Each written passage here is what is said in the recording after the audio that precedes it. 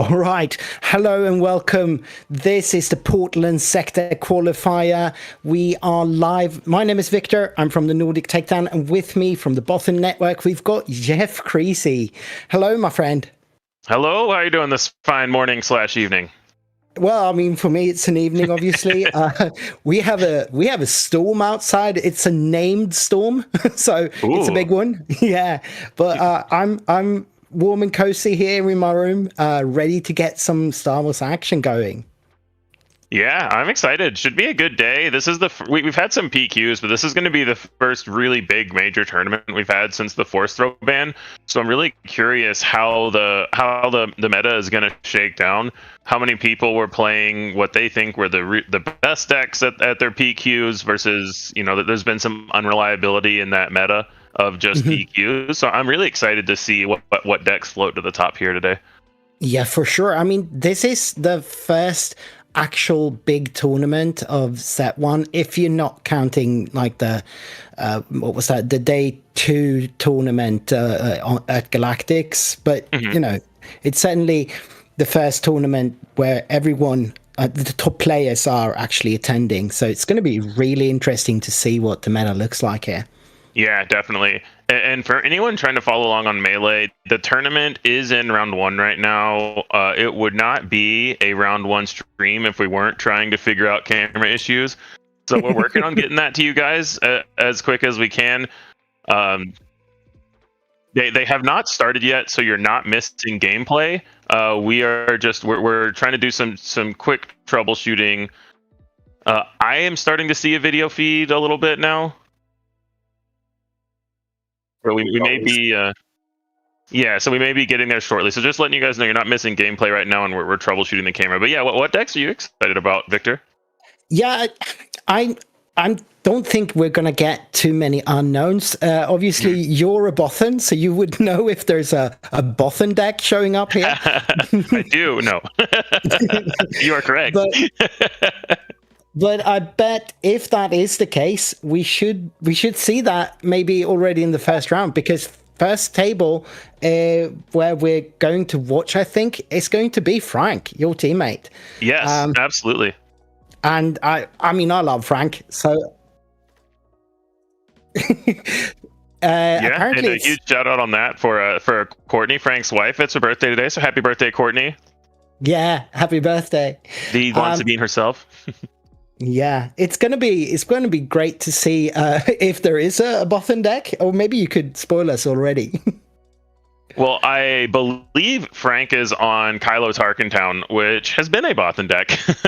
Oh, all right. It still is, and I think it's gonna have the same question of at least some percentage of the field, which is what happens when you play a force throw deck that just doesn't get to play force throw anymore. How much worse does it make the deck? How do some of the matchups go? And I think we're going to see a little bit of that. I wouldn't be surprised. We could still see some things like Hantu Blue. Yeah. But I think there's going to be a lot more. The new player that I really expect to see that was completely absent in the force throw meta is Han 1. Yeah. Because that deck always struggled into discard. And every good deck playing force throw was just so brutal for Han 1. So I think a lot of people might be doing that, and it's also an easier way to turn on Anakin unit to be able to put villainy cards in your discard if you're on Han 1 blue. Probably the also Han 1 green has a lot of really good tools. I think green's probably going to be the main color we'll see out of it. Yeah. Like that's really what I think. That's the only major player that I'm expecting to show up. Otherwise, I think we're going to see many of the same decks. I wasn't expecting maybe Kylo Tarkintown to be such a big player, but I do think like Kylo DV, well, both of the green versions of Kylo, I think, didn't get that neutered by this. They didn't play force throw. They didn't. But for them, it's a lot about how they play into the decks that are in the meta. I feel like that's the thing. There's always going to be a lot of soft control variants out there. So the question is, which soft control variant is best into the meta? We saw a rise of Iden and Data Vault during the force throw meta because that deck specifically had these little tiny advantages that lined up so well into Hantu Blue, into blue hero, blue red hero in general of all the flavors. So it could be Kylo Datavolt that comes to the top. It could be people going back to Kira. I think there's a decent amount of Palpatine around. So I think there could be different flavors of control could rise to the top in this meta based on what they're expecting to play against. I think more interesting than maybe what will show up is what won't show up. Which of the Force Throw decks do you think were the hardest hit by this? Because I'm suspecting Quinlan might not be a big player anymore. It could be. I think Quinlan is still okay, but it's more of a meta call now. It basically, I think with a lot of these decks, the very obvious replacement is what happens if you take Force Throw and make it Daring Raid. You know, and for Quinlan in particular, a lot of that comes down to how many decks care about taking 2 damage, because there were some Quinlan matchups where Han unit was really bad in the matchup, but force throwing yourself to discard a Han unit was really good. And some matchups where you really needed the discard. So do those outweigh the amount of, for example, the Weenie Cad, the 1-drop Cad deck? If that comes around, Daring Raid's great into that. You can still kill all of their guys. So I do agree that I would expect Quinlan to see a drop. And then the other one is the Blue-Red Villain.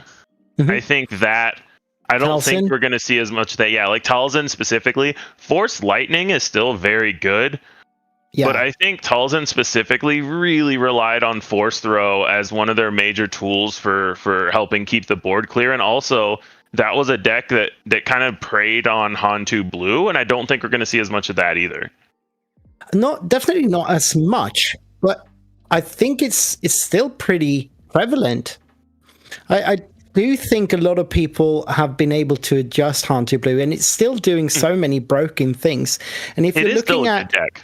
Yeah, and if you're looking at like what cards, a lot of the decks that used to be blue-red heroic, I think Han2 Blue is the one that still gets to do the most broken things.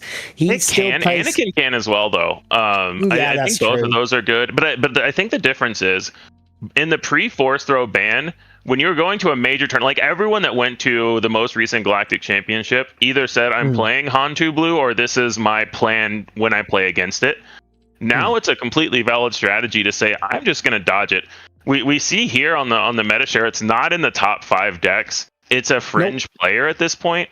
So I think it's totally, I don't think you want to bring a deck and say, I'm bringing this because it has a good Han2 matchup. I think it's more important to look at these. None of these top, I would say none of the top 4 decks are a big surprise to me. We've got our Boba, Sabine, Cad, and Han 1. I think all of those are pretty expected. There are some brave souls playing Vader, where the question is, how much hate did everyone pack for Vader? Did everyone forget it exists? And when you know Boba Datavolt's a big player, then it's hard to forget about Vader. It kind of gets hit it's the by accident. Same tools. And also, if Han 1 green is being much more of a player, that of course is also at least able to go very heavily into space and be super fast. So I don't think anyone can go through the Swiss rounds here and make it to day 2 without having answers for space. I don't think. Yeah, definitely. So yeah. So Frank, you said he was on the Kylo Tarkington deck, but is that sort of the consensus within the Bosons now, that you actually think that deck still makes it, or is it just Frank being lazy? I would say there's not a big consensus right now, but also there wasn't as big of a team coming together like we had for Galactics. There were a lot of people like myself, for instance. I knew I wasn't going to be able to make it to Portland, so basically everyone on the team that couldn't make it to Portland, there's not much reason to play a lot if you're not going to a PQ or not going to Portland. So I've been kind of more relegated to a support role, where I'll answer questions if a team member asks them, but I wasn't testing for a big event, so we didn't have the same level of coming together. It was really just a few people kind of working on their decks and sharing that with the team. So it was There were a few options. It was definitely not a consensus to say, oh, we think Kylo is far and away the best deck. It was a much more of a discussion of what do we think the top decks are going to be, what plays well into them, good bad matchups. Do we think people are still going to be gunning for Kylo? I would assume that people are not going to be gunning for Kylo as much. So might be able to sneak under the radar a bit. So obviously, with this just being a sector and not a regional, are we expecting? Well, I know for the two largest teams in the US, only 4 players are attending from each. So from KTOD / Secret, I guess, because they are now the same tournament team, I think. And they've got 4 players in the field today. They've got Alex, they've got Justin, Bobby Sapphire, and Sunny D. And then you guys are also only fielding 4 players with Frank, Ian, Lego Pizza, and Reflex and Crispy. Yes. And I think, like with McClunky being so heavily skewed towards the East Coast, are they even represented? I'm not sure. It was really hard. I mean, this topic has been covered a lot, but there was really not a lot of warning for this event coming around. So for me, it actually would have been much cheaper for me to go to this than to Philly. But by the time it was announced, I already had plans and friends flying into town, and we did a whole thing last night. So yeah, I just couldn't make it to this, and I know for a lot of people they looked at the prices with that little warning, or they looked at that. It was kind of tough. So, McClunky said in chat they have 4 players as well. Oh, nice. So McClunky is represented. That's good. That's good for them. I'm excited to see how the McClunky guys do. Yeah, always. So we do have some kind of image from the table, and there's still no movement. So we are still waiting for players to actually sit down and get ready to play. Yeah, the video's making a little bit of progress. Yep. So how big is the field today? Let me check. We've got 400. Well, let me see. Can I find the numbers here somewhere? Do you know how many players there are? 478 players, according to Melee, for the tournament. That's not bad. That's a solid turnout. I'm excited by that because I know the West Coast gets a lot less love in general than the East Coast. So I'm excited that people are turning out for the West Coast events, even with a little bit less warning. All right, so we might be able to get to have a look at the price wall and also some other prices. So what you see on the screen now are the price wall cards that you can get for your tickets. We've got all the double aspect events from the set 1, and those look absolutely gorgeous. But with rotation, they are a little bit late to the party, aren't they? A little bit, but I think that the expectation is that there will eventually be maybe more support for a non-rotating format, and you can also play these in Twin Suns, and they're also just collector pieces. Yeah. I mean, you see things like the showcase of Boba 1 from set 1. He got banned, and the showcase is still not super cheap just because it's a really cool character that people like. You can still play it in Twin Suns, and the same thing that, there's a chance that there will be some format where he's legal in eventually. Legal, and then these cards are on the prize wall in non-foil, and they're also in event packs in foil, and that's where, based on how you do, if you get top 256, then you get some amount of packs, and the packs keep going up from there. And then, Mark F in chat makes a good point. A lot of these could get reprinted as well. It wouldn't surprise me if we see things like the double aspect events, the Vigilance, Cunning, Command. Yeah. If those cards see a reprint, they're not overly powerful. So. Yeah, they're very powerful, but they also like staples of an archetype, or sort of exactly a way to play that really needs some broken things to be viable. So maybe that's those are prime targets for that. And especially this is just a guess on my part, but especially since they've started, we saw a spoiler for a double aspect leader. They may be wanting to try to get more people to play these double aspects. So that's another thing that made me think maybe we'll see a reprint of either these cards or similar versions of these cards. Yeah, for sure. So what do you expect to be like the chase card from this wall or event pack set? That's a good question. It's hard to say. I think it's going to be variable because it really, a lot of it I think is going to depend on what deck or decks kind of come to the surface later when the next set comes out. But I mean, just looking, there are some really cool ones. Like I think the Poe Dameron looks really cool. Yep. The Darth Vader and the Maul unit both look really cool. If Space Aggro is there, there's always possibilities for Victor Leader. Yep. Ahsoka Tano's been really good in some decks as well, and that is such a great art. So with that combination of the art and the actual usability of the card. I could see that one as well. Yeah, certainly. Of course, like we talked about the double aspect ones. So, and also Planetary Bombardment. That's a card that is also like a legendary. It's usually like a finisher kind of card that might stick around for one more rotation. So that could be a chase card maybe. And also beautiful art on that one. Yeah, and on the Wrecker as well. A lot of these cards are kind of meta dependent. Like Wrecker really only sees play in Sabine right now. Planetary Bombardment only currently in Boba. That we see as a big player. It does see there's Piet Red that was kind of on the rise for a bit.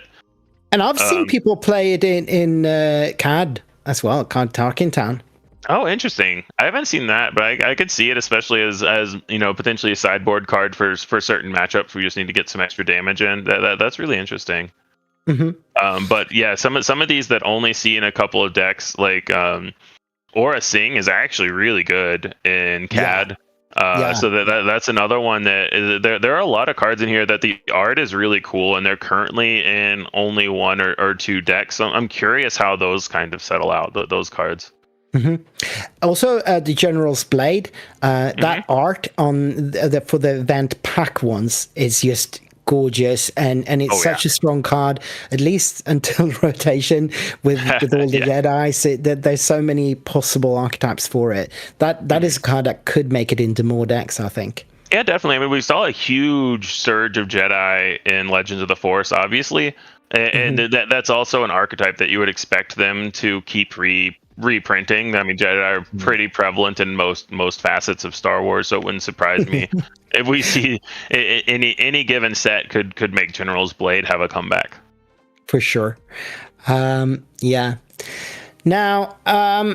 outside, so let's talk a little bit about what the price structure is. So there's the price wall, obviously, and then there's also you have these price packs with random cards.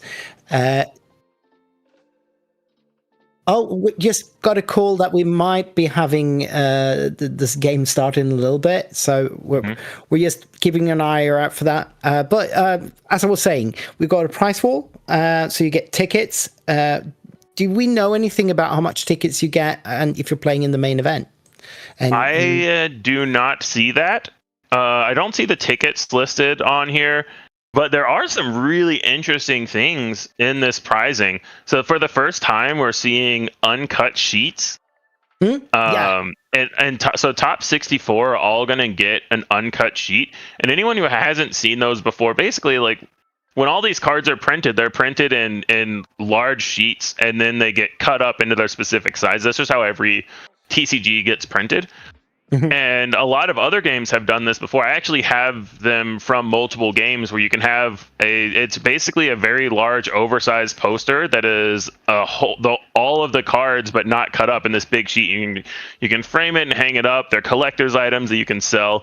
It's a really cool thing that I'm glad Star Wars Unlimited is getting into. It's just it's a really cool collector's piece to have, and I really like that as prizing to have uncut sheets. if I understand it correctly, everyone in that makes day 2 gets one, right? Everyone that's top 64, and is what the prizing says. So top 256 get 2 event packs, and then top 64 get 3 event packs, an uncut sheet, 6 booster packs, and then the prizing goes up from there. But everyone 64 and up gets an uncut sheet. Yeah, and that is such a staple of TCG pricing. Oh, definitely. So obviously a really cool thing. Going into this event, obviously people have been talking a lot about the points, grinding points, and how to get the points to get to Galactics. So what's on the line points wise? Winning a sector will garner you how many points is that? 400, right? It doesn't say in the pricing here, and I can't really remember. I can't remember exactly how many points it was for winning. I thought it was 200, but I could be wrong. Oh, maybe I could be messing up with the regionals here. So maybe it's 200 for a sector. Either way, it's definitely enough where top 8 all get a guaranteed buy or a guaranteed invite to Galactics. Yeah, but then if you want to have the ticket paid, like your flight paid, like us Europeans, we really need to get in that top 32 to make it a little bit easier to get there. But for you Americans, obviously, it's a little bit easier maybe to get to Vegas. So yeah, definitely. 100 points may be enough then. Are people grinding points in PQs trying to get in that top 32? Definitely some people are. I think it's mostly more so people on the East Coast, but I know some people around me that are climbing up the leaderboard pretty well. But yeah, a lot of it depends on how much you can, how much you get to travel. And yeah, so I found the point breakdown. So the winner gets 250 points, second place gets 200, top 4 150, top 8 100. Top 16, 50, top 32, 25, and top 64 get 15. So top 64 of a sector get you the same amount of points as top 8 at a PQ. Yeah. So it's still a really good boost to your point salad to get to win this. But even I like the idea that there's not that big a difference between the top 4. It's just 50 points difference between them, and I think that's fair. Winning gives you 50 more than being in the finalist, and then another 50 for making it to the final from just making it top 4. That's fair. Yeah, and in my opinion, I think that top cutting an event, and in an event like this, you could say top 64 even, is a very high expression of skill. I think that once you get into a top 8 and you get into a knockout tournament style, then there's a lot more luck involved. It can be luck of the draw. Did you draw well in the 2 to 3 games that you get, but also just matchup luck. Like who happened to be 8th seed when you were 1 seed, or whatever it is. There's a lot more bracket luck and matchup luck. So I really like the rewarding of top 8, rewarding a consistent run of Swiss play as opposed to rewarding spiking a single event or doing really well one time, or getting good bracket luck in a single event. Yeah. I'm looking at the info I've got from Ian Lego Pizza about the team that the Boston Network team that is currently in Portland, and all 3 out of the 4 are already above the 100 points mark, where they already have that invitation. Only Crispy is still struggling to get it, but struggling. He's at 60 points. He's going to get there. Definitely. Obviously. But for the KTOD team, they also sent us some pre-info. Only Bobby Sapphire is already at above 100 points. But he was struggling last. He didn't actually get the bye last time. I think last time, I think he had 3 or 4 second places. Yeah. He was the eternal second place. So he would have had the right amount of points, I think. He just didn't have points back then. So, yeah. Looks like we're getting into some gameplay footage here. We might have a game on our hands. They are actually playing already, it looks like. So So you guys should be seeing gameplay shortly, aka Maybe nowish. you do now. Yeah, I hope you do. Unfortunately, we are not saying it, so it's a little bit hard to commentate on. There we go. So it looks like we have Frank on the right side there, and he has a board. And then we have who is on the other side? I don't not have a name attached to that player, but we don't know the name of the opponent because we're still working on getting the melee stuff up and running as well. But we know Frank Myers is the Kylo Tarkentown on the right side of your screen up against a Han 1 green. And we see Force Lightning taking out a Falcon with a pilot. Yep. So 11 damage to 0. We're trying to catch up to this just as you are. Looks like they're on 5 resources right now. And Han 1 got in some early damage, but doesn't have a board presence right now. So the melee name of the Han 1 player is Meltao, I think. Don't know that guy. Or maybe I do, but I just don't know his melee name. Mm-hmm. And so we see some Kylo action going. Frank with the loot action. Han 1 gonna flip this turn. Yep. He's at 5 resources, but he just decided he activated Han there. Yeah. So there we are. I'm not sure why he put the... Okay, now it's untapped. Yeah, it looks like Frank prioritizing keeping the board clear. It makes sense, I guess. Well, it also leaves this Han open to power the dark side. So now Meltel is going to have to think about that. He doesn't have that protection anymore. He's going to have 4 resources, so we could play another unit potentially, but looks like he might be looking for a tech.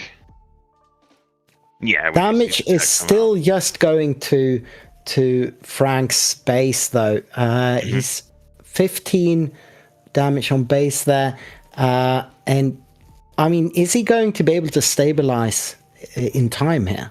I think this turn is going to be the key. This turn is going to be the most important turn in the game so far. Where Han is going to Meltel is going to have to attack with Han if he wants to get back up to that 7 resource mark that Han 1 loves so much. And Frank has initiative, so does he have something to kill Han here? Does he have to settle for trying to kill Tech? Is Han going to be able to get up to 7 and then utilize it? If Han gets a big board advantage this turn, it could be too much. And then also in a turn or two, we're going to have to see if this Han is potentially main decking something like Bamboozle. Does he have Confiscates in? So a lot of questions, I think, over the next couple of turns that are going to get answered. Yeah, and I mean, he didn't get to play any 7 cost on that last turn when he was at 7. He sold for attack. That signals to me that he's sort of struggling with his cards. He doesn't have the hand he wants to. Well, he started that turn with a piloted Millennium Falcon out, so he had to pay 1 resource for the Falcon, so he wasn't going to be able to play a 7-drop last turn anyway. Oh, of course, because he didn't. That was the part that we came in the middle of that turn. Yeah. But yeah, he had the old Falcon already out. Yeah, and he couldn't have used the Han ability because he's got 2 cards in hand still. So of course, yeah. So tech there might not be a bad option for him, just to get a little bit more options of what to play. But Frank reasonably takes it out there. Yeah, so he didn't have anything to deal with the Han, except now we could see a power of the dark side. He still had Tarkentown up this late in the game, which is interesting. Now those are 2. Oh, Migs Mayfield, interesting. He's used Tarkentown already, and Tarkentown can't touch Han anyway. Yes. So he needs to get rid of Han because he's on 21 here. He needs to get rid of both Hans. Yeah. He can. He is on 6 resources, so he could claim and immediately flip Kylo to have a Sentinel. That would work. Yeah. Big Han is a big problem for that though, because if Meltau can do anything to get enough damage on Kylo where the Han attack kills him, then you just still have that giant Han sitting there, and we don't know what's in the discard pile for Frank, so we don't know if he even has the resources ready for this big flip turn. Yeah, he has the claim here if he can't kill both units, which would be really hard to do with a low amount of resources remaining. Right, and we haven't seen we haven't seen him use Kylo ability, so we don't know whether or not he's got anything interesting in that discard pile. Yeah, we know he's got a heroic resolve. That's the only one we know about. Yeah, and that's not really the card he needs here. No, definitely not. He needs to get Kylo. He needs to get his Kylo leader above the 7 HP threshold. So it starts with 5. So he wants a +3 health saber or something to that effect. So that he doesn't just immediately die to the Han unit attack. And that is not that. He is... Well, this does give the Witch of the Mist Sentinel. So what this does is, so now Witch has Sentinel, and if Meltau kills the Witch, then Frank can flip his Kylo and replay the saber onto Kylo to get it outside of the range of Han. That's actually really cool. Yeah. Yeah, it's a really cool play by Frank. Yeah, very good. So 5 resources for... Oh, this is so another good. Han. Yeah, Pilot Han comes to ambush. Yeah. Oh, yep. That is not what Frank wanted to see here. Because that means that Leader Han is going to be up still. Yes. Even after attacks. So what it looks like we're leaning towards is what Frank... The best case scenario for Frank here is that Meltau has to swing in his Han leader, and then Frank would have to attack Han unit. Oh, the bamboozle. Oh. That's the game, I think. Yeah, that should be game. Because he Unless can kill Frank it has with something for his one resource here. Oh, he does. That's not enough. Because the Han unit still kills Kylo, and then Frank dies. So it looks like Frank's going to lose game 1 here. It all came down to right after the flip turn when when Frank couldn't kill the Han leader, and then Meltau had the Han unit as follow-up. Yep. And then sure. And also, obviously, the speed of Han Green, it is such a fast deck. He was already on 11 damage on Frank's base when we got into the game. Yeah. So there is so much damage racking up in those early turns. Yeah, absolutely. So yeah, but interesting choice to go with a pilot on the Falcon. Was that Chewie maybe? It was probably Chewie, and because that saves you still from Power of the Dark Side, and your only big hit there is the Force Lightning, which Frank had. I didn't see the pilot, so I'm not 100% sure, but I would guess it was a Chewie pilot. Yeah, because it seems really risky to play any other pilot on it, like if you play Han pilot or something. Yeah, definitely. And then I'm curious here what we'll see. So we did see the Bamboozle main deck, which was really good. It stopped everything Frank was trying to do there. So the question is going to be, how many is he running? Does he have more in the sideboard? I think the more common Han 1 green list now runs either 1 or 2 Bamboozles main, and then 1 or 2 Confiscates in the side.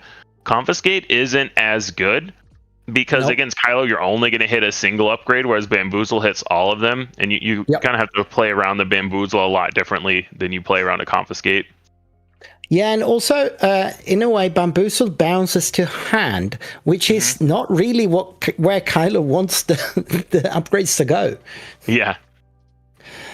Well, the key way to play around Bamboozle with Kylo is let's say you're at 7 resources, then instead of flipping Kylo and saying, I'm going to get 2 lightsabers and a 1-cost upgrade, you say, I'm going to get 1 lightsaber and a 1-cost upgrade. And if they bamboozle you, say, okay, I have 3 resources left, I can just replay the lightsaber. Yeah. That sounds like a good line. So what do we expect Frank to bring in here from the sideboard? That is a really good question. I think there's not consensus now on exactly what the best starting main deck is versus sideboard. There's not consensus on how good discard is anymore. Is Pillage still a good card when you don't have Force Throw? We're not 100% sure. But if he has more discard, he's going to bring it in against Han 1, because that's something that Han has been historically weak to. If you kill their tech, then they're very weak to discard. And then some more disruption potentially. If he has any confiscates, he might bring those in, since he saw both Chewie and Han pilot. So there's a lot of options that he could bring in. But We don't have the deck list in front of us. No. What is the general strategy against space decks for this version of the Kylo Red? I mean, it's still pretty similar. Kylo has a lot of tools to just kill all the units. It was mainly designed to keep Blue-Red Hero off the Force, but those tools also transition well to keeping any space deck out of space. So you still have your Migs Mayfield into Tarkin Town. So for instance, if Han 1 tries to go turn 1 Millennium Falcon and Frank just goes Mig cycle Tarkin Town, then that's a huge blowout for Han. So I think the first couple of turns are usually pretty important to see if Kylo can have a good start. And without Force throws, that is obviously a weakness to the deck. But it's easier to just play Daring Raid into Tarkin Town now against space decks. Yeah, because you lost one of the openings you were looking for with the first turn Force throw, but Daring Raid doesn't even need setup. You can just play it. Exactly. So any one drop could work now, right? Or honestly, in a lot of matchups, you could just keep a Daring Raid. Previously you were always looking for two things. In the before times when there was Force throw, you were looking for either Migs Mayfield or Witch of the Mist plus Force throw. Yeah, now, exactly. You're looking for in this matchup. Let's say your only goal is to kill a turn 1 Falcon. I'm not saying that's the correct play. Let's just say that's what's in Frank's head. If Frank says I want to kill turn 1 Falcon, then he can say, okay, I can keep any hand with Migs or any hand with just Daring Raid. And he can just pass turn 1, or he can cycle with Kylo turn 1 if he has the Daring Raid to see if Mel Tau is going to play the Falcon and let him Daring Raid kill it. Yeah. So, like I said a little bit earlier, Frank has his 100 points already. He's at 140 points. So he did take down the Gen Con Masters in mobile, and he did that with the Kylo deck, right? Yes. Yeah. So that was, I believe, right after Galactics, before the Force throw ban. So that was he and Crispy were both, I believe they were both on the Rey version that used the heroic Rey unit, where when you draw her, you get to deal 2 damage to a unit in a base. It was a very high rolly version of Kylo that was really fun to play when it worked. I bet. So, I mean, he's been playing this deck more or less since Galactics, and obviously preparing and everything. So he knows the deck. Yeah. Otherwise, Frank is mostly known for playing Sabine. How big a difference do you feel that it is? Like, he's stuck with it. How many of the buttons that were on this deck have changed deck now? There was, I mean, obviously when you announce such a major shakeup to the format, where you say, hey, we're taking, we'll say 5 of the top 7 decks and removing the best card from all of them, that's a really massive meta shakeup. So there was a lot of, it wasn't so much sticking with the deck. There was a lot of, it was a multi-tiered process. It was like, okay, what do we think the best decks are now? What do we think everyone else thinks the best decks are going to be?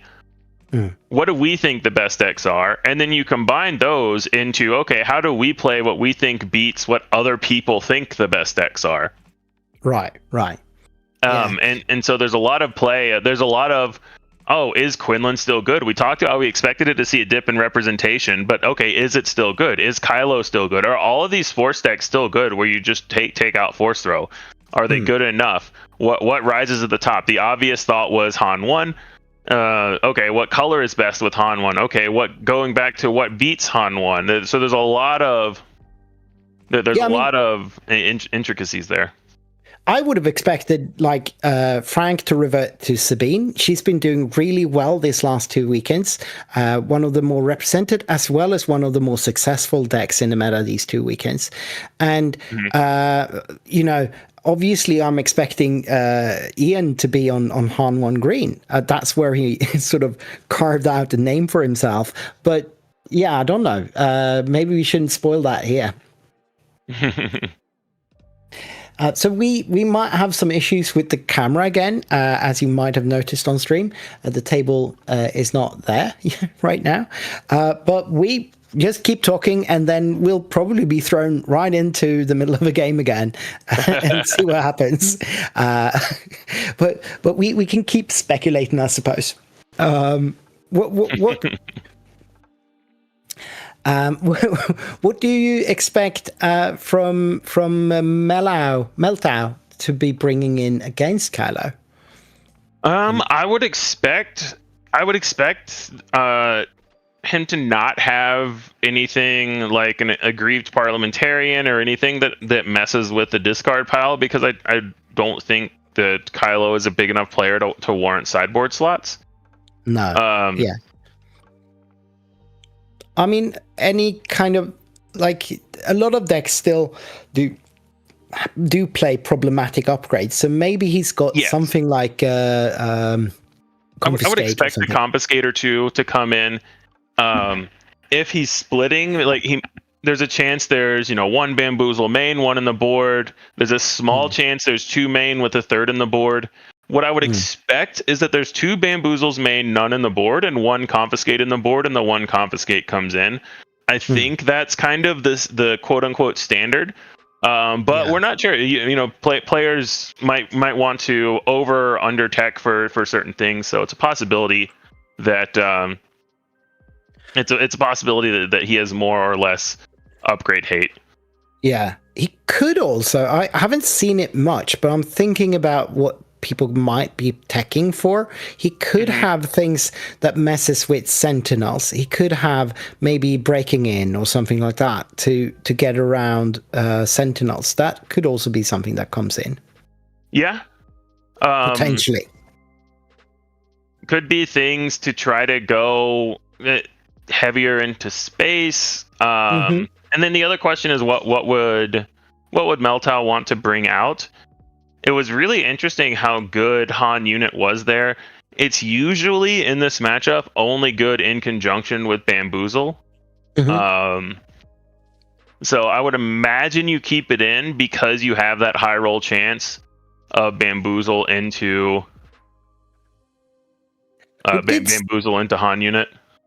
We did see a glimpse of gameplay there. It looked like they were on 4 versus 2 damage on base, and not that big. Like, Han had flipped, so not that much damage on base this time. So it would seem then that Frank has been able to mitigate a lot more damage this game. It seems like the controlling elements have worked a lot better for Frank in game 2, which is a good start. But a lot of this comes down to, can Han kill Kylo immediately on the flip? We saw last time Bamboozle into Han unit, which is kind of what you need to have. Or in some cases, you might even need both Bamboozles. Because if Frank plays around it correctly, we saw in game 1 he played a Saber and then flipped and replayed the Saber. So if he can flip, play a Saber, Bamboozle will be able to replay the Saber. He's still Han insulated. So a lot of that comes down to, does Meltau have all of the cards he needs? Was Frank able to control his hand? Maybe he was able to play a pillage or two, which is what stops you from being able to keep the Bamboozle in hand until the Kylo flip. We didn't see a Kylo flip at that point, but we did see Han out there for that small glimpse that we got there. But for those of you wondering why we're not showing it, we do have mainly internet access issues, as far as I could tell from the info I got. It with these big convention centers in the US, apparently. Yeah. So with these big convention centers in the US, internet access is an issue. I don't know why that is, because we don't have that problem here in Europe, but apparently it's super expensive to get onto the venue's internet. So you're kind of beholden to what kind of internet you can get, and then a lot of that can come down to how many other people are on the internet in large conventions. So it really depends on the convention and the space and the internet. So we do have a stream here again. We see they are up to, let me try and count that. Could that be 7 resources now? Could be. Right. We saw an Anakin unit that was helping to clean up the board. Yeah. So that would have been from the turn right after the the Han flip, I expect. So that would mean that we have 6 resources maybe for Frank as well, or possibly it's 7 resources now. Frank had that Anakin out at least, so we can expect that was part of keeping his control element going. It looked like also Han leader unit was out in those clips, and it looked like we had something like 14 damage on Frank's base, maybe. It does come and go here, and it's quite choppy. So that certainly looks like internet issues to me. Yeah, so I think that the question here is going to be, I see a fallen lightsaber in Frank's graveyard, or in his discard pile. So is he going to be able to flip Kylo and have him not immediately die to some combination of Bamboozle and Han unit? Yeah. So it does look like we have 1, 2, 3, 4, 5, 6 maybe tapped resources for Meltdown, and a few open resources there. Oh, they are between rounds. Maybe he looks like he ready. Yeah, so I think so Frank should be on 7 because he played a 6-cost Anakin next turn. Or he played that last turn. Yeah. So that now we see the Anakin cleaning up the board a bit. And so now Frank has a little bit of a health buffer, but not much. He's only got 11 HP remaining. Yeah. So the question is Meltdown going to be able to force him to flip before he wants to, or to flip where he would still be vulnerable to things like Bamboozle? Now we see the board is clear. Yeah, that looked like Han went down. There's a Power of the Dark Side. So Frank played Power of the Dark Side, and then Meltdown is currently resolving U-Wing reinforcements. So he hit a U-Wing into Kelleran Beck, and now he's going to try to Kelleran Beck into a 3-drop. So yeah, I mean, this is exactly what Meltdown needs to try to refill the board. Anakin's not going to be able to take out Kelleran Beck on his own. No. And Kelleran into Falcon. So that's really good. And that's 18 really damage from Frank's base. Yeah, so I think Frank is going to have to flip here because he has to flip to stop the Kelleran next turn, and then he's going to have to kill the Falcon too.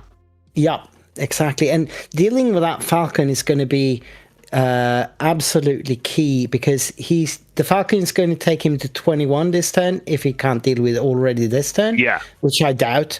It doesn't look like he could, or maybe he can. He's got some open resources. But it looks like Frank is flipping his leader there. Yeah, that's what I would expect. Oh, and I see the Falcon has died as well. Oh, really? So I think that Frank spent 3 resources on a Force Lightning for the Falcon. So the problem is now he's flipping, but only has 1 resource up. So he's going to have to try to get something like, if he can get a Sith Holocron, he can trade his Kylo into the Kelleran Beck. Yep. Which is not what you want to see as Kylo, but it's better than losing the game. So exactly, yeah. No, and if you look at it like that, it makes so much sense. Yeah. No, but yeah, he could probably do that, and I think that is that does look like a Sith Holocron. So I think that's what he's doing. So it looks like his plan is going to be to try to basically sacrifice his Kylo to keep the board clear, and he's still going to have this Anakin unit out there. Yep. So he still has some answers if there's something popping up. I wonder if that was the first Falcon that was played, or if it was the second. Because if it's the second, then he's probably a little bit safer. There's nothing just coming from nowhere. But if that's the first Falcon, there can still be some nasty surprises for him there. Yeah, definitely. And we're still in the danger area for this Han 1 deck, where all of their big top decks, the Kelleran Becks, the Han units, all of those are live off the top. Yep. And seeing how Frank is on 18 damage on his base, he only has a buffer of 7 there. So there's not a lot. A Falcon will still not do it with just a surprise strike, but it'll get very close. Yeah, and you make a good point. 7 is a really good buffer because he doesn't have to kill Falcon in one action. He doesn't have to say, "Oh, you played a Falcon, I have to, immediately claim and hope you don't have surprise strike." There's a little bit of buffer there where he can be in a little bit better spot right now. Yep, certainly. It's really stuck here, so we're just speculating here really on what's going on. but I think as far as sort of a RPG session of a SWU game, we're doing all right.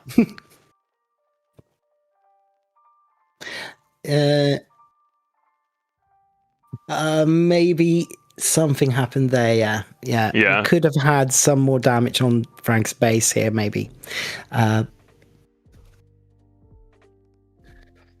And another interesting thing is there are still 2 resources up for Meltau at the time of. Okay, it looks like Frank did get the board cleared, so we got a new screenshot with the board clear. So it looks like Frank's plan did work, where the board is clear, and now it's going to be can Meltau keep the pressure up, or is he going to allow Frank to kind of build up this board? The Anakin is gone too, which is really interesting. Yeah, he might have had to, or maybe, is there any kind of removal in a Han deck like that would do that? I can't. Could have been something like a Han unit ambushed in the Han pilot, the 4/5 ambush, because Anakin did already have some damage on him. Yep, that could be. And that's probably well worth it for the Han player.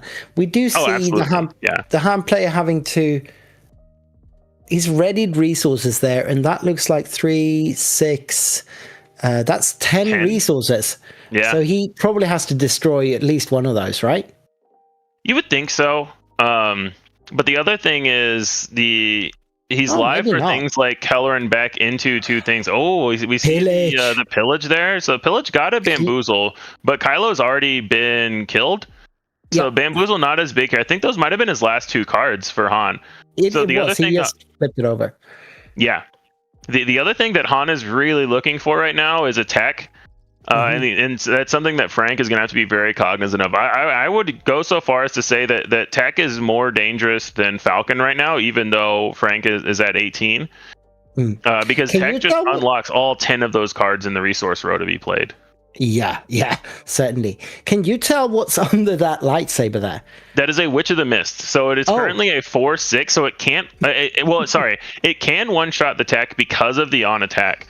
So if Meltau does have a tech, he's going to have to wait. Ooh, is he going to take this to ground? Because it's not going to kill the Witch. I think you leave this in space. But he is paying. No, he's only paying 3. All right. Yeah, he's only paying 3. I like this a lot better. You make Frank have to spend a spell, which he does. He plays an event Power of the Dark Side. That's a shielded. It is, but the Fallen Lightsaber's on a Force unit, so Frank can still kill this if he wants to. Oh, he can ping it. Ping the shield with the on attack.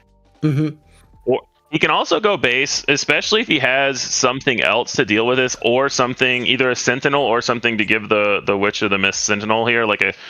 There we go. So we have the constructed saber. Yeah, Migs does it. So that's perfect. Notably here with Kylo, you can discard any card. You only draw a card if it's an upgrade, but one of the combos here with Migs is you can say, all right, I'm just going to discard this other unit from my hand with Kylo and kill your unit. He doesn't get to draw a card, but he still gets to discard on command. Exactly. Then that's exactly what he needed there. Just pinging off the shield with the on attack from the saber, and then killing it with the Kylo Migs combo. And Meltau does not have a lot of time here to figure this out. Is that a Kira? That's a Kira. So what we see, Perilous Position and Secretive Sage here in Frank's hand. Name Perilous. Obviously, he's going to have to name Perilous, right? You might name something completely different. Oh, yeah. Yeah. You could, I think maybe you could name something like a Lom Pike. It's probably unlikely that Frank has one in the row because I think he hasn't resourced in a while. But also, the Kira can get killed by the Witch anyway, so it's not that critical. Can you tell what that is? I'm guessing it's a Force unit because it looks shiny and prestige-y. Very prestige-y. It looks, or maybe it's something from Galactics. It looks like he paid 10. Oh no, because he paid 4 for the Kira, so he paid 6 for this. A 6 cost. Or a 5 that's maybe. Prestige. 1, 2, 3, 4, 5. Yeah, That's 5. he paid 5 for it. So he paid a 5 cost. It could. What's 5 cost in a Han deck? That is a good question.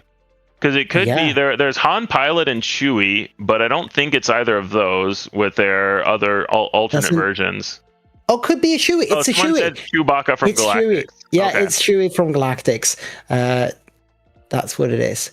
And that's a 5/6. So it's a little bit tricky to deal with, but he can sacrifice the Saber unit into it and do 5, that would only deal 5. Yeah, I think he's going to try to Anakin kill it. Yeah, and that's what so Anakin minus 6 to kill the Chewie.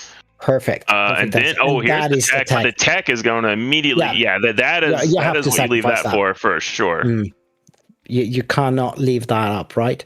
Have to take it out. It's really interesting that he played the tech from hand, so he didn't want he either has plans for the rest of his resources. Oh yeah. Because the witch has 6 health. Yeah, he does. And Frank does get a few shots in there as well. So there's 16 to 18 here.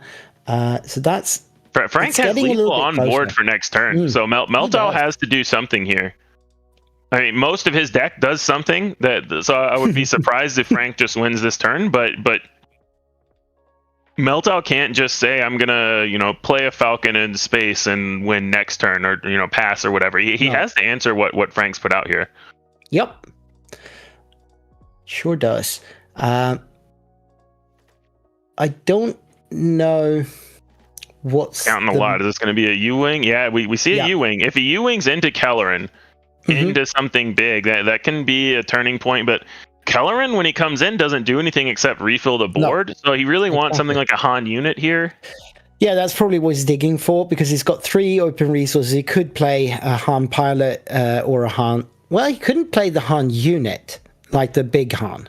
Yeah, because it's 7. He can get it. He can play just Han unit. He could also, excuse me, if he gets something like a blue leader plus anything else, he can pay the extra resources to move the blue leader to the ground.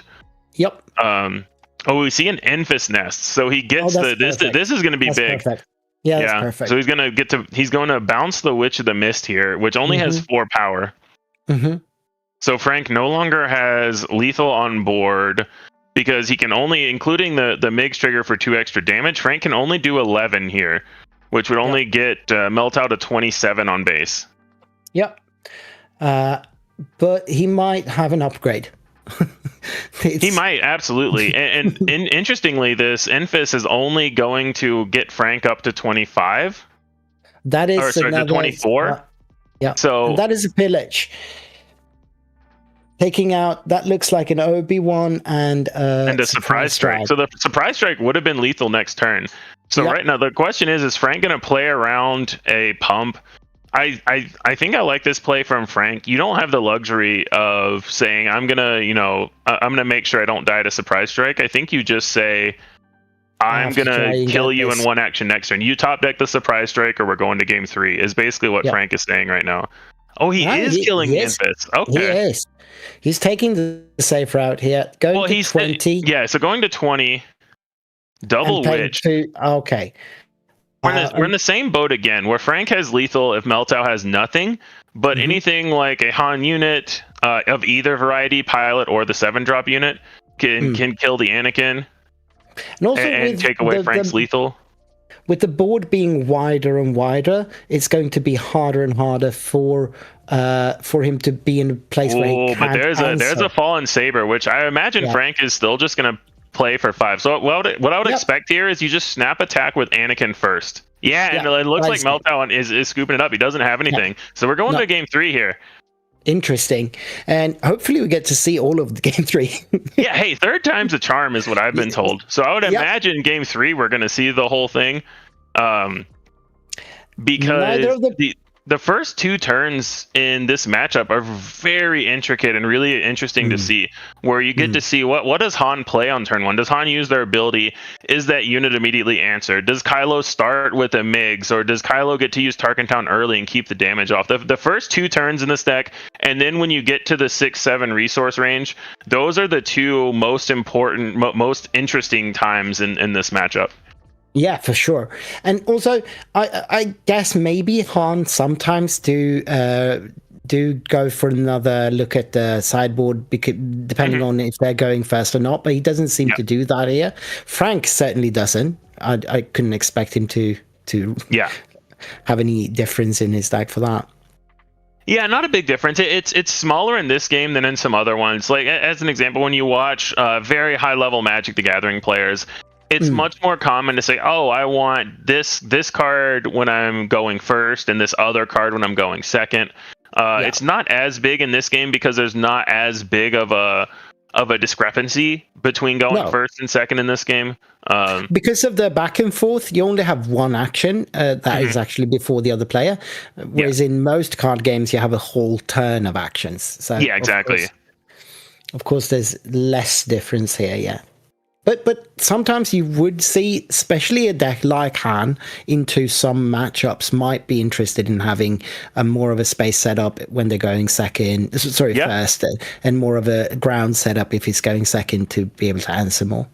Yeah, it's something that I always think about in this game, but especially with a deck like Han 1, and it's the same way with decks like Darth Vader, where your nominal game plan is to take 2 actions on turn 1. You just assume you don't have initiative on turn 2 either way, and it doesn't matter that much. There are obviously some matchups where that's not the case, but that's kind of a general rule of thumb. Yep. Where you say, okay, I'm going to use this I'm going to use this ability, then play a guy, then maybe attack with a guy. So you do what you're going to do, I'm going to do what I'm going to do, and you're going to go first on turn 2. Right. For sure. So I could not make out those resources there. But he does have the Han unit, or the Falcon unit, and a Han behind it. Oh, and a Han. You're right. Yeah, that's big Han. Yeah. So he did keep the big Han for a very nasty. That is really interesting to keep the big Han. I think a lot of times it also may come down to he's only playing 2 of them, and so he doesn't want to get rid of it when he's less likely to draw another one. But it's interesting to keep Han from your opening hand. That could have been. Was that the big Han he's resource there, though? It might have been. It's not surprising because it's a big ask to say this is in my opening hand and I'm going to keep it for 7 resources. Because against Kylo, you often don't even want to play it on 7. You want to save it for Bamboozle plus Kylo flip. So I would have been shocked if Meltow's decision was to say I want big Han to keep in hand for the whole game.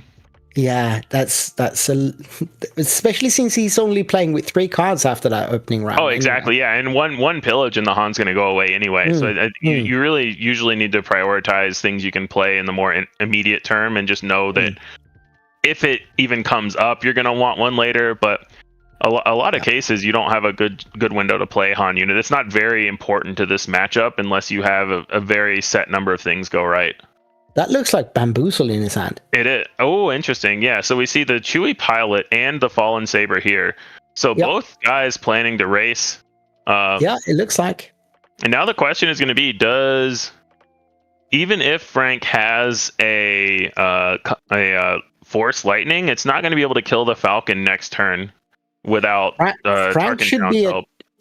That was a Chewie, right? Yes, so he should be at 9. No, he's at 9. He should be 9. Yeah. Oh, he is at 9. It's because he got hit by Falcon. Yeah. It's just me reading it upside down. All right. Yeah. Is there any world where Kylo can actually race here? Because to me, it seems not like against this. But sometimes you don't have a choice in the early game, because with the Chewie, his power of the dark side doesn't do anything. So wouldn't be surprised if Frank tries to keep initiative going into next turn. Yeah, he's on 15 here. That is a lot of so we damage. see the pillage here, getting rid of 2 cards. And now another interesting thing is, does Meltow even play? Well, we see 2 more 7 drops go. So there goes a Han and a U-Wing. and then Meltau resupplied. Yep. So this is going to be the Han flip turn, maybe into a 7-drop, but we've seen so many 7-drops go away. And this is where Frank needs the Force Lightning for 8 damage here. So he needs to spend all 5 resources on a Force Lightning. Or of course he's keeping the Falcon. So he needs to get rid of that Falcon now. The only tool that he has to do it is Force Lightning. He doesn't have one. I think he's digging for one again. Yeah. But and yeah, that is another 6 damage, 21. Yeah. And that's it. If Meltau can just sort of dirtle away here and then flip Han into nothing, he wins. Yeah, I don't even think he needs to dirtle. I don't know what, because now Frank has to be able to kill Han on the flip and kill Falcon. I don't even think you need to dirtle. You just whatever Meltau does here. I think that 6 damage was kind of the death knell. I'm not sure how Frank can come back from this one. I mean, the Sage can kill Han on flip. It can, but if it does, then you just claim an attack with Falcon. Yeah, that's true. He has to have. So Migs can do 2 damage to the Falcon, but it has 7 total health. So he has to be able to deal 3 more damage to it before Tarkentown can kill it. So he has to Migs, Daring Raid, and then Tarkentown. That would kill it. Yep. And all the while, Meltau is just passing, maybe. But also Frank's already cycled, so he doesn't have a way to discard himself this turn either for that extra 2 damage. I'm guessing he cycled into the Migs. Yeah. Either that or he knew that he had to draw the Force Lightning, so he cycled knowing that was his only out. Maybe. And I don't see... Yeah, he can't get out of this, as far as I know. I think this is over. He is holding the Han flip hostage right now, but the thing is he can't just claim initiative, because if he does, Han flips and kills him. So he's holding the Han flip hostage, but... what he's doing is he's Tarkentowning as a soft pass. Yeah. So he's Tarkentowning with no valid target, saying you have to play something here. Yeah. And this is I don't think he has anything now with a That's big another Falcon. Well, it's another lethal threat in space. There is no way Frank takes this. No, Kylo doesn't play any Space Sentinels. He's got the Anakin, but it can't kill Falcon because it has 7 health. So Meltau takes it. Yep. Frank trying to see where Force Lightning was, if I had to guess. yeah. He's digging. It Perilous Position could have bought him a turn as well. That was deep down there. Perilous Position would have actually been really good, because it would have stopped the Falcon from attacking that turn, and then it would have let Anakin kill the Falcon plus Chewie with an extra -6/-6. So Perilous Position would have been another good one. Yep. But that's the thing about Han 1 green. When they go turn 1 Falcon, turn 2 Chewie, even if your deck has answers, you have to draw them, and you only have a couple of turns to do so. So if your answers aren't on the top of the deck, then... No, and I mean, even like really fast decks that starts the game with answers, like Sabine, has to see them. Yeah, exactly. I mean, even Sabine, if you play against Sabine and they've taken 9 damage by turn 2, then that's Sabine might not be winning that race either. Just any little bit of disruption, and Han 1 can take that too. As a Sabine player into Han green, you are the control. You are the control. At least most times. If they brick, obviously you might race, but. All right, so that was game 1. We might be going to table 2 if they are still playing. I can have a look if there's something there that I recognize. No, I don't recognize either of those players. We're going to go to a break instead. Table 2 is already finished. So, we are taking a short break here, and then we're coming back in just a short while. I'll be with you for another round, and I don't know, maybe I'll be joined by Late Night Gaming's platform, or maybe someone else will stick around with me here. Yeah, I think I'm done for a couple of rounds, and I'll be back in a few. So thanks for hanging out, everybody. Yep, see you in a bit.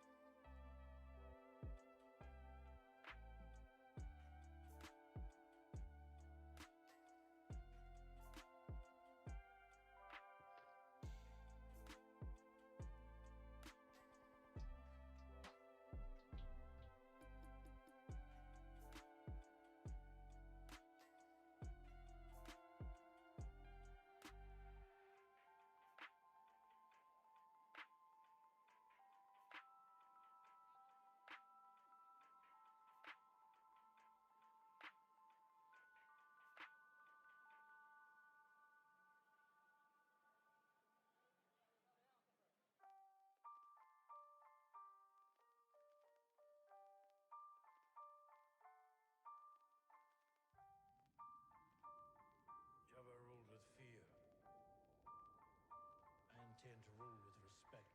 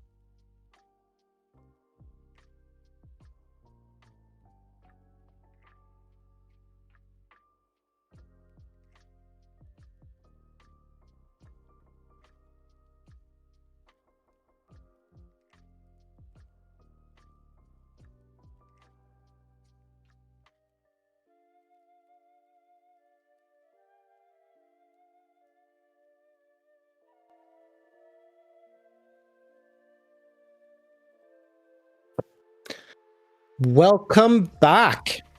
We are watching the Portland Sector Qualifier. My name is Victor from the Nordic Takedown, and with me for this round, I've got Colorado Cantina Crew's Jordan. Welcome.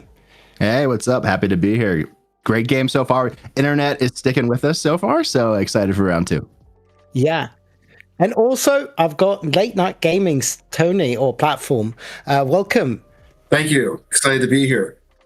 Yeah, I love casting with you, man. We did that earlier in the spring, I think. So it's gonna be cool to recast. I have never casted with you before, Jordan, but I've seen your work before, and it's been great, man. Thanks. Yeah, I'm crashing the party because we got one of my teammates, Sharky, here. I wasn't supposed to commentate until next round, so appreciate you guys letting me hop in. Excited to talk about this. I've been working with Sharky all week on this CAD build. He's been playing this since set 2 when it released. He sides a little bit more towards the mid-range side of things, resisting that pressure to go to the weenies as we go here. So I'm excited to see how this match comes up, and it looks like we have a Han 2 variant of some kind. Gotta assume it's Han 2 blue here. Could be.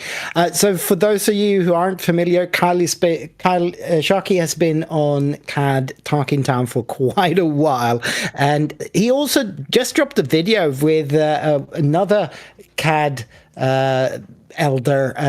Together, he and Yoda Killer just released a video on the Hyperspace Cube channel where they talked a bit about CAD things. So that's always fun to watch.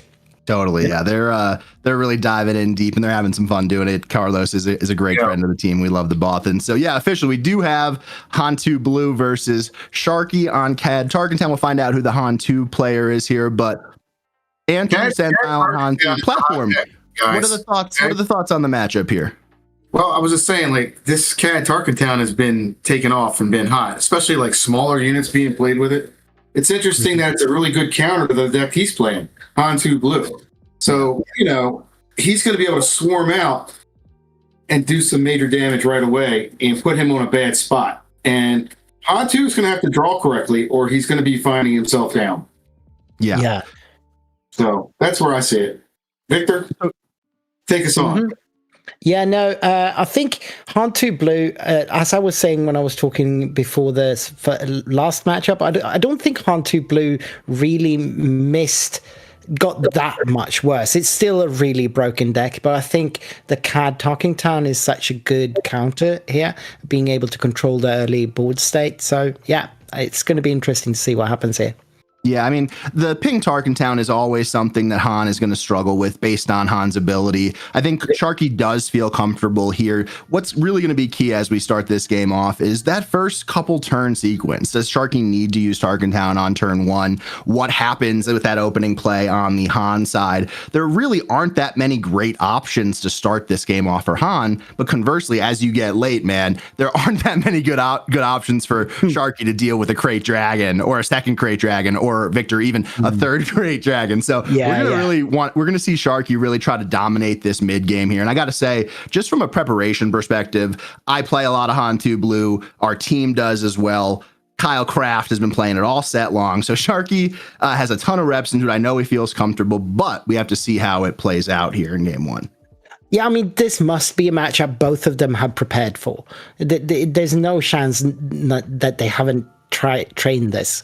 Right. I think a key play maybe they got to watch out for here is I don't think Bane wants to see Key Monday being played early. If he can avoid that play, I think Bane's got a bigger advantage. Yeah, and it's interesting to see like if Kiadi or that 4 health unit gets cheated out or played straight up, because the pings really do play a big factor here. So we'll see who ends up with initiative here. Got Sharky rolling a 9 and Andrew following up with a 8. Shark is going to give Han the choice here. Just Jordan, how do you feel about opening Grogu into the 1-drop Kyle? That's a great question. Yeah, Okay. so Sharky's actually playing a little bit of a more hardy build. He's not playing Cad Weenies. It's more traditional. Grogu is a solid opening, I think. It does slow the game down, which is in Han's favor. But I think your best option is probably Secretive Sage. That's what Han's looking for here. And the question is, do you pass? And because I know Sharky's not going to pass in response, most likely. He really does want to get a unit on the board here. So, hey, let's kick it off. Let's see what happens here. I mean, Sharky's team passes. Yep, and Sharky starts off with an Aura Sing, and I believe that is the convention exclusive Aura Sing that Sharky opened up earlier this morning. We have Han following up with the Secretive Sage. So really great start for both of these players here. Best unit though. Aura Sing is probably one of the best units in the game to start with. Yep. But Han did get the Sage, so he is a little bit insulated here from the ping. Sharky tapping 3 to drop a Boba. That's going to ping the shield off the Sage. Again, leaving him a little vulnerable. Start for Sharky. Yeah, Sharky has a good tempo here. He does take to base, I assume. No, he's going into Aura Sing here. Yeah. I think that Andrew on Han is trying to bait that Tarkin Town. The question is, will Sharky go for it? He doesn't. He decides to push damage 3 to base. Following that is a red 5. Yeah, red 5 is really good here. Jordan, he doesn't want to go to late game. No. Yeah. So they are untapping here, and we're going into the 3rd round. Yep. 4 resources, and the question is for CAD players, do they have Forlom? The answer is usually yes. So we'll see how this turn plays out. Sharky continues to push, going 3 more to base with Aura, taking Andrew to 6 damage total. What's the card on the right space? That's a red 5. Okay, it's kind of shiny off. I can't tell. And he just got his Sentinel out there, slowing things down a little bit with a really timely turret there. And that's a good thing for Tarkin Town, right? That's a perfect Tarkin Town target. And we have Sharky following up with Forlom here. Which will be able to do a lot of damage on that turret. The question is he ambushing? He's not ambushing. He's just putting the ping down. The ping goes to red 5 here. Interesting play here, but I think he wants to try to sequence the damage to turret a little bit more delicately. All right. So he is Tarkin Towning the red 5 in space there instead. I guess he didn't have any good answers to it. Yeah, I mean, you can't let that pick away at things, especially when you're trying to really play a ground focus attack. We go to resource 5 here, and this is where the rubber hits the road, right, Platform? You bet. This is where things get interesting. Han's gonna flip. Cad needs to survive until his flip. Yep. And Cad doesn't usually have much other than not Fulham, the other guy. Slips my mind. Zuckus on 5. Is there any other good 5-drops he's playing? No, but most likely Sharky has it here because he didn't. It's Bosk. It's Bosk coming in. Bosk is very good. A lot of times when you play Forlom without the ping, you're trying to protect him for the Bosk for the Zuckus follow up. But I think Bosk is a great play as well because he needs to die with the amount of events that Sharky plays. That 2 ping or even more sometimes with CAD pings could be just incredibly brutal. Okay, there we go. Now he's got the correct damage. 3 on turret. And now Churret pushes into base, taking Sharky to 8, and Boba Fett goes in and takes out Churret for free, which is really well timed by Sharky. Yep. Boba Fett's really good right now. And he's got Forlom there to just keep swinging into the base. Because obviously he can't leave Bosk on the table. That's going to be too painful with all the events of he could have a Zuckus in hand to come back out next round too. Yeah, but in the middle of all that, Secretive Sage cleans up Bosk and Han deploys. Andrew still hasn't spent any resources here, so we'll see if we get like a mace coming out to take care of the Forlom or something along those lines. But could even be an Anakin. Could also be an Anakin with Han's ability. But it wouldn't take anything out because I haven't seen any villainous card hit the deck, the graveyard yet. Yep, and obviously Force Lightning that we see on screen is not online. No. Somehow the Han deck has managed to plow 8 damage into Sharky's base, so he is finding a way. Yep. Sure. He's paying 5 for something. Oh, so that is he's setting up the Anakin next turn with Power of the Dark Side this turn, and that makes sense. What unit Sharky picks here will really be telling for what's in his hand. And he does decide to take out Boba Fett, leaving 4 Alarm out. You got to probably expect that his Zuckuss is coming first action here. Yeah. I bet. Where the one is, the other's coming along usually. Mm-hmm. Yep. I love that too. Those two together. Yeah, personally, I don't. So I hope he has it, but I don't love it. All right, let's see it. You know. Like they're very funny when they're together in the comics, but I'm not sure it's as funny when you play against them. That's exactly right. Playing with them is great though if you have them out. If they live. So Chuck is on the button here. So if he does have it, it's going to kill Han, obviously. But interesting position. Yeah, I don't. He does have it. And there it is. That turns off Luke. Yeah, it does, and it also makes it a priority to answer at least one of these units this turn, and that is in favor of Sharky because he does have this deploy this round as well. I'm gonna put money that he's got a pistol in his resource row already too. That's a fair bet. Yeah, could definitely be. But also now Anakin is online. He's Andrew's got both heroic and villainous cards in there, but he's playing a turret here. Yeah, and he doesn't. He does have the force. There's no use for the turret here, right? Because Saboteur is on both of these units, unfortunately. Oh, right. Yeah. Forgot about that. Oh. Yeah. But he does have force, so he can take a hit from Cad and only take 2 damage back. Yep. Sharky goes 5 to base, bringing Andrew to 15. So with 28 power, I think he cut him off base, Luke, guys. Yeah, he did. And that probably was a Luke in hand. But, that's interesting. He's putting entrenched on turret. He's aiming to not make the Cad flip as impactful. But both of those two bounty hunters that are on the board are going to be problematic. Because there's no really good answer that we've seen. But, of course, now he can play Luke. Well, if Sharky has a gun here, I believe it's over. Yeah, that's what I think too. I mean, he claimed, and yeah. So he's doing 7 to base there, and like sure, it's going to clean up the 4 Alarm here, which is wise. Of course, that debuff Zuckuss, which is a big deal here, but he does need to have a way to deal with it. I'm sure Sharky has some other plays as well. What do you do here if you're Han? There it is. Don't have Cad. So that's what you do if you're Cad. And I think that's game. Even if he does have Han here, he can't kill Cad. And the Cad leader unit will just put him almost to a win here. Nothing special here, guys. This is classic Vane play. Yeah, and very solid Han play as well. It's just the sequencing and the orders of all this stuff is tough. Yeah. We see a Luke come down and the fist bump go across. Sharky takes game 1. Yep. That must have gone exactly as planned for Sharky. What is Sharky putting in from his sideboard here?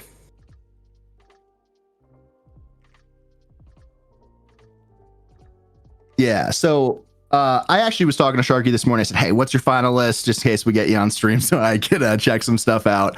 I would imagine that he is going to bring some stuff in from his sideboard to deal with the eventual end game. I think what we just saw from Sharky is kind of how he wants the game to go. But if I know Sharky like I do, I expect him to bring in some of his tools in case he gets taken into deep water late in the game.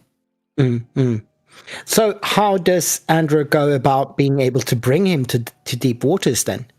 Yeah, you really got to slow that early phase out, right? I think as bad as it sometimes feels, I think allowing Sharky to keep that Tarkin town up for when Red 5 came into play and when those bigger units came into play isn't so great. So I think you really got to get a strong opening. Secretive Sage was good, but he didn't put the pressure on after that. And then, you probably think that you're a little safer than you are when you play turret against the Bash Bros, right? Because the Saboteur on those buff units are tough. I think Han really just needs to delay. Obviously, the 5 resource power wasn't the most efficient situation. It did clear the board a little bit, but you need to make sure that that middle game doesn't get out of hand, because otherwise you're going to be playing one unit at a time, one card at a time, and CAD is really, really well designed to deal with that. Straight up hard on too. All right. We did not see any heal from the Han 2 play. We don't know, but I can only assume that he's playing Itinerant Warriors in there. He should probably be playing both Yaddle and Yoda. So there is a lot of heal in this deck, probably. And he didn't see any of it. Do you think that could be a factor here?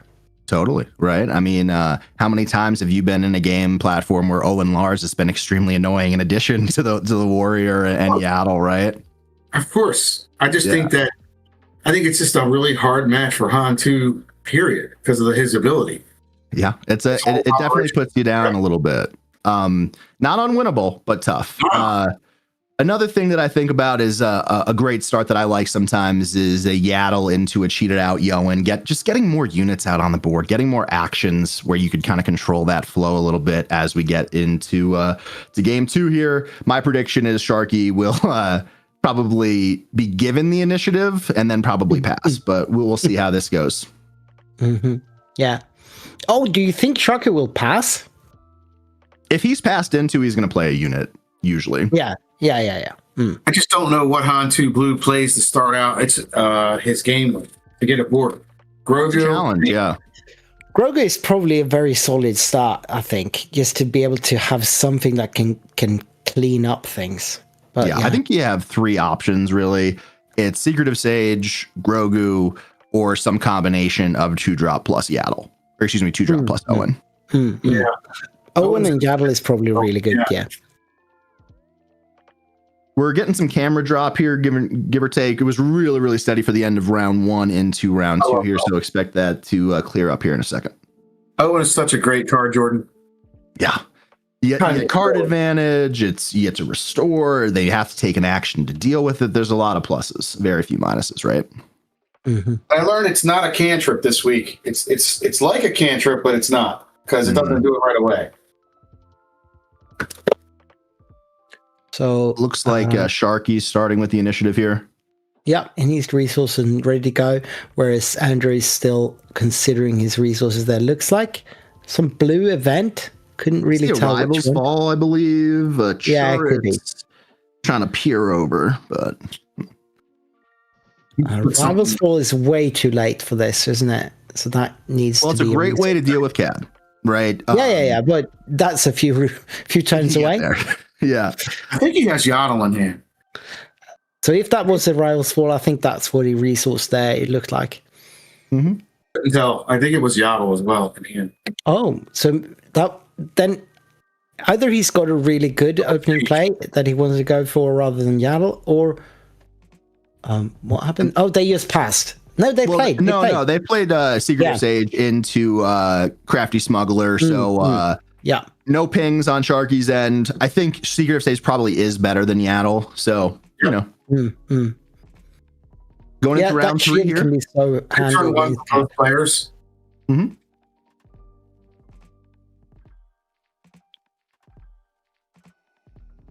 Especially when Sharky's got that initiative, so he gets to ping first thing, second turn here. Mm-hmm. And that Mist Hunter is going to be a problem for Han. He needs to deal with this before Sharky's card advantage gets out of hand. I've been on the reverse end of this too many times.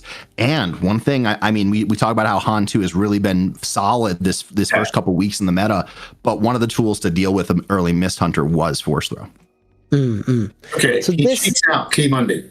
Yeah, and that's really good because that is sort of baiting the use of the Tarkin Town here. And if it doesn't, he gets to have a 4. Well, of course, no, he can just trade the crafty into it. Yeah. So Sharky claims here going into resource 4. And the question, as I mentioned in game 1, does he have it? My guess is probably yes, with 4 Elan potentially coming down. Let's see how it goes here. But like you get a great trade. There you go. Mm-hmm. Anytime a 2-cost unit can take out a more expensive unit, it's a win. Yep. Of course, Kiadi already drew the cards, so that's... And Turret without the force now. That is prime bait for a Forloom. Forloom will take it out with the ping. And we see the Zine coming from the row with that ping. Mm-hmm. All right, let's look at the hand. We got a Luke, Spell the Dragon, Ogdo, Churret, and Grogu. What's the move platform?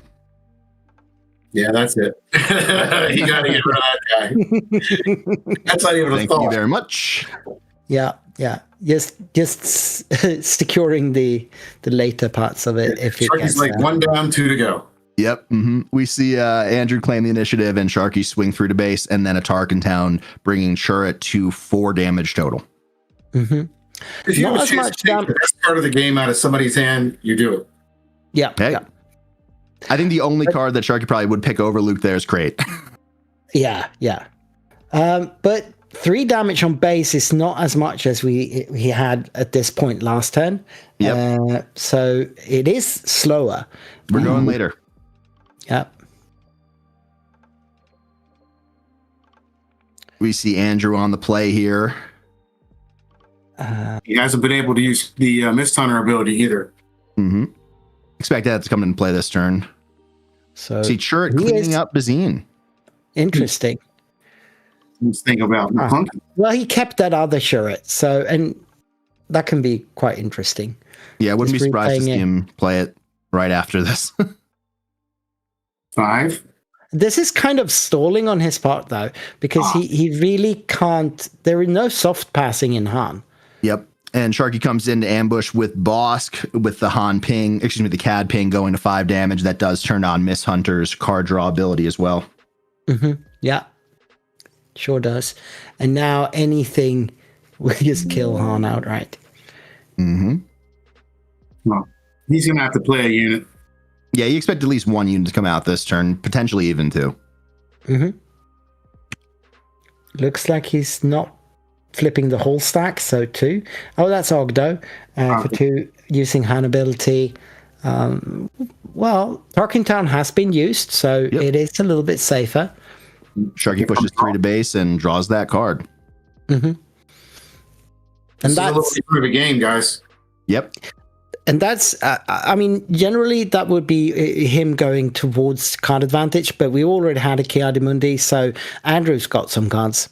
Totally. Yeah, it's just trying to even it up at this point. I think Boss does have to die here. That's a good move by Andrew because pinging 2 every time that Sharky plays an event, and then even 3 with some of these events that are Underworld, it could be very, very problematic, especially going into the Resource 6 when CAD gets to flip. So really pivotal turn for both players here. I think Sharky probably is a little bit behind where he wants to be in his standard game plan. Still has a fair amount of damage on base, but needs to go a little faster.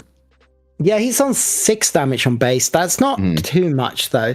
I think Andrew is feeling a lot more comfortable. He has both a heavy hitter in Ogdo, and he's got Grogu there that can probably start dealing with problems. So it's not looking too bad for Andrew either.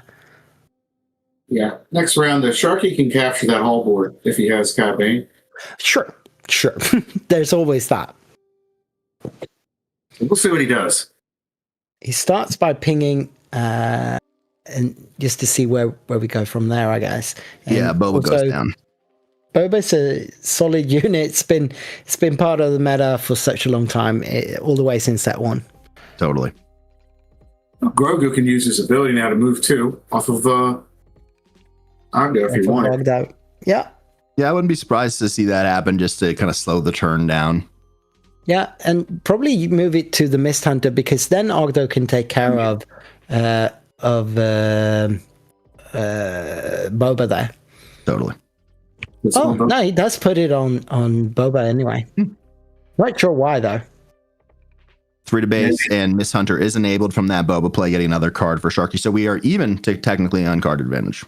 Or maybe Grogu can't move it to the Mist Hunter. No, you can. He can move it. Yeah. He just chose Boba Fett. All right. He wanted to smash him. Well, he could have smashed him anyway. I think sometimes from the Han perspective, when you're playing a deck like Cat, and Quinlan was like this as well, is like you have to fight for that ground arena so hard that you kind of just forget about Miss Hunter maybe, or he doesn't have an answer to it, which is very possible. Cad deploys here. 3 resource up, very inconspicuously. Does he get an experience on Ogdo Bogdo? No. Okay. He's gonna do something. 3, so he's playing for 4. That's the Internet Warrior. Healing for 3. Going down I to think 6 Sharky again. in response is probably looking for a Relentless Pursuit or a gun. I think you probably want Relentless Pursuit a little bit more here. And that's what it is. Yep. It is. It's that good one too. Capturing Yeah. that, yeah. That promo. Capturing the Itinerant Warrior there. Yeah. 1 red admin down, 2 to go. See a red 5 come in to follow up that play. Sharky swings 4 to base, bringing Han to 10. We are going later, boys. It's definitely not as smooth of a game for Sharky as in game 1. We're getting to the dangerous point for Han 2. Big turns coming up here. Most important, that Relentless Pursuit gave a shield. Yep. Yeah, for sure. That's going to matter. That's going to matter.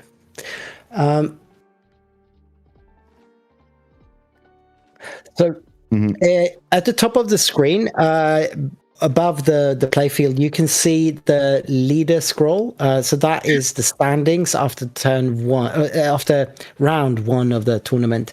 Sorry, no, it's not. It is the leader scroll, as in which leaders have percentage of the meta in this tournament.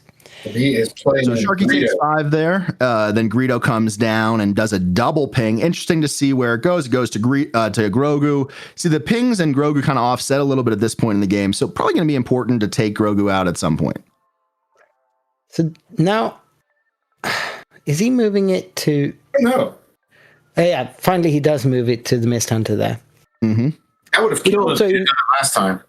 And then we see a shoot first coming down for Sharky to take out red 5, protecting the Mist Hunter, and he gets to draw a card. Really, really well sequenced from Sharky. And don't blame Andrew. Shoot first is a card that I sometimes raise my eyebrow out when Sharky mentions it, but hey, it just did work for him there.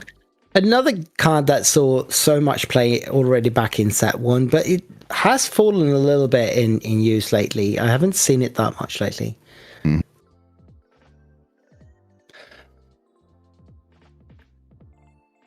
Sharky's still got 5 open resources here, so that could be pretty much anything. This is games wide down and finally taking out the Mist Hunter. Very, very big unit to deal with. It's number 2. Yep. Yeah, that's Sharky's counter. Follows up with unrefusable offer. Again, would be another one of those cards that I would not blame you if you don't know what it does. But Sharky's looking to kill Luke here, take control of Luke, attack to base, and restore. So really, really jank. And I usually make fun of Sharky for it, but maybe he'll start making fun of me. We'll see. A great card in set 6. That is one of the... Isn't that one of the bounties, right? Yep, yes. That's the bounty. Yeah.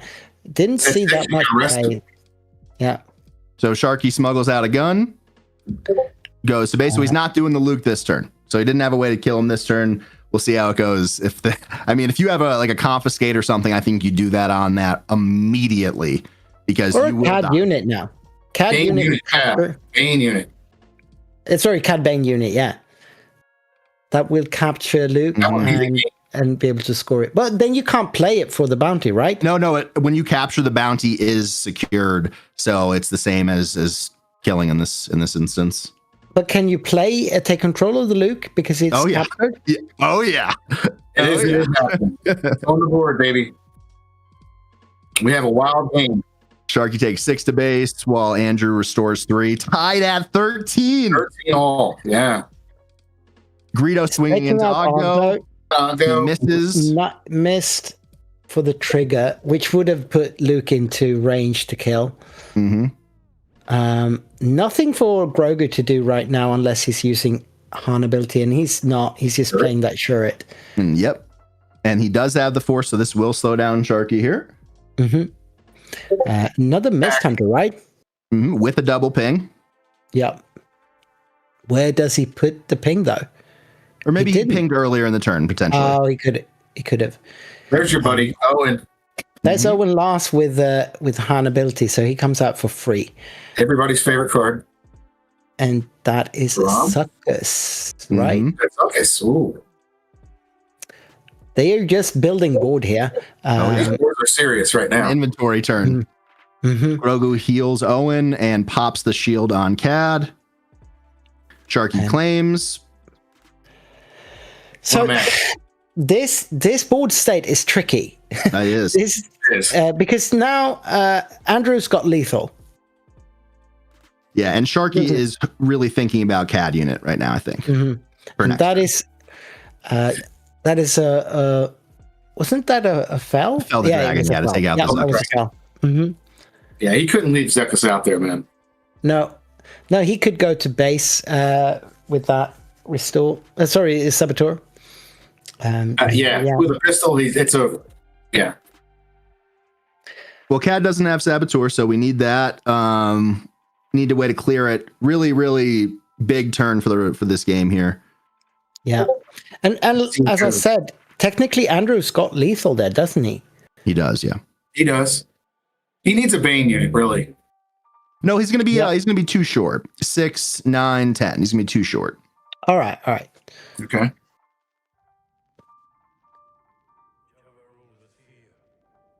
Okay, we see. Huh? What's this? I don't know. Is he? Oh, Scoopy? Fennec coming down, and he does have enough to kill Luke here. With no damage taken back. Wow. And he can, but what a play. Oh, yeah, he's got to go into turret. He's going to go into really coming in clutch here. But on attack can still kill Luke, right? Well, Cad's only swinging in for 4, so needs another gun if that's the case. Well, he's swinging for 6 with the raid. Yeah, which is one less. Excuse me, one less. One less than what Luke has. Sure. Yeah. Luke's got 7.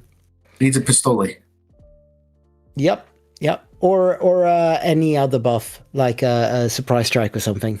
That Fennec was awesome. What a play! What a play! All right, what a great game. Okay, we get another restore 3, bringing Sharky to 19. Really needs to find a way to deal with this Luke as soon as possible. He takes out Owen here. Can't afford another restore 2. I think that's probably the right move. Yeah. See what he pulls. But doesn't Andrew use claim here? Andrew's only got 2 resources. There's nothing he can play for 2 resources that will just take care of. Oh, no. Money. Yeah, I mean, it's tough against Cad because there's so much hijinks that could happen. It probably would be challenging. I mean, if he has 2 McClunkies, it does it. Well, yeah. So McClunky would do it. But other than that, if he just claims here, he's got it. You might be considering it. I'd take the chance. Looks like he's going to play down a Yaddle. Yaddle. Prestige. Sharky claims. So Sharky gets to claim. I think that... down. Is there villainous? No villainous. Only 3. So he gets to kill the Fennec. Yep. And then he moves damage to Cad. But still, I think... Yeah. Well, Sharky is still in a very tough spot. So he's been in a spot for these past couple turns where he's just been waiting for that Cad unit, you know? Yeah. So that's but now Cad, it might be Cad wouldn't save him here. Yeah, Cad is too late here because of that Anakin. Right. It's I think we're going to game 3. Yeah. Well, I bet. I don't know. Anakin's not going to kill. Okay, so he has the gun that kills Luke. He gets to ready Luke. So the way Unrefusable Offer works is that when you claim the bounty, you get to take control of your opponent's unit, ready it, and then it dies at the end of the turn. So right here, Sharky can attack with Luke on next action and restore 3. So he's not going to be quite at lethal. And that's huge. Right, because Yaddle only swings for 2. Fell the dragon, very big. That might do and it. That does it. All right. Yeah. Fist bump, and we're going to game 3. Game 3. Very well played by Andrew there. Yeah. He did manage to slow things down enough to get to that late game. And also, we didn't see any of the big players other than one Suckers from Sharky. He didn't have any other major cards to come out there. No CAD unit, no Forloom. A lot of important pieces that were missing. I thought the boss play was very huge.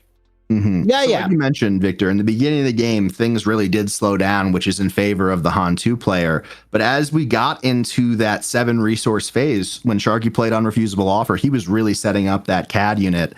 I think it does kind of show the imbalances of this matchup in different ways, where everything kind of did go in the way of Han outside of being able to slam a crate. And we really were just one big CAD unit away from like that game completely swinging. So I think that's the margins here, right? It's really close, and we're going to see how game 3 goes, if it's more similar to game 1 or game 2. Yeah. But I think key here was the ability to heal some as well, to just slow it down enough. Because even without the CAD unit, if there were no restore and heal on Andrew's side, Sharky could have just gone to base a couple of times there. Yeah. And I think sometimes when you get into that middle phase of the game as CAD and you're behind against a deck that can go so big, those choices between base and trade can be very challenging. So we'll see how this goes. Another thing, turn 1 play wise, we've really started off on great foots both games. Secretive Sage for Han in both games have been huge. CAD had Crafty Smuggler and Aura, so both very strong openings. We'll see if Han can repeat that Secretive Sage open, because I do believe that's the strongest one. That was not a good hand. I saw his cards. No, only an Owen for opening there, and that's not good enough. Yeah, he had a lot of 4s and higher. Yeah, gotta have something more.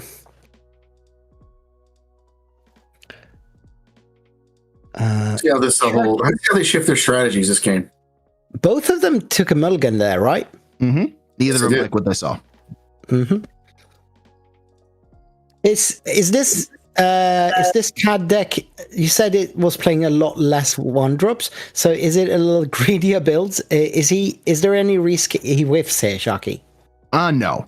But I would argue to say that maybe the 1-drop is a greedier build. Who knows, right? I think that's what Sharky would argue as well. Vika has a great comment in chat here saying CAD having to play Bazina on 4 instead of Forlom or something really does dictate a slower pace, right? So we'll see how this goes. We have Han starting with the initiative. We do see a Grogu. I think I see a Church as well. Ooh, baby.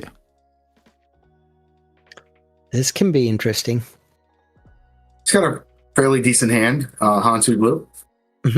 Sharky's on the button, so he gets to play first. No, it looks like Han is. Oh, I guess the tokens were just on the wrong side. Yeah. Nothing Or wrong. maybe he passed. Or he passed. See Aura into Grogu being cheated out. Nice start for both players. Aura is going to swing into Grogu, is my guess. Yep. Imagine. Absolutely. Grogu really did work last game. Yep. And even if he activates, he's still within Talking Town range after that. Correct. Or just underworld ping. Yep. And there it is. That's even better. Even better. Taking Grogu out, keeps him off the force. 1 damage back. Gotta love that if you're rooting for Sharky here. Which I am. I won't be mine. Does non-respond. He responds out with a non-cheated out red 5, and we go to resource 4. I mean, wouldn't you guys agree that's the best way to take out Grogu? Pistol? One of them. Yeah. And I think importantly here for Sharky, it's the fastest way to take out Grogu. Exactly. And you don't want to leave it around. Red 5 is still a problem though. Yes, it is. 5 to base from Aura. Gotta love that. A lot of damage. Follows up with 3, pinging Aura to 3 total damage. That's why we're so good. That 1/4 stat line with Raid and Hidden, very powerful. Sharky goes to 3. The best unit you can play for the yellow villain. And that's it does look like Andrew passed there, probably fearing the Forlom, rightfully so. But this is a Talking Town, right? Well, let's see what happens. He's got to spend his resources here. He's definitely not going to spend his resources here. So I do see an Ogdo Bogdo in hand. If you cheat that out, it's basically just like, hey, dude, you're Tarkin Towning me. He plays a Marin instead. Marin. Mm-hmm. That's not a bad play. 12. Okay, so Tarkin Town goes to the 5 red 5 there. Yeah, Sharky Tarkin Towns, and then Andrew claims. Debate there whether Sharky should have claimed to kill Marin. I'm not sure why. I'll ask him later on, but we'll see if Marin takes the free kill. Mm-hmm. Gives him a way to control space a little bit too. Yeah. Yeah, Marin sticks to the board then as well, which is really good for him. He should take 2 to base there, right? No, yeah, he did take 2 to base. He was at 3 to take to 5. All right. Orlom comes down, takes out Marin with the ping, and turns on Miss Hunter's card draw. Yep. Wow. But Forlom is not going to stick on the board because Han is just going to kill it, I assume. He's paying 5 or something. Oh, that is that's really good. Then maybe Han doesn't. It'd be really risky to do that. If you don't kill Forlom here. Oh, McClunky Forlom is coming back, and 3 is going to Poe. Yep. Now he probably won't want to claim. Yeah. Han might just want to claim here. And he does just that. Yep. Going to resource 6 here. Poe on the board, Han on the board, Miss Hunter, a serialized Miss Hunter. I might Just add, one swing with Han is 8. You know what I mean? Yeah. Mm-hmm. Sharky needs to deal with this Poe. And conversely, card. Andrew needs to deal with this Miss Hunter because Sharky's hand's getting bigger and bigger each turn. Mm-hmm. Yeah. Yeah, that Miss Hunter is giving him card advantage, and Han 2 is not used to play into card advantage. Mm-hmm. Poe just takes his 6 to base, no card discard. Yeah. That's very interesting. Mm-hmm. Yeah, but what would you discard even? Like, Forlom comes down, pings Han on the way out. Also turning on Miss Hunter again. He might have Luke right now. And he does. Yep, he does, taking care of Miss Hunter finally. I just assume that Han 2 has Luke usually at this point. Fair Always assume it. Especially with no discard coming from the Poe. Cat flips. And Cad cannot take out that Luke now. So I don't know. I strike. Is that 2 open resources on He does have 2 open Sharky? resources, yeah. All right. Surprise strike would get rid of it. Surprise strike will work. Sharky claims. He doesn't have that one.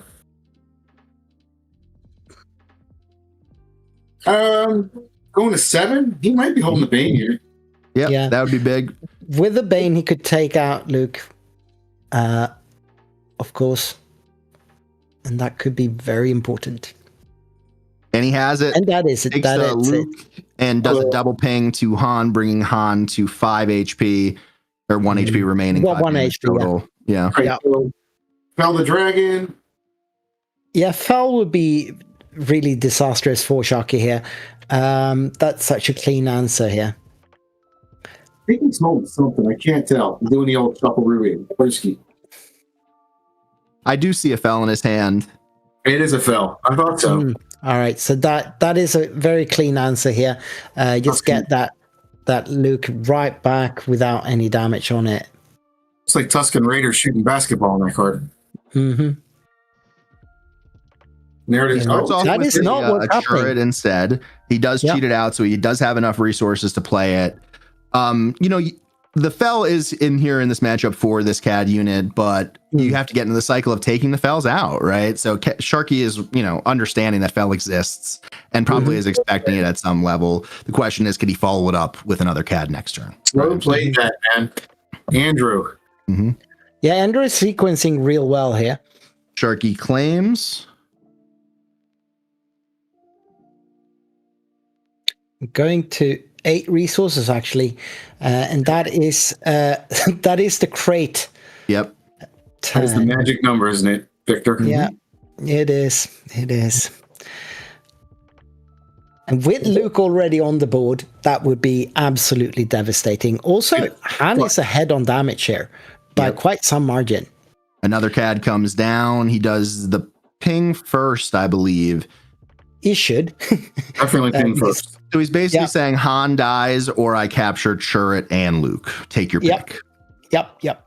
Andrew's response here will be very telling with his plans for the turn overall. Yeah, if he's got a crate in hand, Han is not dying. I can't believe he drew another Cad Bane. That's great.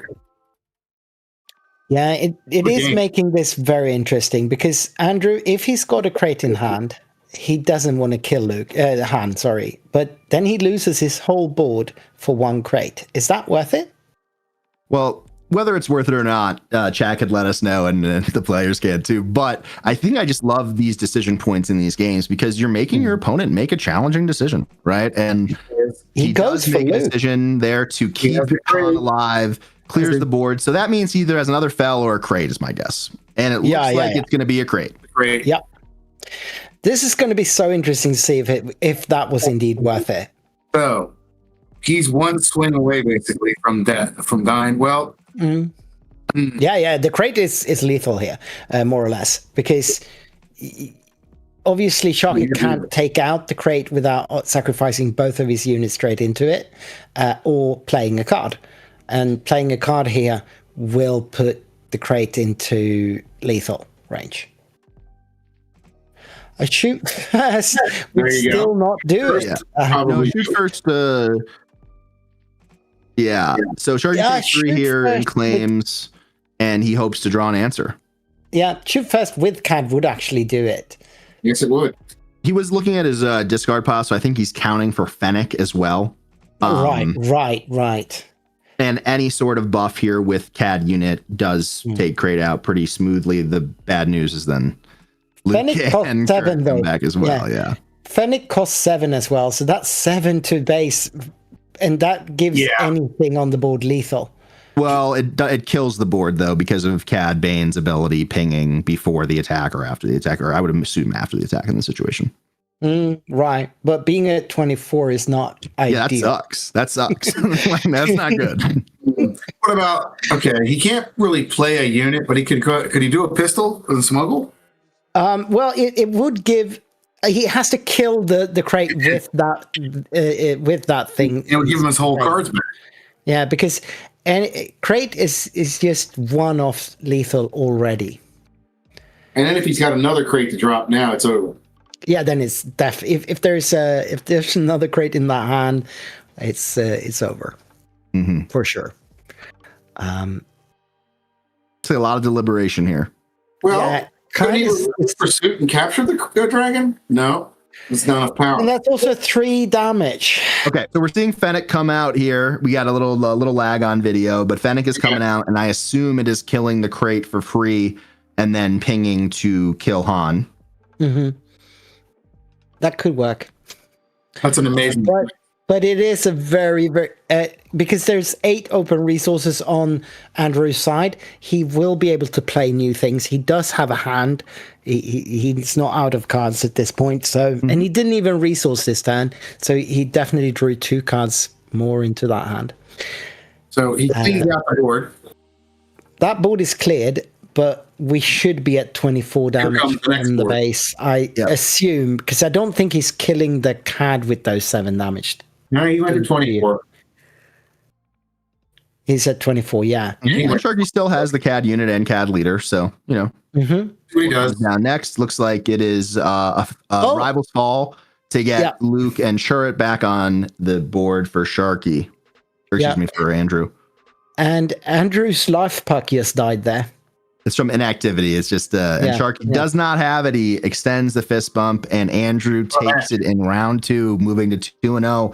Really well played by both players here. I think the game 2 and 3 really went according to Andrew's game plan. And I think as the CAD player here in this matchup, you really need to dictate the terms of engagement. And unfortunately for the Colorado Cantina Crew, Sharky wasn't able to do it. Still alive. A lot of games we played this weekend. And rooting for him as always. Yeah, no, Chucky he can't afford to drop that many more games though. But one more probably. Yeah. Now, what do you think, Jordan? 1, 2, you're done. Maybe 2. I think 2 you should be great. 1 obviously would be ideal, but 2 in most situations, it depends on I think when you're losing. Obviously, taking a loss in round 2 isn't great, but I think that's the nature of this Han 2 blue matchup with CAD. I think within our team, within our Discord, within our podcast on Colorado Cantina Crew on YouTube, we've been talking about this all season long. Kyle is a huge Han 2 player, and Sharky is, obviously a CAD truther. And I think there are a lot of arguments to both sides of the matchup on why one's favored and why one isn't. But we saw the aspects of Han really pay off a little bit more in this pairing. So on screen right now, you can see the meta share in this tournament. We just got a pie chart here. And Han Solo, Worth the Risk, is the most played deck in this tournament with 11% of the meta. Yeah. Boba Fett, Any Methods Necessary at 8%, and Cad Bane at 8%. I am very interesting. I find it very interesting to see that Cad Bane is the second most played deck here. Yeah, I mean, how do you feel about that? And honestly, there's one that stands out to me over all this that I'm really excited to see, and that's Thrawn coming in at 4.3%. We don't have the aspect split yet, so I'm wondering how much that is Data Vault and how much that is just a standard yellow. But I've been working on the Data Vault deck a lot. I actually have a deck tech video coming out with Mickey D from the Bothan Network next week, and I just think the deck is super fun. It's a super Data Vault deck. It's a very interesting take on control overall. So really interesting to see that kind of spike up. And I think what we see is that's more popular than Gar, more popular than Kira, more popular than Iden. I do wonder though how that is splitting between green and yellow, like I mentioned. Yeah, for sure. Because I'll check that out. We do have access. There's so many different ways to do that deck. Yeah. You know what's notable, guys, is the amount of Kylo Ren that at least that's kind of dropped down now. Kylo's at 2.4%. For sure. And as far as I can tell, we don't have any meaningful amount of Night Sister. What's her name again? Talcin. I can't see any Talcin here. So she's just gone. After winning Galactics, just nothing for her here. Sabine is down at 6.3%. A little bit surprising to me. I thought she'd be one of those decks that a lot of people would return to here. And you know what? I'm a long-time Sabine player. I probably have my most success with Sabine in this game. And when the ban happened, I sat down. I was like, oh man, I'm going to get to play Sabine again. This is going to be great. And then as I started building decks, I was like, I don't know if this is going to be great. And another thing that's interesting is that, Sabine does struggle a little bit into Boba, as well as the normal things that you expect, the turrets of the world and stuff along those lines. But Stolen Hauler coming back into the meta with Han Green was scaring me a little bit. But, Sabine is always a great answer early in the meta and always a great answer overall, right? She probably has, is it fair to say she's the best leader since this game has come out? It's most consistent, at least, right? You rarely see her completely removed from the meta. Exactly. Definitely the most consistent. I don't know if she's ever been the best, really, but always there, always doing well. I want to thank you guys for having me on. I got to run and take my daughter to work. Thanks. All right. See you.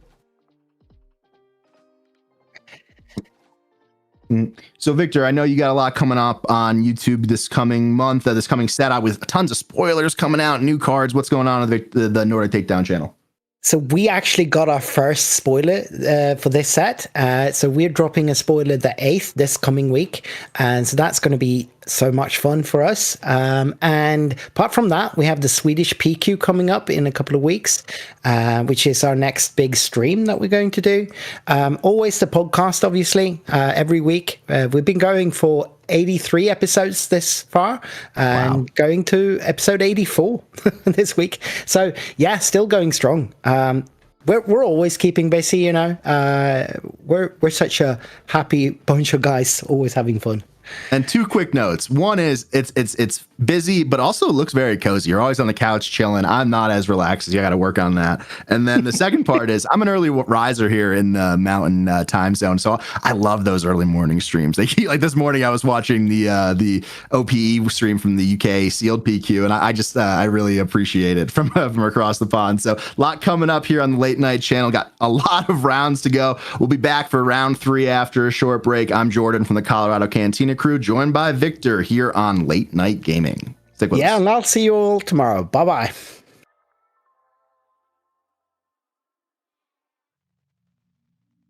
All right. Cheers. Cool. So that's it for me for tonight, I think. Right? All right. I'm thinking out though. Thank you guys. Yeah, well, so much fun. Nice chatting, Yeah, guys. awesome See you, stuff. man.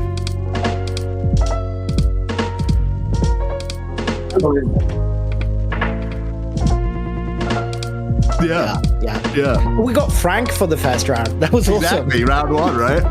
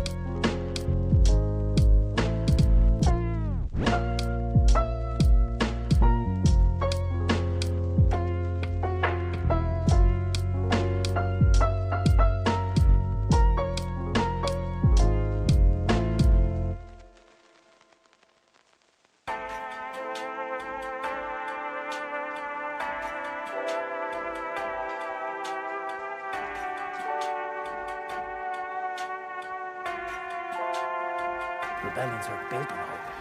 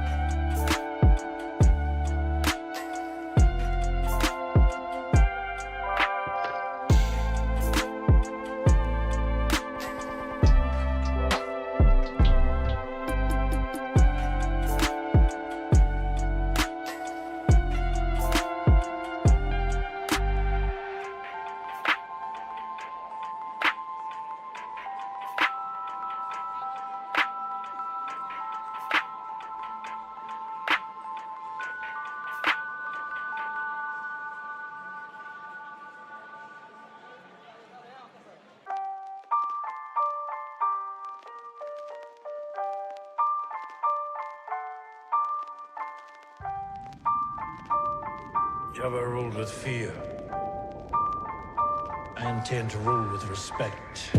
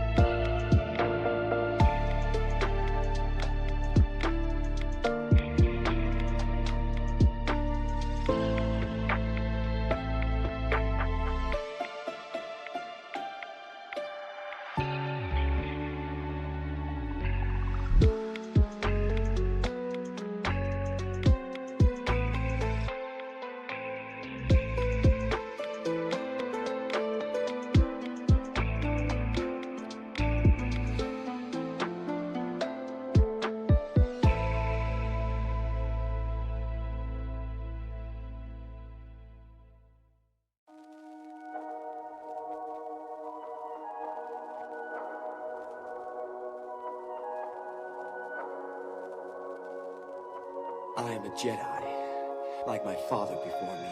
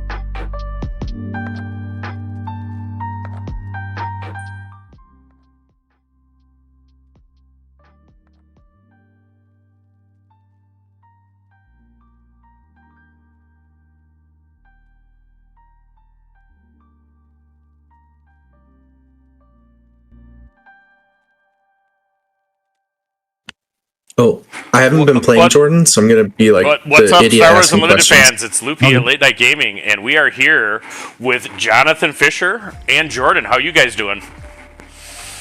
Oh, I didn't. I didn't have a countdown that we were going live. You probably heard me beforehand.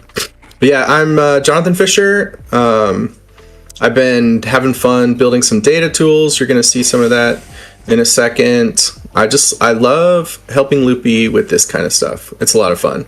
Well, that's the thing. It takes a village, no matter what sort of production you're putting forward. And one of the big perks is that we get these custom-made, on-the-fly data tools, which I'll tell you just from knowing on the back end, it doesn't happen easy. It takes a lot of prep work and a lot of knowledge to make it done. So shout out to Jonathan for that. But we see our meta share here. We see Han Solo, worth the risk at top, followed by Cad, Boba Fett, Han Solo, Audacious Smuggler, and Sabine rounding out the top 5. Any surprises there? I mean, so I haven't been playing, but I was looking at results last night on Swoop Competitive Hub. I was looking at like before the ban, after Galactics, and then after the Force Throw ban. I mean, I was expecting to see Han. This is a lot of what I thought we would see. I'm not surprised. How about you? Yeah, I mean, it's pretty standard, and the question is, like, does the timing of these sort of events lead to that sort of standard distribution? Because there's just not time to be, like, overly creative. If I see one thing, if we scroll down a little bit further, is that just Grand Admiral Thrawn is being in the 6th spot here, only 9 total players less in the entire field. Obviously, we have Thrawn being split, like we mentioned before the break, but really overall balance. But I am surprised. I've been talking about it all season long on our YouTube channel, the Colorado Cantina Crew, but I am really surprised that Boba Fett is still hanging on. But it's a strong deck. Some might say it's a linear deck, but a strong deck nonetheless, and it's really well represented. How will it be represented as we get later into the day, and especially as we compare day 1 to day 2? That's the real question here. Yeah, so this tool is really cool. So let me just why don't you kind of explain how it works, Jonathan?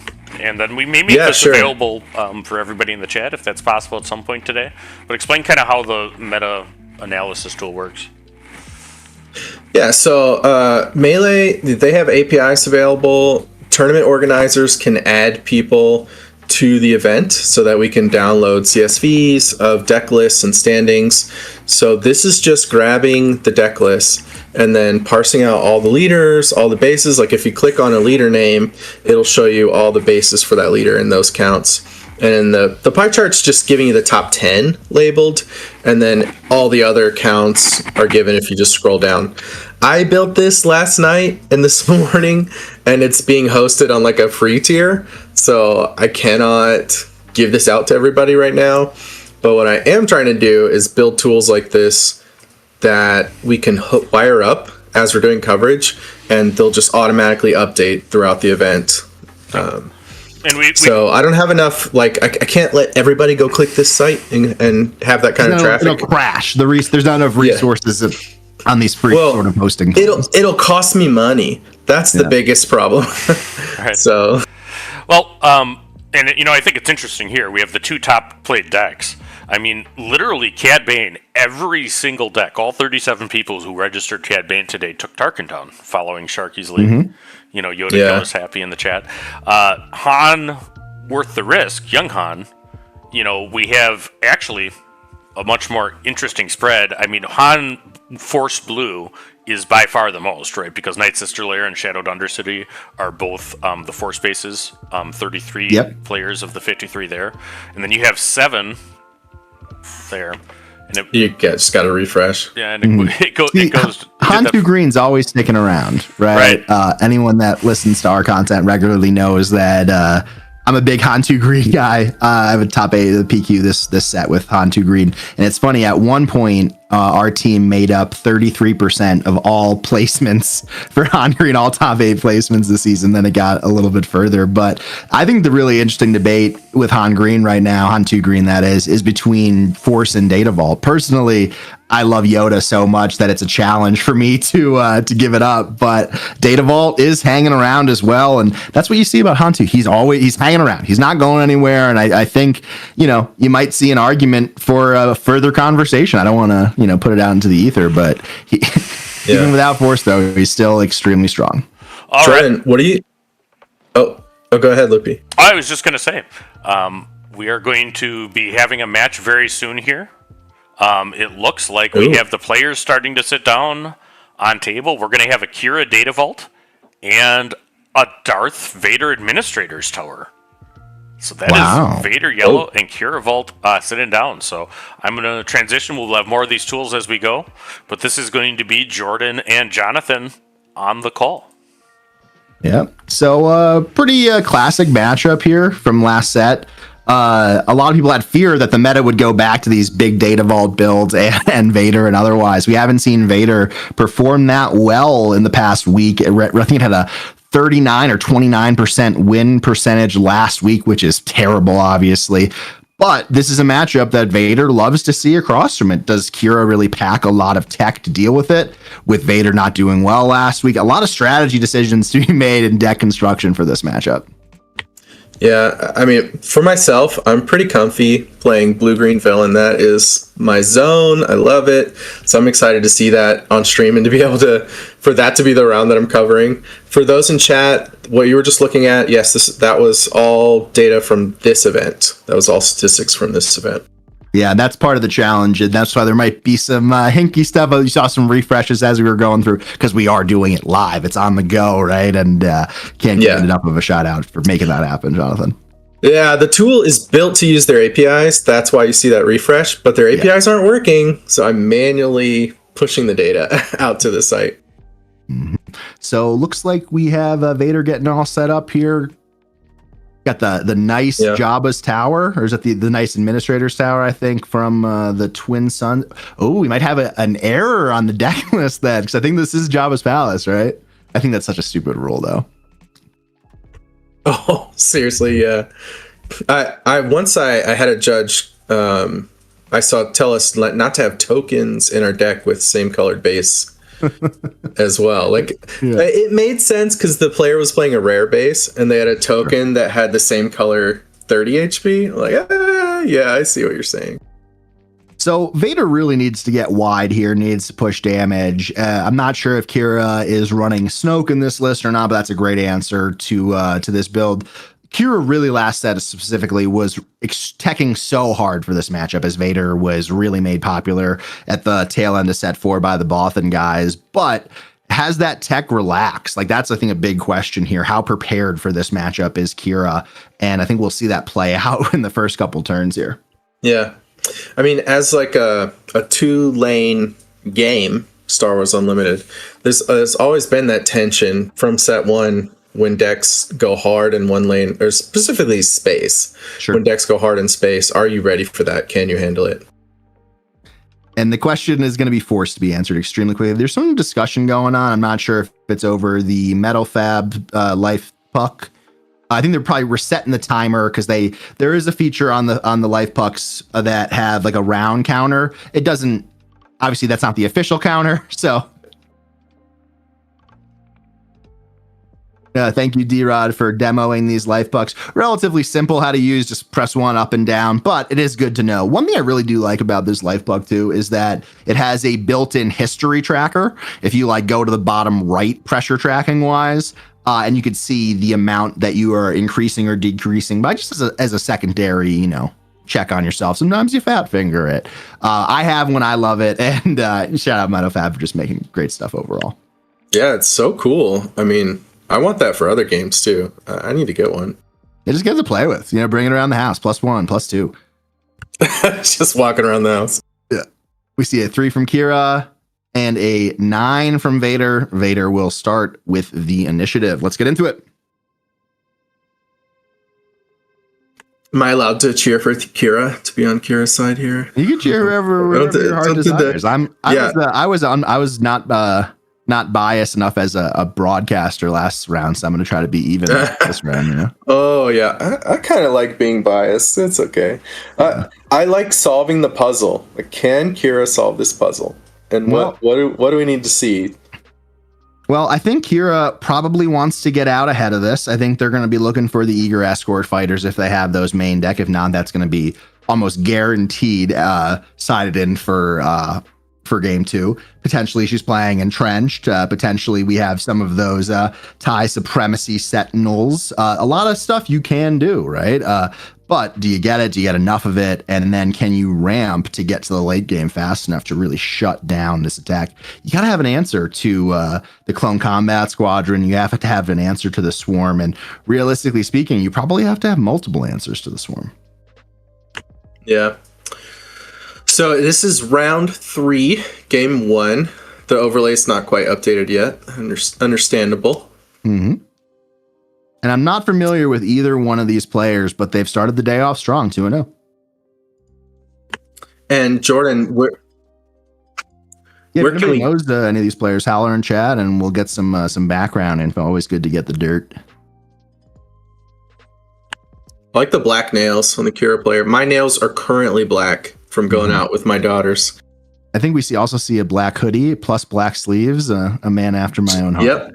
Yeah, we see one drop, and that's the TIE Ambush Squadron, followed by the Hyblon Enforcer. We're going to see the patented shield come down to buff that unit up. I am extremely excited for that interaction to get rotated out of the game. We see going to Resource 3, another Hyblon drawn by Kira. Probably don't play that, my guess, but let's see how this turn develops.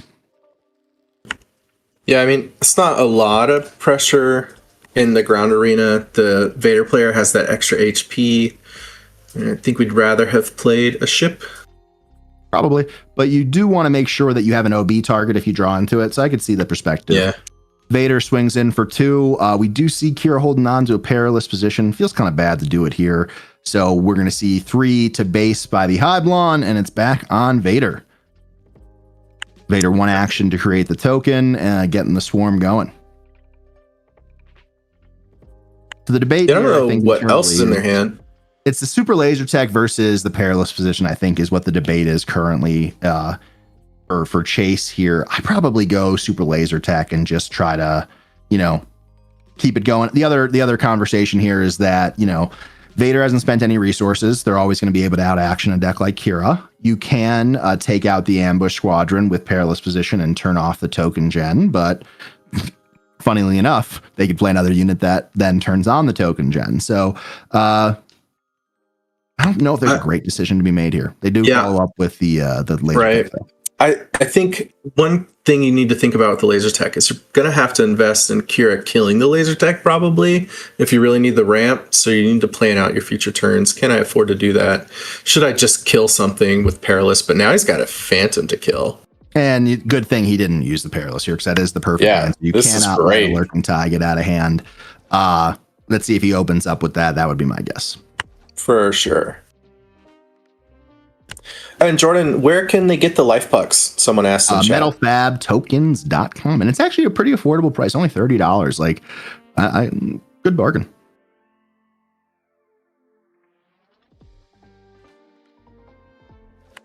All right. So we open up with Perilous, taking out the tie. We see a mention of the Sanctioner shuttle in chat. That turns it off for at least one action. So, and then only spending 3 turns on Kira's ability for the super laser tech. So probably went as well as Kira could have hoped so far. Yeah, they may have been debating if they're going to go ahead and get that attack in. He takes 2 to base. If he has the Sanctioner shuttle, it's a little bit of a blowout. He could have popped it off already, right? So chances are he doesn't have it because so I think Kira's saying, let me get my 2 damage in case it matters. Yeah. Follows up with 3 to base. Oh, are these names correct, Loopy? All right. I will say Chase and Mark. Yeah. I am expecting to see this Kira ability here. I don't know why you wouldn't. Yeah, for sure. Victor Leader comes down. So it lets you flip your Kira. Yep. And sets you up. Do we know if they have a barrage or something? Well, it's a great flip here for Kira because if Kira deploys with Victor Leader out, it does a damage to each one of the ties. And if Victor Leader dies, those ties just wipe off the face of existence, which is really well timed if they could work it out. And the First Order. Thank you.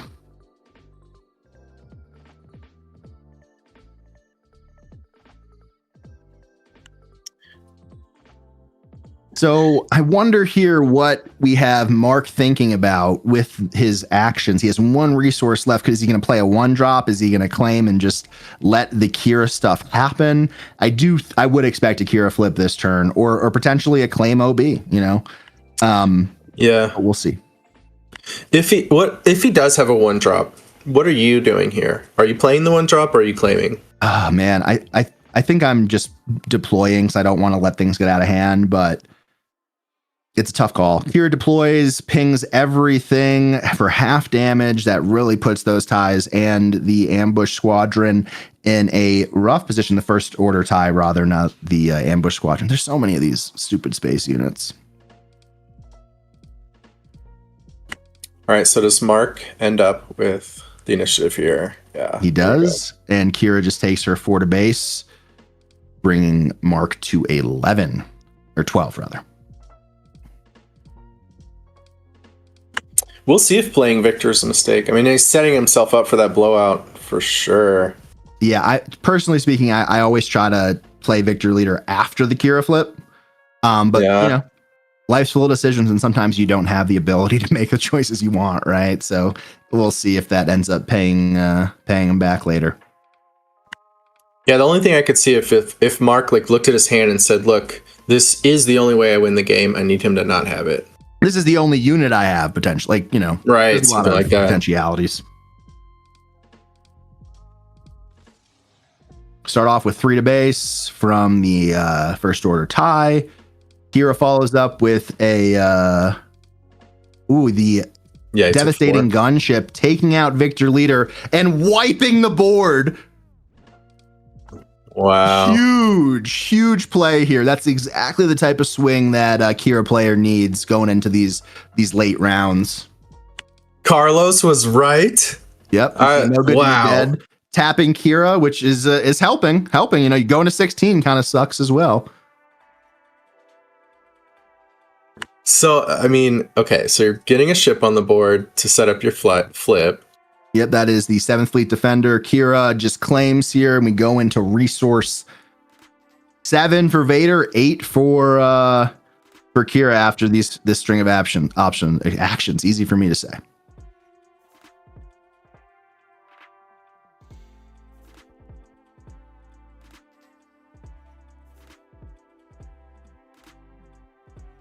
Mm-hmm. I wonder if he did save a barrage here, or if he's just trying to get something really big and honking on the board, like a big honking spaceship or a Snoke unit come in here. Is pretty clutch. Again, would wipe the board entirely. Really, really strong start from Chase on Kira. Yeah, I mean the gunship is just perfect. Plays the board and gets exactly the kill that you want. Mm-hmm. Looks like we have some deliberation, or we just have an untapped from Chase. We have an untapped. Okay, resource deliberation. Yep. Okay. So resource before you're ready. That's what you should be doing.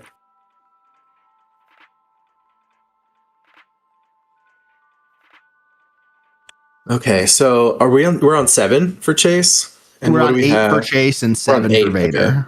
Okay. Right. 6 for Vader, 7 for Chase. 6 for Vader. Okay, so he didn't resource past, right? No, we just got to 6 because now Vader can flip. Last turn, he was not able to flip. Got it.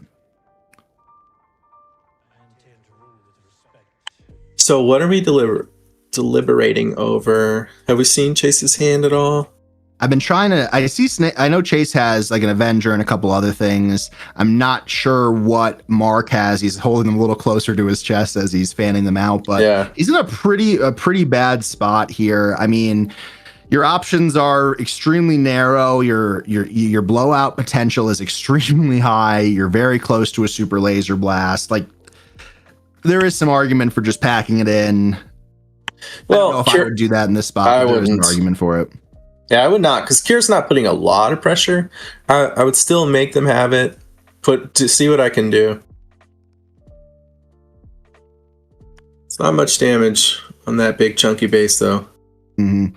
3 more, taken to 14 out of a total 33. But what is Chase's hand? Just doing the attacks. Does he have a play?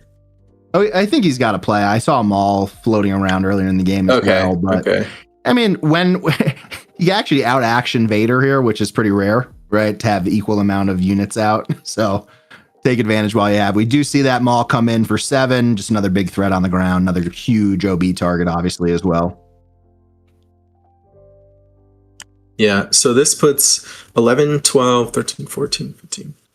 And Kira does untap this turn. So it puts lethal on board for Kira. Looks like we see a Vader flip onto the tie. 2 ties get created. We're going to see no reaction, likely. No resources left, so. Yeah, I'll just claim. And then, so it takes 7, 11. It takes 3 actions to kill them. And you also need that gunship. So Vader has the choice of clearing the gunship, right? Because Vader, how many stats does Vader give the leader? Well, Vader gives a 5/5, right? So we have a 6/6 on the board currently. It could trade with the gunship. I don't know if that's the best option here.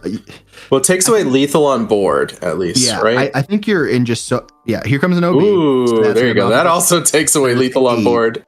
And then I think that cleans up. Now we're gonna go to base and Kira. Maybe? No, it wouldn't kill Kira. But you don't want to see every unit on board has grit right now, which is which is a mathematical challenge. It's 6 very left. funny. Yeah, he has 2 to ping, and you have to do it. So I don't know. You can do it to your own unit. Yeah, and we see you can remove his shield or something. And then take 8 to base, bringing him to... he could do all of it to Maul, right? Yeah. Yeah, all of it to Maul, Okay, so we're going to go to 8 here. Still can't play that Avenger chilling in our hand. 22, so 6, 28.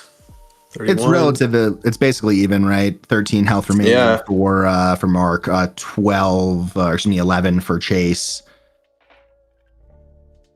And 11 power on board for Vader. Enough to kill him if he did nothing. Looks like we got a little bit of a freeze happening here. Hopefully this resolves quickly to get this crucial action in. I'll just refresh a little bit. It's frozen for us. Yeah.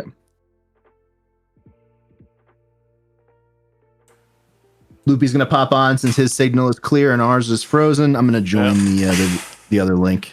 Yep. So the Kira player Chase Sundrup is deciding again, what to do with initiative.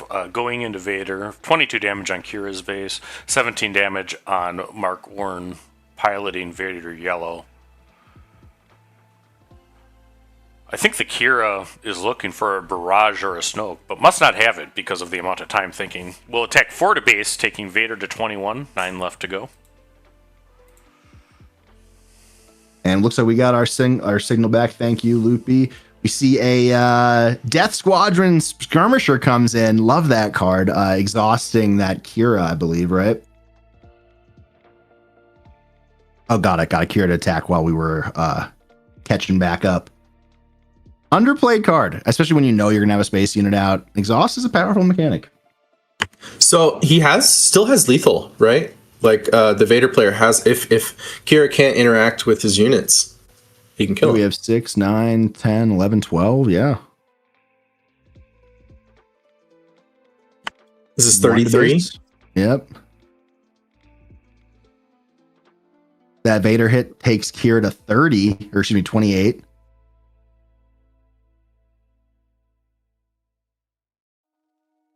Yeah, there's lots of math. Yeah, this hand's not looking perfect for Kira. We have Power of the Dark Side and Avenger. There might not be options here. Yeah. Right. Power doesn't do it. Can't play the Avenger, which also doesn't do it. Mm-hmm. Power comes down and you discard a tie. Ugh, don't kill the readied unit. Yeah. Kill your exhausted unit. Yeah, the instinct was, well, obviously, I'm going to sack this 1/1. Oh, wait a minute.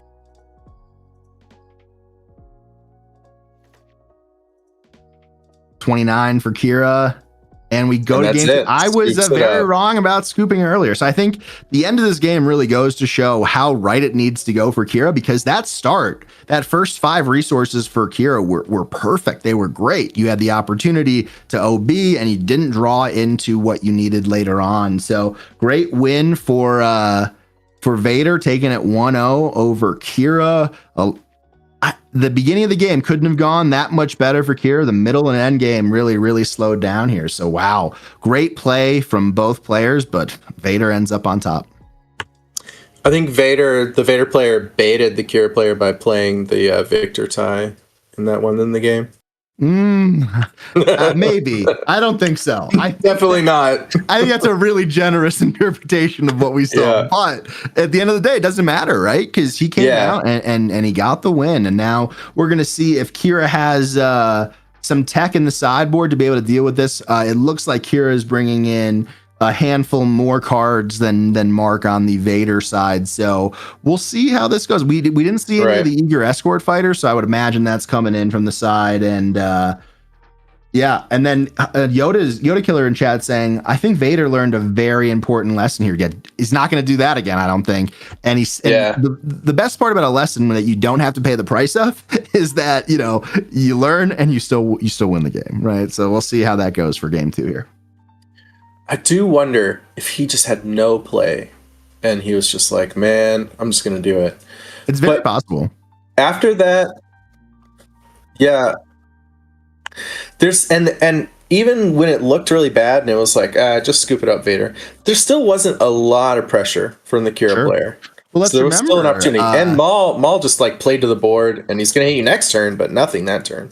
the exhaust that Mark was able to apply here really took off at least 11 damage from the board, potentially more. No good to me dead on the Kira, so that's 8 damage there, plus the exhaust of the gunship, right? Like these amount of damage really matter in these sorts of tight games. So we'll see if you get that well-timed exhaust again, or will some OB come in general. I'm always rooting for game 3. My favorite team is game 3, so that's what I'm hoping for. I'm hoping Kira takes this one to bring it to as much action as we could possibly provide for you guys here on the Late Night Channel. So what's the move here for Vader? What are you bringing in, John? Ooh, I don't know. I'd ask Carlos. I would phone a friend. Yeah, I think what you're bringing in, if it's not already in full scale, are the Lurking Ties. Obviously very good versus this sort of soft control meta. Outside I saw him set 2 cards on the table. Okay. We saw one Lurking could just Tie. be those, yeah. I don't know. It looked like you brought in 2 cards. And I think what we really want to start seeing for Vader here is the double 1-drop on turn 1. I think having the First Order Tie as the only 1-drop is never really what you want to see as a Vader player, but it's exactly what you want to see from Kira's perspective. So we're getting these life pucks reset, and we're going into the shuffle stage. What are we going to call this? Is it like the presenting deck stage? Deck presentation, sure. Did we see mulligans last game? I don't remember. Yeah, let's see this time, because if he didn't have double 1-drop and didn't mulligan, that's interesting. He may have liked the rest of his curve. Shipping it back. So we'll see how that plays out. On the other side, Chase does like what he sees. And had one easy resource, thinking about the other one.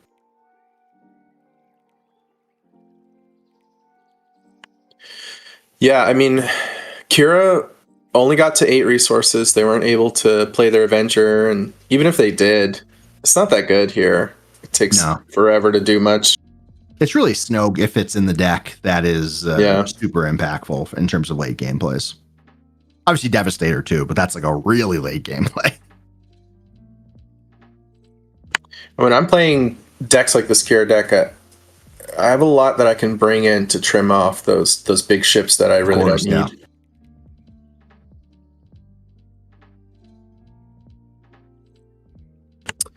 All right, so Kira with the initiative. We need resources from Mark.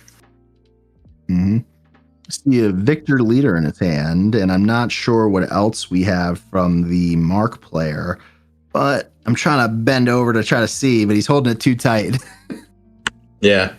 Here we go. Well, this is a mulligan, so. Yep, we got Pershing to start for Kira, followed by a tie LN, Kira claims, and then the First Order tie. Really the turn that Mark's looking for here to start. Both mulligan first game, okay. Good to know.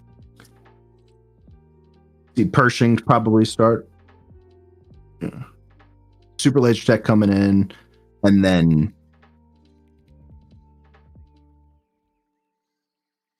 Victor coming down again, so did not learn the lesson. We see the Pershing ability ramp with Super Laser Tech, and we might have a first action Kira flip here. Man, Pershing into Laser Tech. Love it. That is my favorite. So we see the ability being used, putting a shield onto Pershing, probably assuming that Vader's going to take his 3 damage here, or 4 damage from the First Order tie plus the buff. Yeah, it keeps it healthy on the Kira flip. Nice to just do it. All right, Carlos. Let's see. See if he gets burned. Yeah, so you didn't learn the lesson in game 1, and you skated by. Maybe it would have been better to get hit by it again, right? Maybe he's just a better Vader player than Carlos is. I mean, that's possible. I'm just kidding. I don't know, Mark, but Carlos is a very skilled player, obviously. You got to see this Kira flip first action, right? I mean, let's do it. Yeah. I don't know what else you would be waiting for. I would be slamming this with authority. So, if we did have Barrage, is there anything in the Vader deck on 4 resources to stop it from happening? I guess if he's playing Bazine, to smuggle it out to steal it, right? But, okay. Yeah. He's not. He's doing the Inferno 4, getting the little scry action going on. Keeping one and putting before the other flipping. on the bottom. Yep. He's on. Chase is on 5. We're not flipping. I'm a little confused by that, but we'll see it play out. And then we have another 4 to base, taking Chase to 11 damage. And now are we going to see it? No, he's going to play the Hylabon, right, to get it damaged. Okay, so now we have the Hylabon. LN taking another 3. He's taking a lot of damage. Yeah, this is doing it. Man, playing that Victor leader was so good. I disagree, but we'll see. We'll see how it goes. So good, so good. Oh my god, it was a good play. It's a really high risk play. I might end up in game 2 being stupid again, but we'll see. Strong play. I mean, look at all this damage. It's a lot of damage. There's no debate about that. It doesn't seem like there was an OB in hand. That obviously would have been devastating. We see Pershing buff Kira a little bit wider, get that card draw in hand. He's hunting for that OB. He wants more card draw. Looks like he just top decked the laser tech, which he knew was there. Maybe an argument for putting the tech on the bottom if you were gonna do that. Yeah, if I'm Chase, I'm drawing that card before spending resources in case I draw into Barrage. That's tough. The swarm is building, but it's an at-risk swarm, and then we see the Clone Combat Squadron coming in. Might make a fool out of me 2 games in a row. Okay, I don't know this card. What's it do? Oh, that's the Vader card. It gets buffed for how many units and how many space units are in play. Dang. So right now that is a 3, 4, 5, 6, 7, 8, 9, 9, I believe.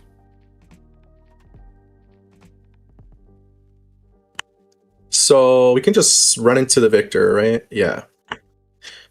And that's going to kill 3 ships if you just run your guy in. So we see Vigilance come down, killing Victor Leader, healing 5, cleaning up all of the one health units. Crap. And now this Clone Combat Squadron is only a 4-4 because we had 1 additional TIE fighter lurking in the wings. Oh, Carlos might be right. It kills you to say it, doesn't it? Yeah. You never want Carlos to be right. I'm okay with Jeff being right.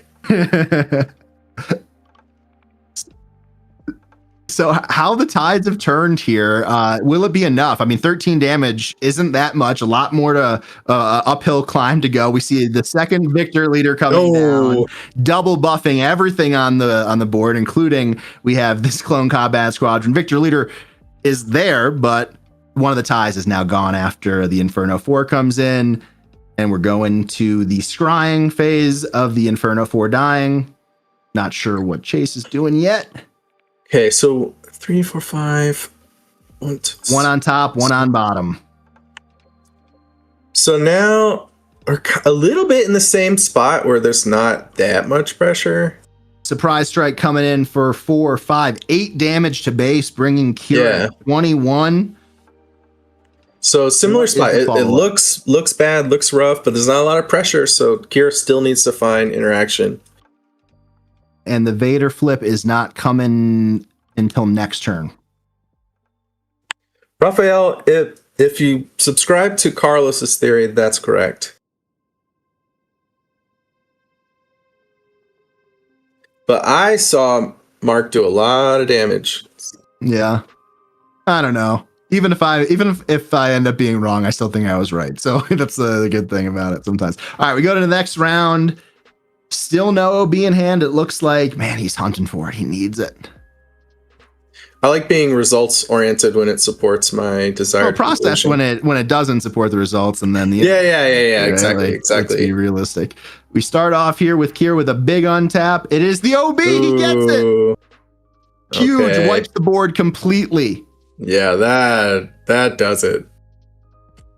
I think that's gonna take us to game 3, but Let's see. I'm not saying it this time. I was wrong last time. Yeah, you could be wrong this time. I'll do it for you. A clone combat coming in, and man, so Kira's gonna do 7 damage to base here. I am not wrestling Jeff Creasy or Carlos. Okay, I wrestled in high school. I know how to wrestle. I'm not wrestling either of those two guys.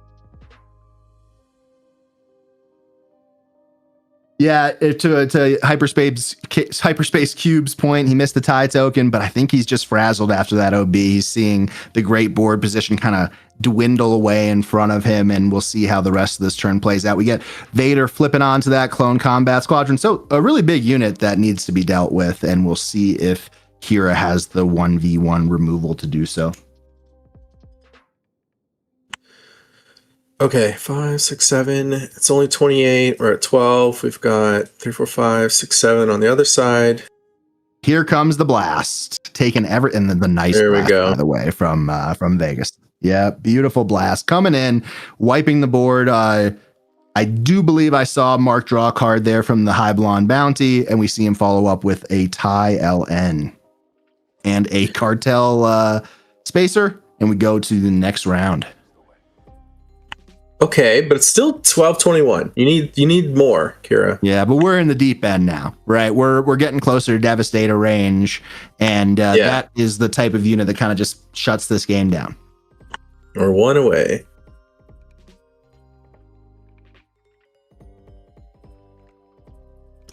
We are at how many resources? 1, 2, Avenger. 3, 4, 5. We're at Avenger. Yep.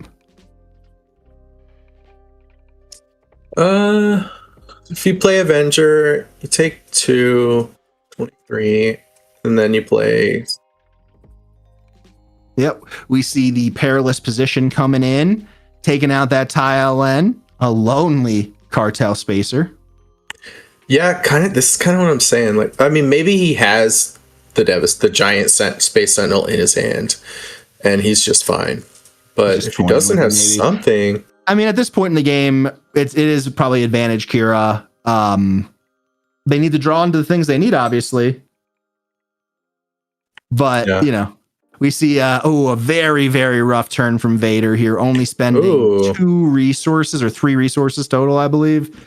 So let's see if he could recover from that. And his ship doesn't trigger Vader. It was a transport. Yeah, I'm not sure how much time we have left in the round. Probably well within the range for 3 games here, but something to be mindful of. Cartel Spacer does 2 to base, and then we have it. The Devastator. I don't even care how many resources there was. Just take out the Spacer, and now you have to solve that threat. It's not lethal in 1 hit, but getting pretty close.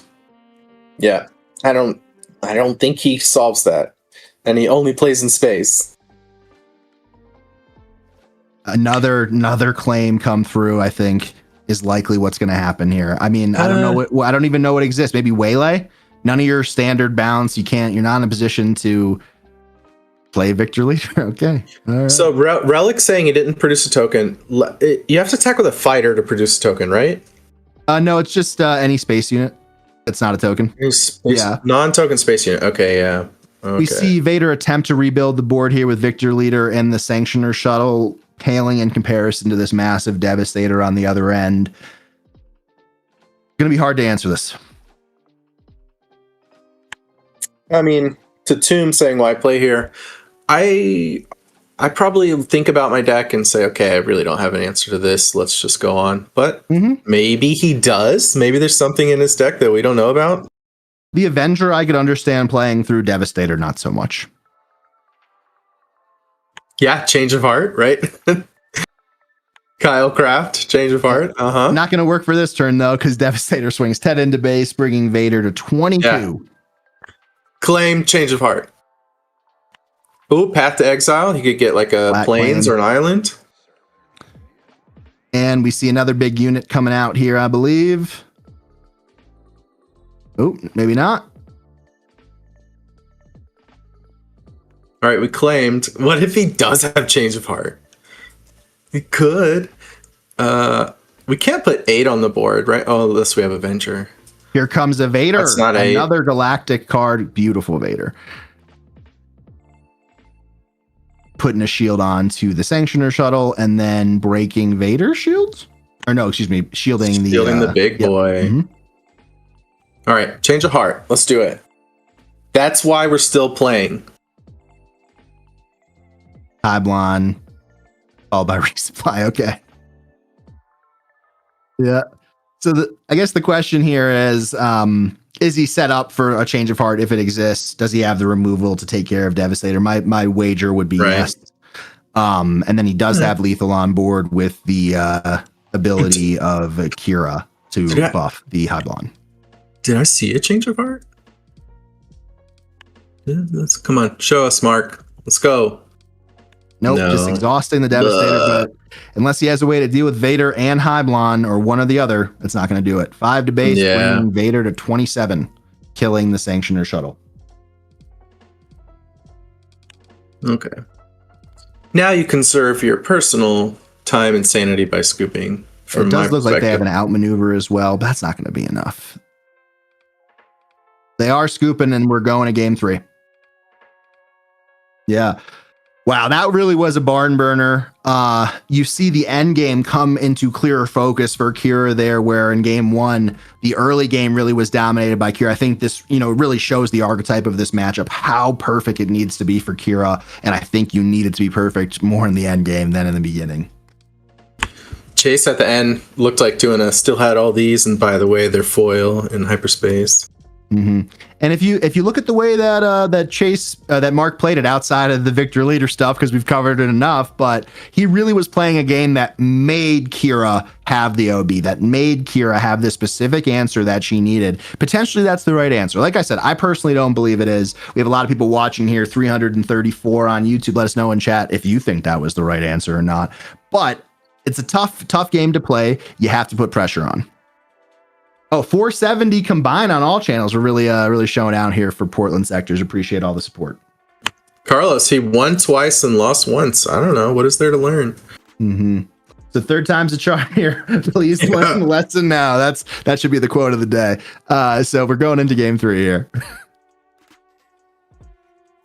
Yeah. And if you're looking for a great way to dive deeper into Vader Yellow, we have a masterclass here on Late Night Gaming from Loopy. And just in general, the whole masterclass series. If you're ever in the mood to pick up a deck or you're struggling to play against a deck, they're a great resource. And, that's the one thing about the Star Wars Unlimited community is that if one of us sees a resource somewhere, we're going to pass it along so everybody has it. And that's the beauty of it, right?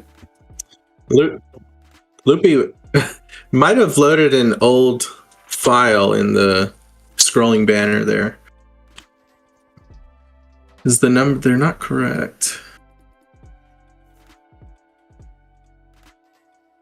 Well, if they're correct or not correct, we'll try to get that resolved in the middle of the rounds. But we'll also be taking another look at Jonathan's data viz is throughout the day. So we'll get the right number for you. And at the end of the day, another great resource, if we can't figure it out on the fly, is SWU Base. That'll be updated probably shortly after Saturday for today, and then late night Sunday for the total results. Let's get game 3 here. Jonathan, I want a prediction. Okay. We have Vader wins it, and Vader wins it by playing a Victor Leader on curve. So you're committing to the bit. I'm committing. There's no... Okay. Yes. On curve, Victor Leader. No ramp from Kira, so he gets lots of damage from that Victor Leader. Mm-hmm. Dare to dream, Jonathan. Dare to dream. All right. We see Vader liking that. Resources down. Kira shuffling. And, I'm playing Data Vault Thrawn, like I mentioned. And I don't know if I'm not a good enough shuffler, but shuffling a Data Vault deck just sucks. I hate it. I need to bring a little machine or something. And I am a double sleever. This guy, Chase, might be triple sleeving here. He's definitely not Raw Dog, and I can tell you that much. All right. Presents the deck for cut. Does he get ramp? Does he get OB? He's really been leaning on those Hyblons, which has been interesting. The Vader player kept their hand, right? Mm-hmm. So we definitely have a Victor Leader on curve. Otherwise, we mulligan. That's it. Yep. I mean, the Pershing into laser tech is so nice. He did have that in game 2. Starting off with a TIE LN, followed by an Inferno 4, the Scry Fighter. We keep none of the cards, both going to the bottom. See you later. That's a good start. Yep. Do we get a second one drop? That's the real question here. Yeah. Let's see. Do you have it? Otherwise, looking good for Kira. No second one drop to follow it up, but we do see the Sanctioner shuttle in hand, so not all is lost, but not really the opening you want to see. That being said, that is the game that he won, opening with single one drop. Process over results, right? True. Yeah, exactly.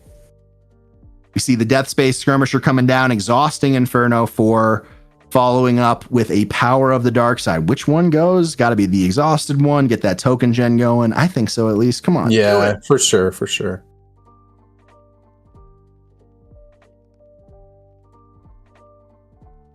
He takes the exhausted one. Swings in 2 to base. Kira claims, Vader creates. We remember. Never forget. It looks like we see 2 ramp options. Interesting enough, he decides to put down the Super Laser Tech in favor of resupply. It's harder to kill your laser tech when you don't have Pershing. Fair. You do have the ability. We see the Inferno 4 trade in to that LN. Just great. Just doing its job. And the Hauler coming down. First time we've seen this in this set. Risky card to play against blue-green, but obviously this deck is renowned the way the Bothan guys put it together to control the flow of that Hauler. Will that come into play will be a big point of this middle game. We see a resupply from Chase, bringing him up to 5 resources, I believe, right? And will we see the flip? Probably not.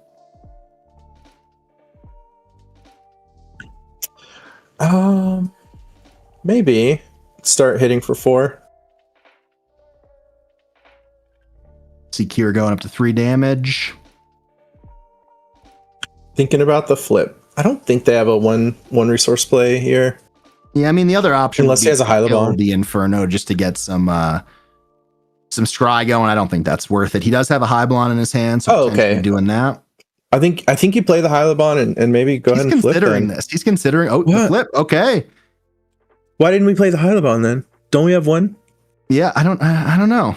I'm a little confused as well. Maybe he wants the action economy to be able to get an attack in. Yeah, I'm a little puzzled by that as well. Oh, well, okay. Sometimes I'll make a play like that because I need a card to resource, and I don't think that Hylabon's going to win me the game. That's a fair perspective. Here we go into the 5 resource turn for Vader, 6 for Kira. Man, clearing another unit. Oh, okay, that's a good start. Down on the Hauler. That's going to wipe the board. And now Kira kind of has to start over. Get the Scry Fighter going, and I believe that's an OB on top with no target, unfortunately. I see the Kira wins in chat. I don't know. 2 people saying Kira wins. It's I put myself out on a limb in game 1, and I was very wrong. Clearly, as you get later into the game, it favors Kira, but you got to get some units on the board. Yeah, there's no pressure. We need to see what their play is. Maybe they saw the card in hand that I'm not aware of. We're still doing the scry. Yeah. And he decides to keep both. So he's just going to eat 6 damage here from the Hauler, is my guess. Unless we have some way to remove it. We're on 6. Vigilance can't do it because of the pump.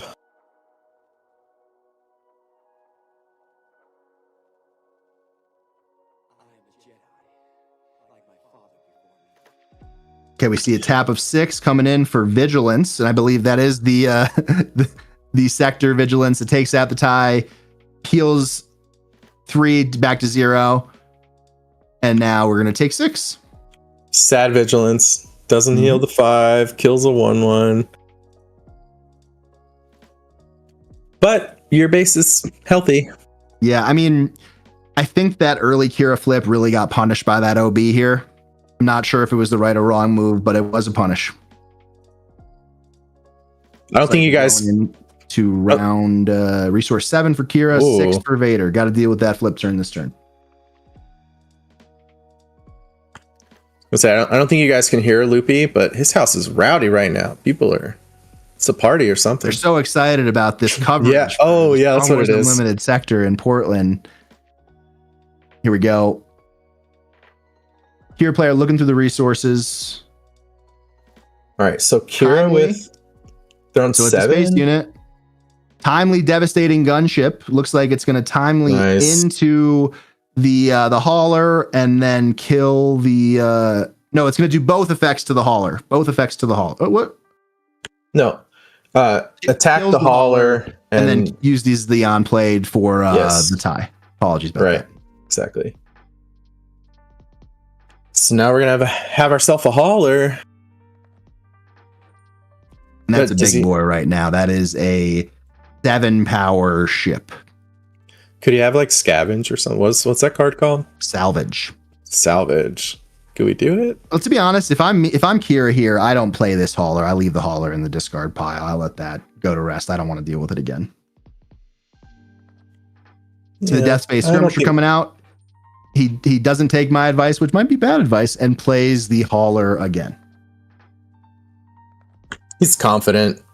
Space is healthy. If they get that hauler back, we're going to kill it again. Yeah, that's what he's thinking. He's thinking, I have the removal. We have the technology. I have the tools, right? And that's what's hoping to happen. Yeah, I think so. Make him run out of cards. Keep pressuring the Vader player. This is a big turn, man. This is a big turn for Vader. He needs to have an impactful flip. And he needs to build that momentum into Resource 7 and beyond. And for Kira to have a chance to extend this game, which it's looking pretty good, right? He's only has 6 damage on base out of a total 33. But this is a big, the flip turn for any leader, but Vader specifically, very impactful. So, Carlos, when do we flip to ground with Vader? Do we ever do that here? Yeah, not right now, we don't. So we put on to the Death Space Skirmisher, getting 2 more tokens made, rebuilding the board, and we still have 3 resources left. I wonder if we see anything or just a snap claim here from the Kira player. Yeah, you see some hand motions, some back and forth.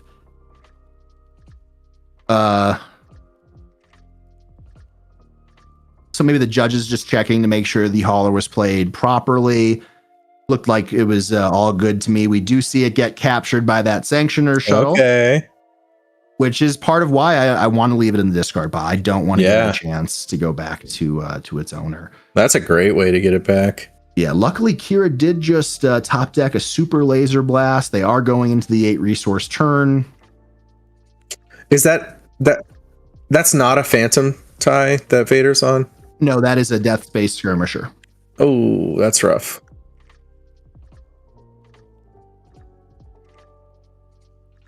Yeah.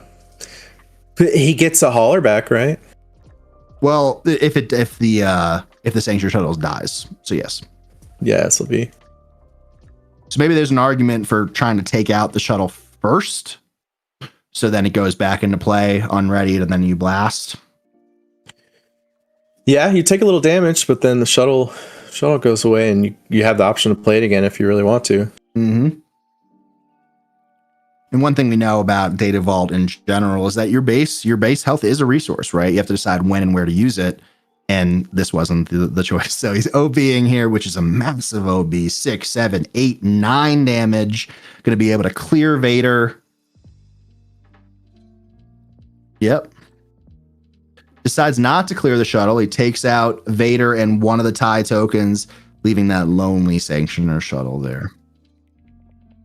Yeah. Yeah. Another huge threat here, this giant devastating gunship.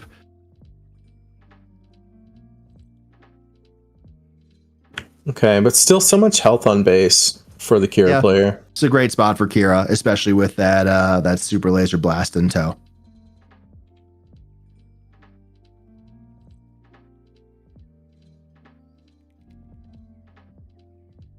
A lot of thought here as we go into probably one of the most pivotal turns of the game. That No Good to Be Dead coming in clutch again in this matchup, this time exhausting Devastating Gunship off that buff from Overwhelming Barrage. I don't think Kira has that many options. Maybe a shield the gunship, but then no, it dies if you do that. So, yeah, probably just claim. How do you find enough damage to kill the Kira player, though? Well, it starts with not allowing this gunship to survive much longer, I think, right? That's really going to run roughshod over your space arena. Right. So does he need to run the token into it? Nope. See Vader rebuilding the board here. I'm not sure what that token is. That's the No Good to Be Dead token. So the gunship will not ready this following turn. And then Vader claims. How is that possible? Yeah, maybe more interaction in hand that he doesn't need right now. I'm just surprised to see Kira not claim there because they only took one action that turn. You are right. I don't know how that happened. Yeah, maybe he could have just continued to pass. Yeah, maybe. So the Sanctioner Shuttle 2 to base, followed up by a Reinforcement Walker. Discards a Vader to heal 3, bringing him from 11 to 8. Really slow rolling the Super Laser Blast here. It's like, you got to force me to use it.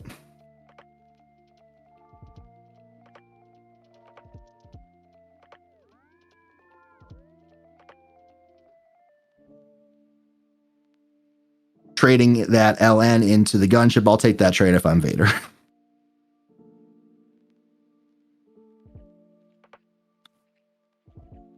See a shield here from Kira. Probably just trying to protect against some sort of OB, even though an OB wouldn't kill it. Yeah, that's a chunky boy. Yeah.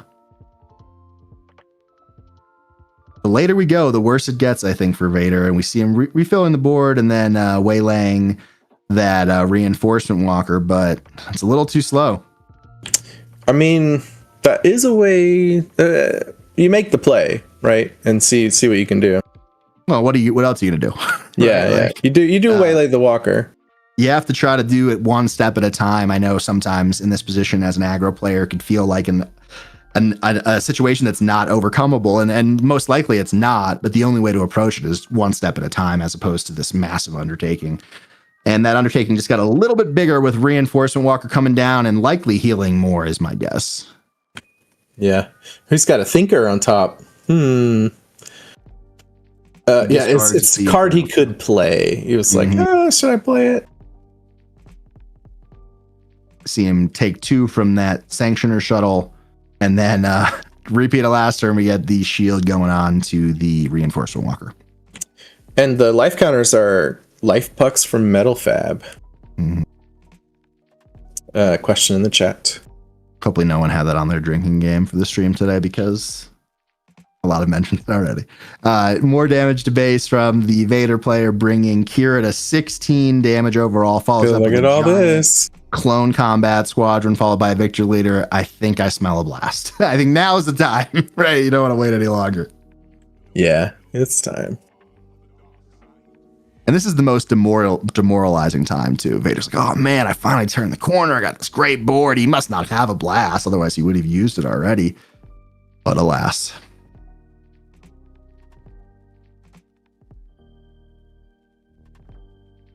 And here it comes. There we go. Taking out the whole board. Obviously, the hauler still comes back, but, you know, whatever. Yep.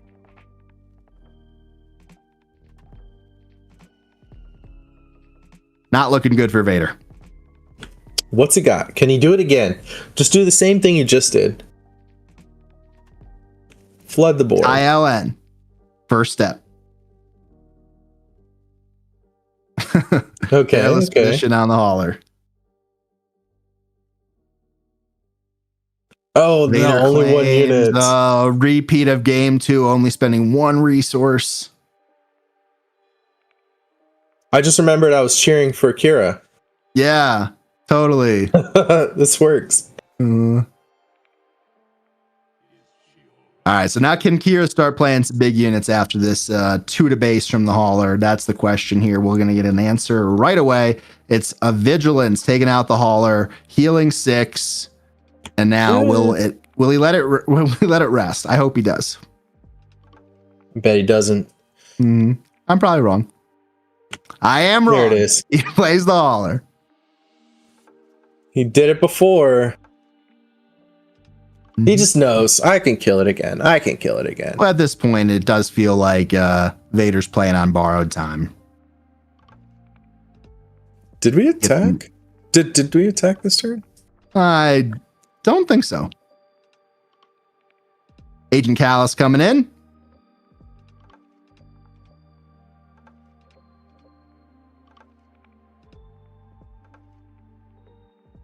I don't think we attacked. Oh, we see a Cunning come through. That's a spicy include by Vader here, returning the hauler. And since it is the owner's hand, the hauler goes back to the Vader's hand. Should have left it there. I was right. You were wrong, Jonathan. As we go on to the next round here. Wrong again. Mm-hmm. Yeah, he doesn't. But I think I'm still right. He doesn't care. Yeah, sure. I mean, it's very. You're still in a very comfortable situation. It has relatively no impact. Okay, but again, there's 19 on one base and only 4 on the other. What can we do here? You got to keep pushing, right? You have to find a way. You have to get some card advantage going. The issue is he really did load those boards up, and now it's going to get punished again by an OB on Callus, wiping everything, including the token.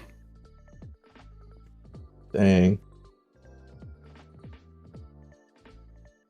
Looks like we got about 4 minutes left in the round. Should be plenty of time here. Outmaneuver, exhausting Agent Callus.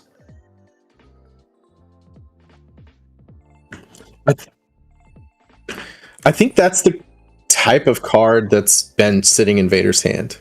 Yeah, and now we have the set 1 Spark of Rebellion Vader coming out to fill the board up. And like we said, there's probably enough time to finish it, but Kira has to do a lot of damage to base here. And luckily, she's filling the board up. Maybe Avenger or Devastator coming in next round to seal the deal. If not, we could be getting close to time. Need to put some more damage in space for Vader. Yeah, DZ in chat is talking about Snoke. I'm not sure if Chase is running Snoke. We haven't seen it being played yet. See some fast play from Mark throwing down another hauler, and it looks like Kira just claims, and we're on to the next. Cunning is a random discard, the Slayer of Gluten. Looks like we see a top deck of an Avenger, and that might seal things here for Kira. They even have the initiative here. Oh, and there's a Dev. Oh, it's a Devastator. Yeah. That really seals it up. Yeah, that's a good point, Yoda Killer. Where are the lurkers? We took away the table for a moment. Oh, we might have lost it. I thought Loopy was like, "Yep, this is over." No, we're just getting some internet issues. Probably as the round end and more people get on their phones. For sure. It looked great at the start of this game. Just play the Devastator. Get it down.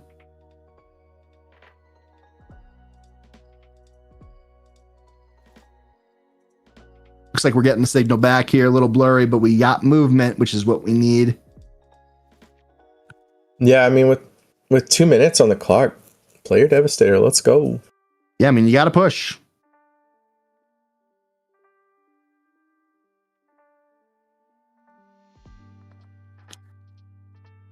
Kira starts pushing damage, swings in with Vader, getting the Vader player to 16 damage on base to Kira's 23. No resources spent. Here comes all 10.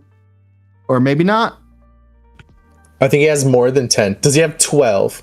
Could he timely? That would be huge. That's what I'm saying. Here we go. He does have timely Devastator. 12 resources. 1, 2. That is 12. Oh my God. It's even more than 12. Here comes the ambush Devastator to take out off the shield. The 7th Fleet Defender, and then overwhelm by 8 on that. And that brings Vader to 24 damage, putting him on check on the ground. Very, very well played by Chase here. Ambush Devastator is very good, especially when you're this late in the game. It's mostly just fun. Yeah, is it necessary? Is it necessary? Talking about this is fun for, right? We'll find out later on, I guess. And then we follow up with the Pershing, and I think that's all she wrote.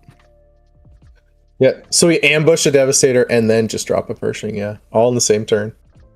And that will do it. Chase takes it 2-1. Great set of games here. Wow. We saw how the different flows of the game really shook out over the course of this game. In game 1, we see Chase get the perfect start with Kira, but then can't finish it up. Vader comes in and sweeps the damage in later. Game 2, the exact opposite in the beginning, but it didn't matter for Kira. And game 3, a back to back. You're just throwing these bombs out. At the end of the day, Devastator's always going to win that game. Yeah. The double 1-drop, pretty important. We only saw that. I think we only saw that game 2. Is that right? Yeah. And so one of the games he lost, right? So a lot of predictions were wrong on our end, but a great set of games. Hopefully, when we see Mark watch this back, that he doesn't hate us too much for the Victor Leader calls, but we got to call him like we see it. And we did see a great set of games there, Jonathan. Mark's on my team. And we have a couple minutes left in the round. Actually, no, we just hit the timer, so we're going to call it there. We'll be back in a few minutes as we get ready for round 4 here on Late Night Gaming. Great day of games ahead of us, a few games ahead of us. We got Take Initiative helping out, Jonathan Fisher on the data viz. It really takes a village, and that includes unlimited power here on site in Portland. So shout out to everybody. Appreciate you all in chat hanging out with us. I'll be back later on today. I think round 8 with Loopy. Looking forward to that. Hope to see you then. Until then, see you soon. Yep, that's it for me on stream. So have a good one. Bye, everyone.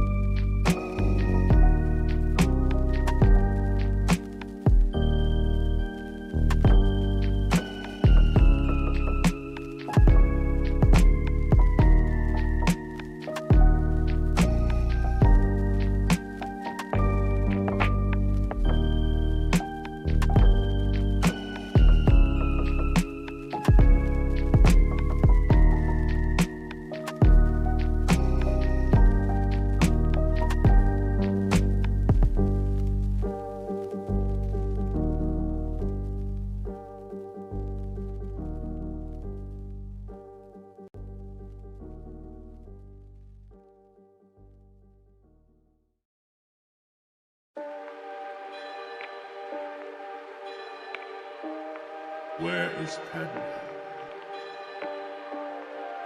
Is she safe? Is she all right?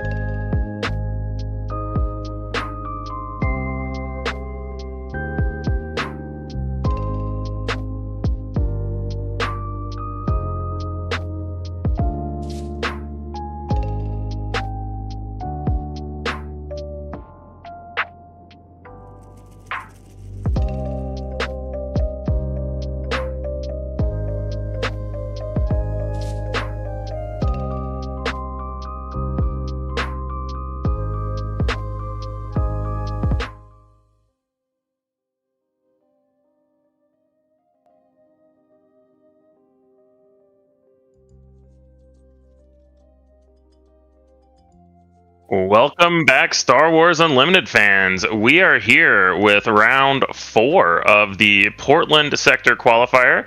I'm Jeff Creasy with the Bot the Network, and I have the pleasure of being here with Corwin from Late Night Gaming. How you doing, Corwin? Good. Yeah, thanks for having me on. I'm excited about this round. It looks like we're actually going to be casting one of my teammates on Han 1 Blue. So yeah, we'll see how this deck plays I'm really out. Excited to see. You were telling me before we went live that you had some experience with this deck, both as a teammate and in some recent tournament activity. Can you talk a little bit about the deck and what it's trying to do? Yeah, my experience was unfortunate. It was Carlos kicking me out of the top 8 round in the last weekend with this deck. So we'll see. I was on Boba Datavolt, and it felt pretty unwinnable for Boba. I'm interested to see how Gar's going to handle it. It's a sneaky deck because it does a good job of kind of limiting your early options, and then before you know it, with the Han flip, all of a sudden his board's full and your base is at 15 damage on it already, and it didn't feel like he was doing anything but controlling you until that point. So yeah, no, I'm excited to see how this works.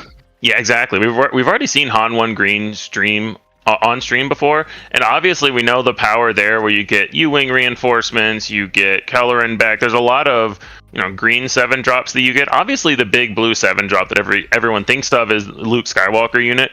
What else do you think this Han 1 Blue brings to the table that kind of makes it an appealing choice over the Han 1 Green that we've already seen? I think it's maybe just a little bit more balanced in controlling the ground than Han 1 Green. Han 1 Green's really trying to, at least against a lot of decks, trying to get that early lead in space and then transition to ground with Kelleran Beck.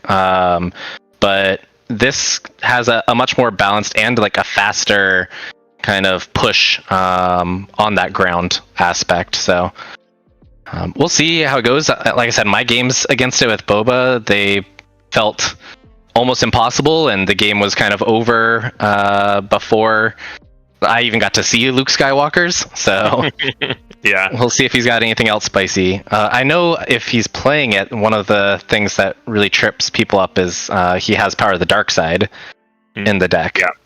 I love that in Blue Hero, and especially in Han 1, where you can discard it easily with the Han ability if you don't need it, and then also you have it if you do need it. And exactly. It looks like they've already gotten in the game here. Yeah, we've got a Secretive Sage, and I may struggle a bit on some of these units. It's a Venestra. That's another really sneaky card in this deck. Yeah, with the Force coming in ready. That's how he finished me off multiple games with that extra damage. And we see a Director Krennic on the Gar, so that is going to attack for 3 and be a shielded unit. What are you expecting out of this Gar ECL deck? I know we think of Gar, it's kind of this kind of wonky, mostly aggro deck. Yeah. What do you think we're going to see out of it? I was pretty big on this Gar deck earlier, and after testing it a bunch before my PQ last week, I kind of shifted off. It really feels like you're pushing aggro in kind of a light-handed manner early, and you're really just trying to go for that big blowout play with Vader on the ECL. That's a really big play though. So yeah. That's huge. The turret you get upgraded and then get to deal 7 damage to a unit. So kill the turret. And Lompike just as a whole is really interesting in this deck because he can just give anything upgrades if he wants to. Well, that's cool. This is going to be interesting to see because I was going to say it looks like they're just going to like flat out race each other and not worry about the units until I saw turret come down. And that's one of those things you were asking, like, what does Han Blue have over Han Green? And the turret is a big aspect of why you play that Force Blue base instead. Yeah, I mean, the ability to go turn 1 Secretive Sage into turn 2 turret is kind of wild. Yeah. Yeah, it was something that at Galactics I saw a lot in the Han 2 blues, but it's not as good dropping that early in Han 2 blue since you have to deal 2 of that damage, and it really matters with turret.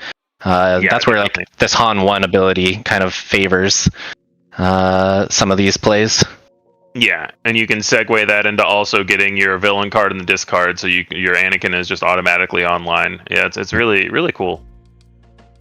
We see shielding the Falcon here. So yeah, I was wondering. Chris is all aboard the all aboard the race game plan. Yeah, this is where things get scary though, because when Han flips and starts flooding out the board, the race becomes pretty hard. He's got hotshot blasters in row, most likely. You have to be careful. He can push that damage quite quickly, and yeah, like we already see. There's only 3 health left. 3 health, face.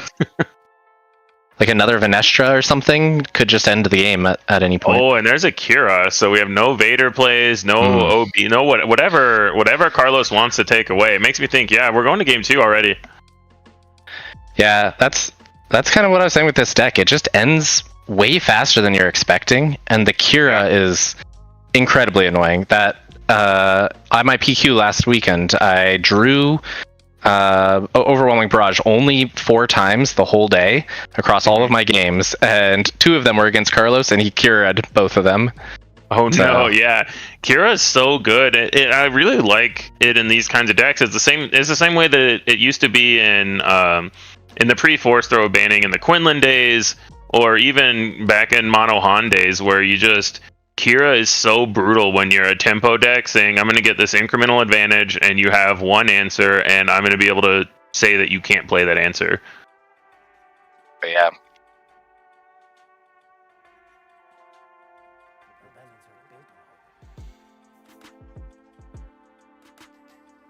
As they're sideboarding here, so we know we've been saying Carlos. Obviously, we've been talking to Yoda Killer Carlos in chat. This is different. This is Carlos Apodaca, very notable player for the late night gaming team. He got second in a PQ last weekend with this deck, He's had several notable finishes. He did fairly well at Galactics. I don't remember if he made 32nd. He was 32nd place. Yeah, he was 32nd at Galactics. So I'm not familiar with Chris Wolf, but I do know that Carlos Apodaca is one heck of a player and has the results to show that as well.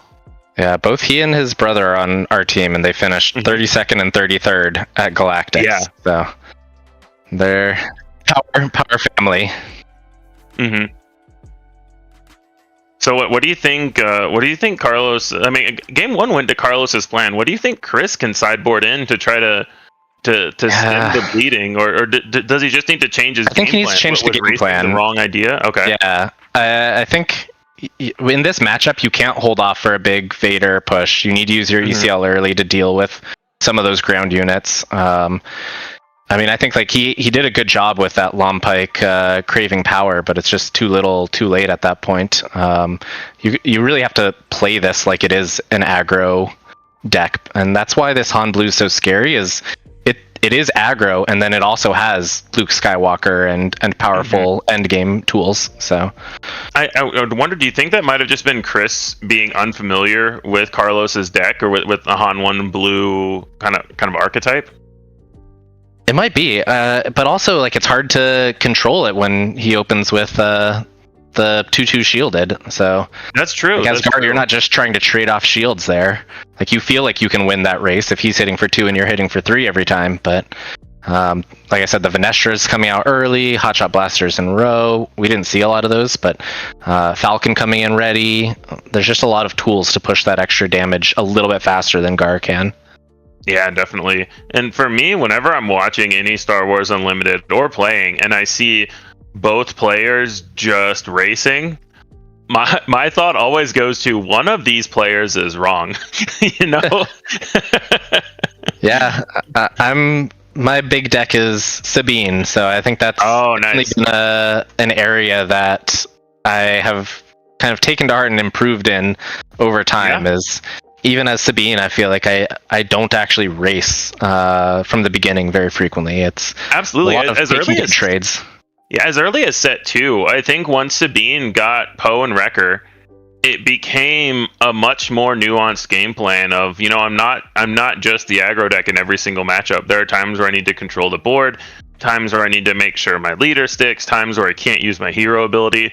It's pretty much every aggro deck in this game has something that they can't just race against and have to know when to control the board. I think that's a great thing about this game compared to a lot of others is in other games I've played, there are just kind of those quote unquote brain dead aggro decks. And I know a lot of people early on got that with Sabine and say like Sabine is just no thought involved, hit base, but good players, you won't see that. Yeah. Definitely agree. So we've started here. We've got the Krennic start again into Inferno 4 and the Secret of Sage, and we already see a difference here with Krennic and Secret of Sage trading shields. Yoda comes down as well. A Sage on the other side. Mm-hmm. So it looks like Chris has kind of, and this is I think this is also a good thing and a sign of a good player. You know, you get about 30 seconds to analyze what went wrong in a game 1, and it seems like Chris is kind of changing his approach a bit and saying, oh, you know, I can't race this deck. I really do need to kind of control the board a bit, and I'm curious how far he's gonna. Yeah, it looks like he's gonna keep even trading those. Yeah, I think it's scary to do this with the Yoda on board though, because like that's just really shutting down any race ability, and now he's just taking all this damage and. Okay, there's and I think trade into the Yoda. I do think Chris played it smart there, where you know he knows the Restore 2 is on board, so he's going to take his unit trades first, and now he can he can attack base with the Inferno 4 later after the Yoda's already attacked, if he wants the 2 damage over initiative.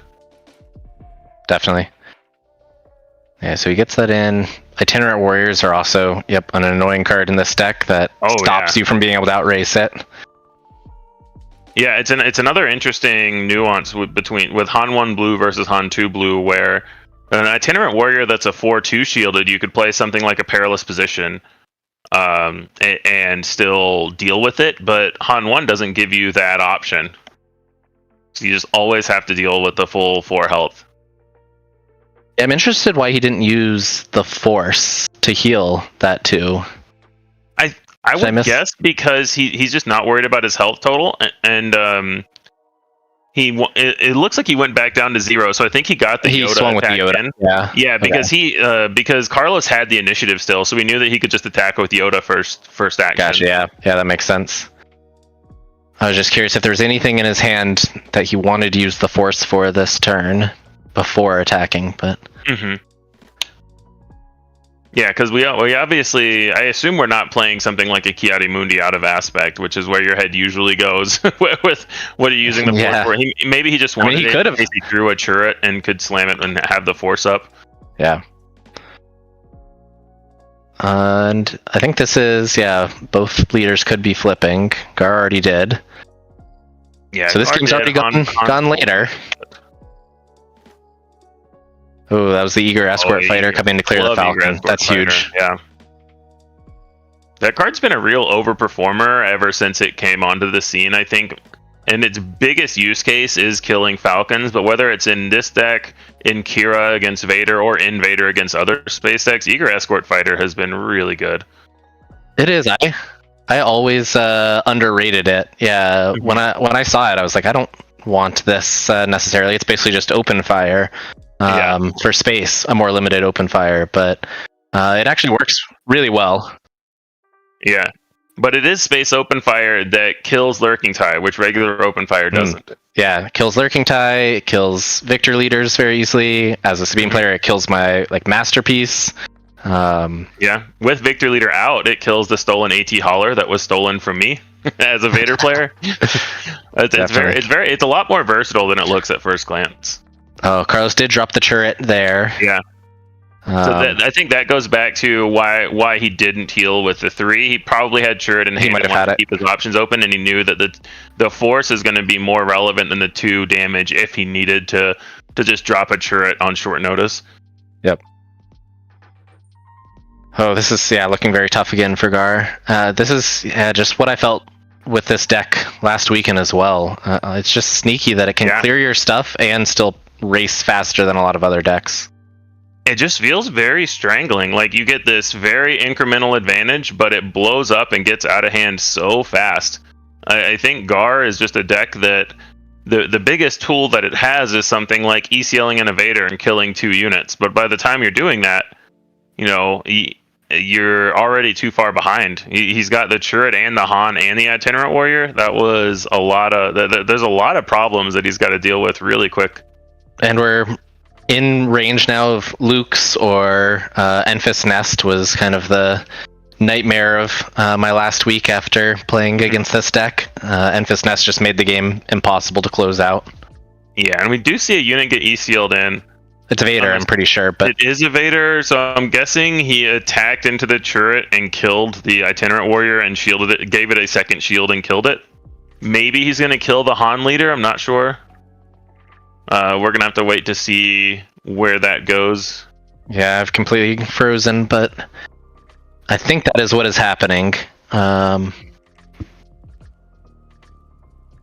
because I see 3 damage counters. Know if this is enough. Like, that's about the best he could do, but I don't know that it's enough. A lot of the board went away while we were gone. Yeah, which and totals are reset. Yeah. Is it just over? That is a great question, because he was at 16 damage or so. So I'm thinking maybe he couldn't deal with the Falcon. Well, it could have been... So he still had the Itinerant out. If he was at 16, that brings him to 20. Yeah. I saw Venestra on board before he picked it up. Strike as well. Yeah, so I think he Venestra'd and either Hot Shot or Surprise Striked. I can't quite see what's on his discard pile. Oh, it's a Spark on his discard. So that wouldn't have closed it, but... Yeah, looks like we have a very quick, very clean 2-0 for Carlos Apodaca here.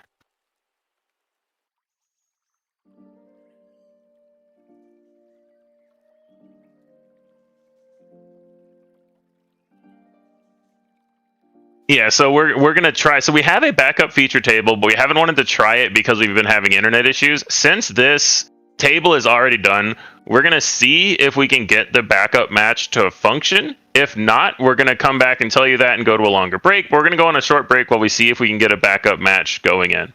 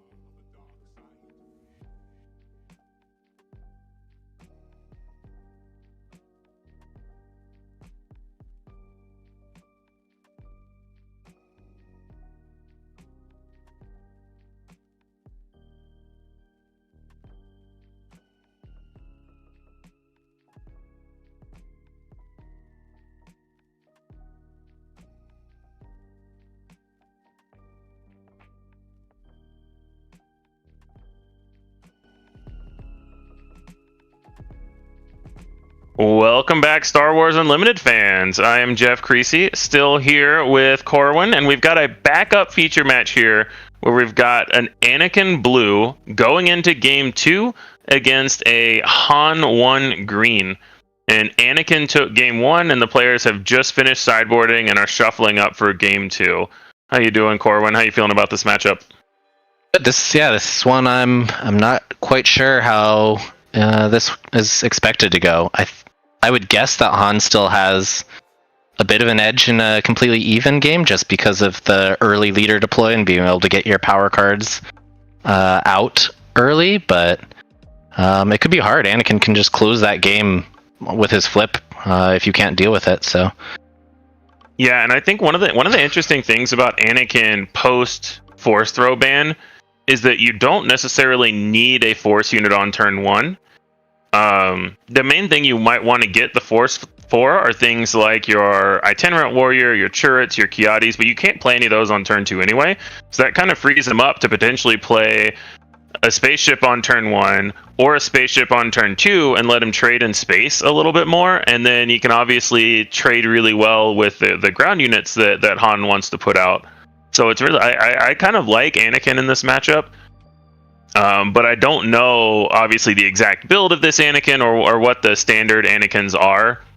I haven't actually seen that much Anakin this, at least recently. Yeah. I think it's been kind of fallen out of favor with all of the Han 2 decks coming. If you want a red-blue hero, Han 2's been the go-to. But yeah, I'm definitely Anakin obviously does. Yeah, he does things that Han doesn't do though with that powerful leader turn. I've seen games close out. So okay, and the Han 1 Green in question is Justin from KTOD. We just had that confirmed. So Justin is down a game going into Game 2. And then going back to speaking of Anakin, I have no qualms in saying the best Anakin player in the world is on my team. Defay, Alex from France, is so good on Anakin, and I think he's won 4 PQs this set with Anakin. So the guy is just cracked on this deck. You've got the insight on it. Yeah. If anyone in the chat knows anything about Levi Ponce, the name sounds familiar. We're not 100% sure where from or if we're going crazy, but that was the first thought. So the name sounds familiar, but I'm not sure from where. And then obviously Justin from KTOD, a lot of people familiar with the game are going to be familiar with him. So excited to see him on stream as well. Yeah, talking about former Sabine players. There's Justin for you, but everyone's kind of switched off. Yeah, it is interesting to see that he's on the Han 1 Green here. I wonder if he's on a more aggressive list, just because that is like you were saying, he is known for Sabine and for aggressive decks. It's not that that's the only thing he can play. Obviously, he's a very skilled player and can play a lot of things. That's just his comfort zone and what he's known for, what he's known to be one of the best at. Yeah, so with this matchup, you were talking earlier about potentially trading in space. Do you think they have answers to any of the Han space openers, like the powerful opening up with a hauler or opening up with Falcon that you can then Han pilot on top of, or Chewbacca? They definitely have answers to hauler. Even any 3-power space unit, even just a red 5 on turn 2 can trade into the hauler. The question is, turn 2 is too late, right? Exactly. So that's the question. Yeah. Do you have the answer for the pilot? Is the question. Answers for the spaceships, I think, are pretty easy. The answers for the pilot might end up needing to be something like a confiscate. But yeah, that's well, we don't see the strongest start from Han. We don't see the Falcon to potentially get piloted. L3 is still fine. It's nice to get a shielded unit out. You expect you're going to be able to get an attack in with this unit. You can still potentially put a blaster on him to attack for 4. So not a bad start by any means, but we're outside on of the other side. GG. On the other side, though, the Yaddle is quite powerful for Anakin, being able to trade up into a much bigger unit and heal some of that damage from the Anakin ability. So yeah, I would imagine Justin really wants a blaster here.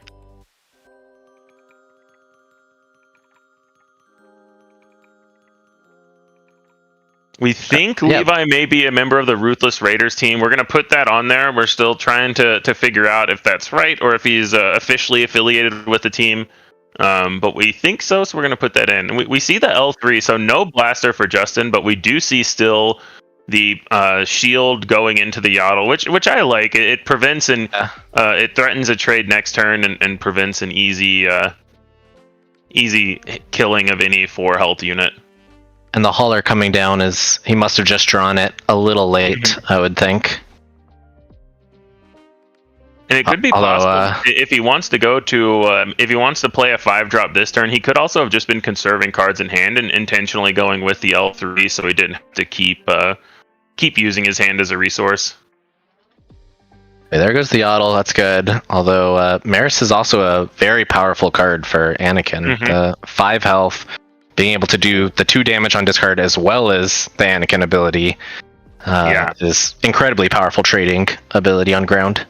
And the Kiadi here really just giving a lot of ammunition for that Marin as well, because now you can start discarding if you want to deal damage to the hauler in space. It's another way that all these force decks can damage space units, but they have to have the cards in hand to do it. We see no pilot from Justin here, because I think if he had hauler pilot, you play that on turn 1, but if he just has hauler and L3, then I could see his line potentially. So maybe he just drew the hauler, but he also might have chosen his line anyway.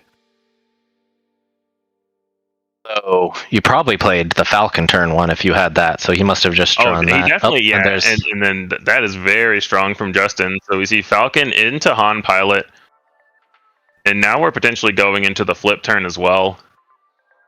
Yeah, Justin's been able to be so resource efficient this game. That was the first turn he had to use Han action, so he still has a decent amount of cards in hand, and he's been efficiently using his resources every turn, trading with the Yaddle, getting the turn 2 hauler, and turn 3 Falcon into Han. This is really, really well curved out so far from Justin, but Levi still has a lot of cards in hand, and you would imagine a lot of options available.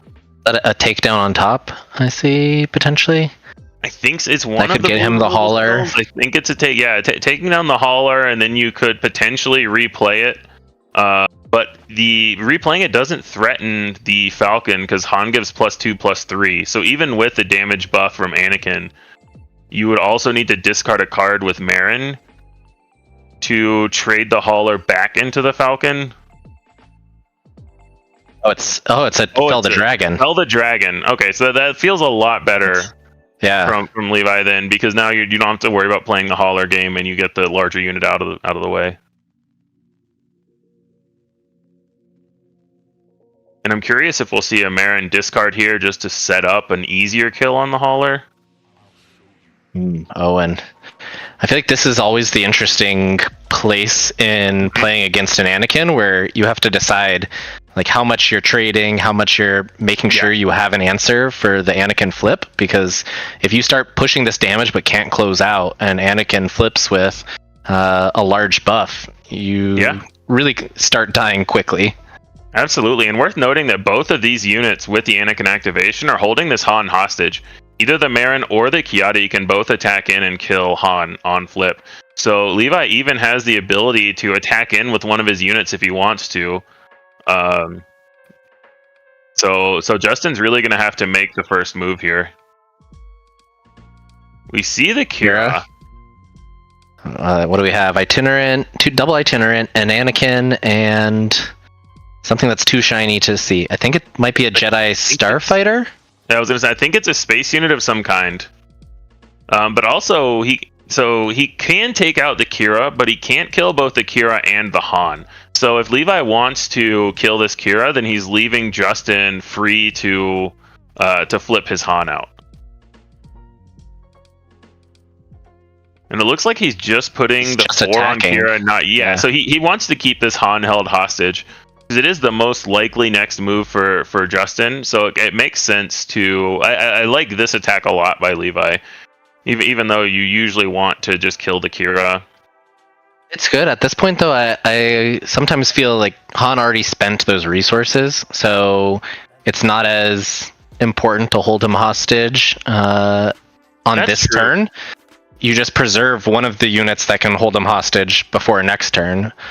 But if Justin doesn't want to flip Han, you can still either attack in with Marin to Kira or attack Marin to base and discard a card to kill Kira. So you can still kill the Kira this turn pretty easily if Justin doesn't want to flip his Han or does something else. Yeah, it's one of the key turns. Both of these decks, their flip turn is kind of where the game can be won or lost. So okay, looks like neither of them. Claim. Yeah.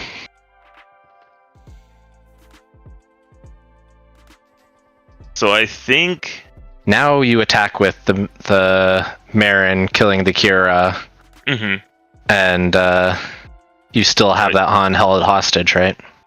Yeah, you could do both. And it looks like okay, so he's attacking Marin to base and discarding to kill the Kira. He looks like he's discarding his space unit though. So either he has another answer for the Starfight or for the Hauler, or he's just not worried about it. I do see double Itinerant Warrior in hand. Yep. And I'm assuming the Kira called. Well, actually, I don't know. It might have called the Itinerant because there's two of them, but the other card is an Anakin. Yeah, there was an Anakin Champion of Mortis in hand. We have not seen any villain cards, so it would only be -3. But that plus a Marin discard could still kill the Hauler. And yeah, helpfully showing us that this Anakin is +3 attack. I was just about to say I really appreciate Levi putting counters on his Anakin.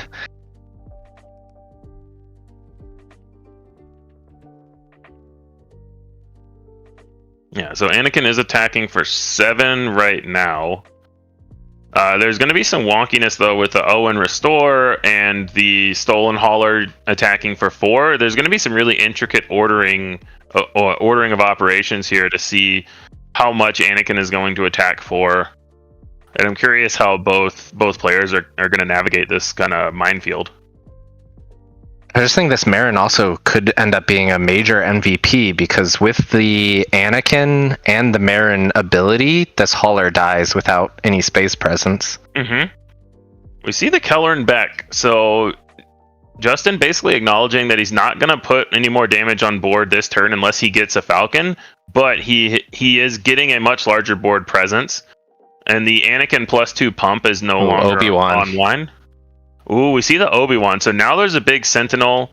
Anakin is usually okay with big Sentinels because he has Overwhelm. But also notably, the Kelleran Beck does attack for 7. So Kelleran is threatening to trade with this Anakin if Justin wants. Or I would imagine he might just want to go 7 to base and say that he can win the race. So it feels like Justin's got a lot of good options here. Well, we'll have to see, because he has, there's the Anakin on the Obi-Wan, so that he can overwhelm more? Yeah, or he could kill it with, he could potentially kill it with Kiadi without, I like the he's overwhelming, So he's just taking 0 damage back. So this means that the Han leader can't kill Anakin now. Chat asking about the previous game of Gar Saxon versus Han 1 Blue. Han 1 Blue won that 2-0 with Carlos Apodaca taking it down. And quite quickly, so. Quite quickly, yes. Alright, so we see Justin going to base. I like this a lot. Now Kelleran plus the Stolen Hauler is lethal, even if you can kill the Han leader. Wait, did he... Oh, sorry, he put another plus on Anakin. Plus, yeah. So, but Anakin can stop the Kelleran. Yeah, Anakin can kill the Kelleran and overwhelm for 1, and this is where you've got to decide how far behind you are. And I think this Stolen Hauler in space is really making a lot of the difference here, where even if ground gets completely cleared, he's dead to 2 Hauler hits. Even if he kills the Kelleran Beck, he still has to kill either the Han or the Hauler after the other one hits him, or get in the Owen hit for restore and hope there's no surprise break. Does have the Owen at least. And 2 itinerants in hand. So chat saying this doesn't look like Blue Han. This is not Blue Han. This is our backup feature match of Han 1 Green versus Anakin Blue. The previous match that we had was Han 1 Blue versus Gar ECL. So sorry for any confusion from that. Oh yeah, we just haven't updated the icons. Yeah. The backup feature matches, it's always a lot harder to get to get everything set up. And yeah, we do see him. Should be 1 overwhelm from that, I believe, from the Anakin attack. And then now you've got the Owen there, but you're still going to need something to not die first action next turn, even with the Owen Restore 2. We see the Itinerant Warriors. He's got 2 in hand, although I think he's on 7 resources now, I believe. He should be, because Anakin flipped last turn. There is a surprise strike. Ooh.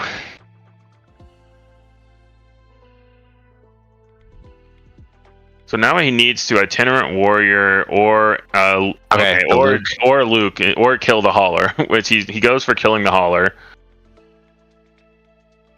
And he does have the ability to just kill Han Leader now, so Justin needs to get something else going, but there's a lot that he could do here. Anything like a Falcon. Falcon's pretty good. Should be the game here, because even with Owen Restore, Owen Restore, he's still dead. There's an interesting question there of, if he didn't have the Falcon, do you play the Hauler? I think you leave it in your opponent's deck, right?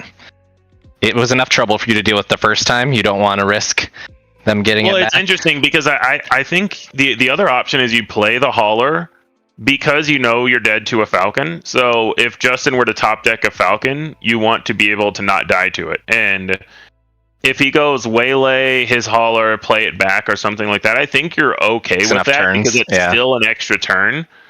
So I would play the Hauler personally. Because everything is you're in a bad spot either way. So it's what do you want to play around? And I'd rather play around having an answer to a top deck Falcon than having to play around them waylaying and replaying Hauler. Yeah, good point. Oh, that's the rough part about these decks. He was almost at that stabilization point with a Luke out and an Owen out. If he had been just a little bit healthier.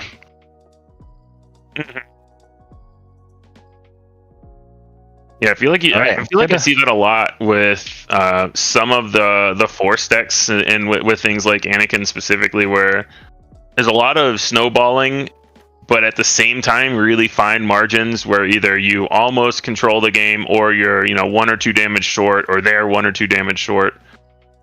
So it's really interesting. And that's Anakin's sweet spot, right? Yeah, exactly. I feel like the number of Anakin games I've seen where he wins by swinging for 10 when he has like 1 health left, back when Anakin Colossus was a common deck last set. Yeah.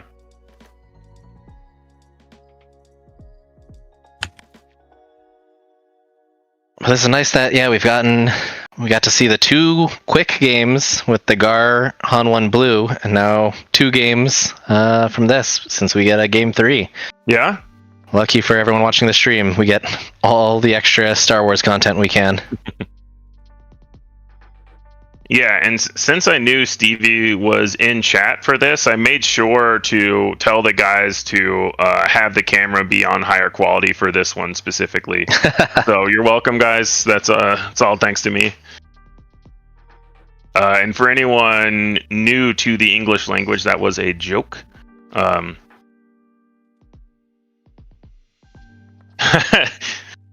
Stevie asking what mat he's using in chat now. So if any person were to happen to have, as a random example, something like a Magic Pro Tour mat, those are not allowed on the official streams. So we would have to politely request that the player use an officially licensed mat and not one from a different game. Yeah, that's all hypothetical, of course, but anyway, we're at this mat now. We are into if anyone did have a Magic Pro Tour mat, that would be really cool. Game 3, neither player mulliganed this time, which Justin managed to pull that off with not his first choice of hand. So I was a little worried at the beginning of that last game. And I do think that, well, it looks like, no turn 1 Falcon is bad, or, quote unquote, not the best. I do think that there are a lot of openings where still L3 is a really good opening for Justin, because now he's sitting here with, he's threatening blasters, he still has the cards in his hand for Falcon into Pilot, or we saw last game on 4 resources, it was Han activation into Falcon Han Pilot. So it doesn't mean that he has a bad hand. I think L3 is still a really good opener for him. Why did the Anakin just tap up to 4 though? So a lot of Anakins, there are he's just using the ability to pass? Exactly. You can use the ability to just take 2 damage on your base. He wants to see if one of 2 things. One, he wants to see if Justin is going to Han activate to potentially play Akira. The other thing is he wants to just get damage on his base so his Anakin flip does slightly more. And it looks like he doesn't have a 3-drop to play. Yeah. So it is. I couldn't tell what the last card was. It was Fel, Kiadi, Open Fire, and some Jedi. Might have been a Luke. I think it was a Luke. And you name the Kiadi here, right? With that hand? I would imagine so, when he has the Force as well. Because you're not worried about Fel right now. And then, so we're not 100% sure what Kira named. But no turn 2 play, except for dealing 2 damage to your own base, is pretty good for Han 1. Yeah. And just having the information that there is a Fel in hand is really important for that pilot plan. Yeah, exactly. So maybe he's not gonna, Han activate into Han Pilot. Yeah, and it looks like Chad is probably correct that he was trying to pass there so that he could get open fire on a valuable target, hoping that there was a Falcon or something. But it is one of the it's something that high-level Anakin players need to learn, is that there are times to deal 2 damage to your base, just activate Anakin for no reason. Or, well, I shouldn't say for no reason. Activate Anakin with no attack value. And understanding when those times are is what elevates players to the highest level of Anakin play. I'm not saying that the activation there was right or wrong. I'm just saying in general with Anakin, it's a skill to know and to use a non-zero amount of the time.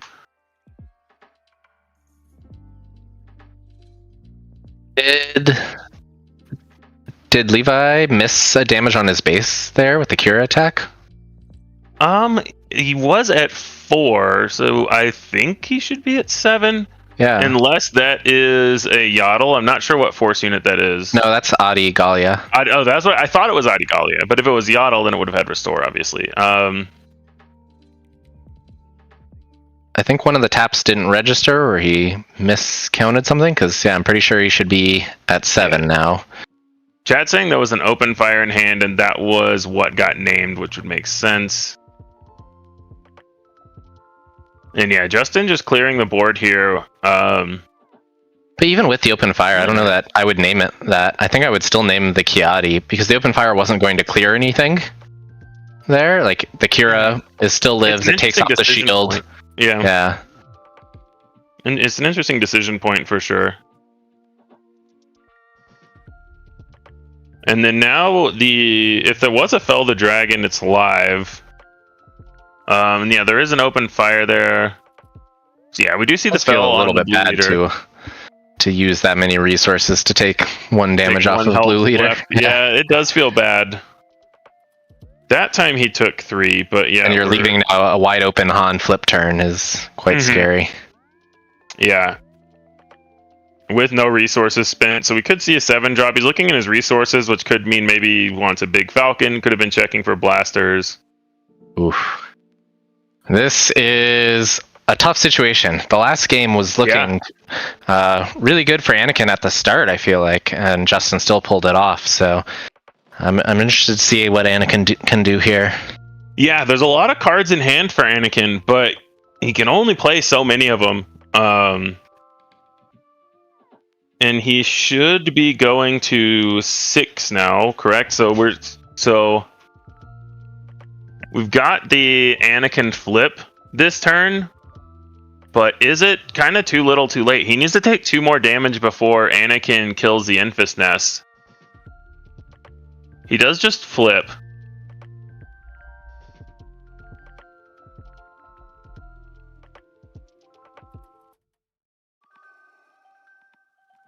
Okay, we think the timer is pretty accurate with about 8.5 minutes left in the round. That should be more than enough time for this game to come to a natural conclusion. I wouldn't think we need 8.5 minutes still at this point, but... Yeah, but both players have been playing fairly quickly. Ooh, we see an entrenched in hand. Entrenching your own Anakin in this situation is a really interesting line that can try to work on clearing the board. It can, but is it going to be fast enough? That's the downside of running this lower health base as Anakin as well. Yeah. Like we talked about in the last game, he was so close to turning the corner. If he had even 1 more health, he might have been able to stabilize with the Luke on board and the Owen on board.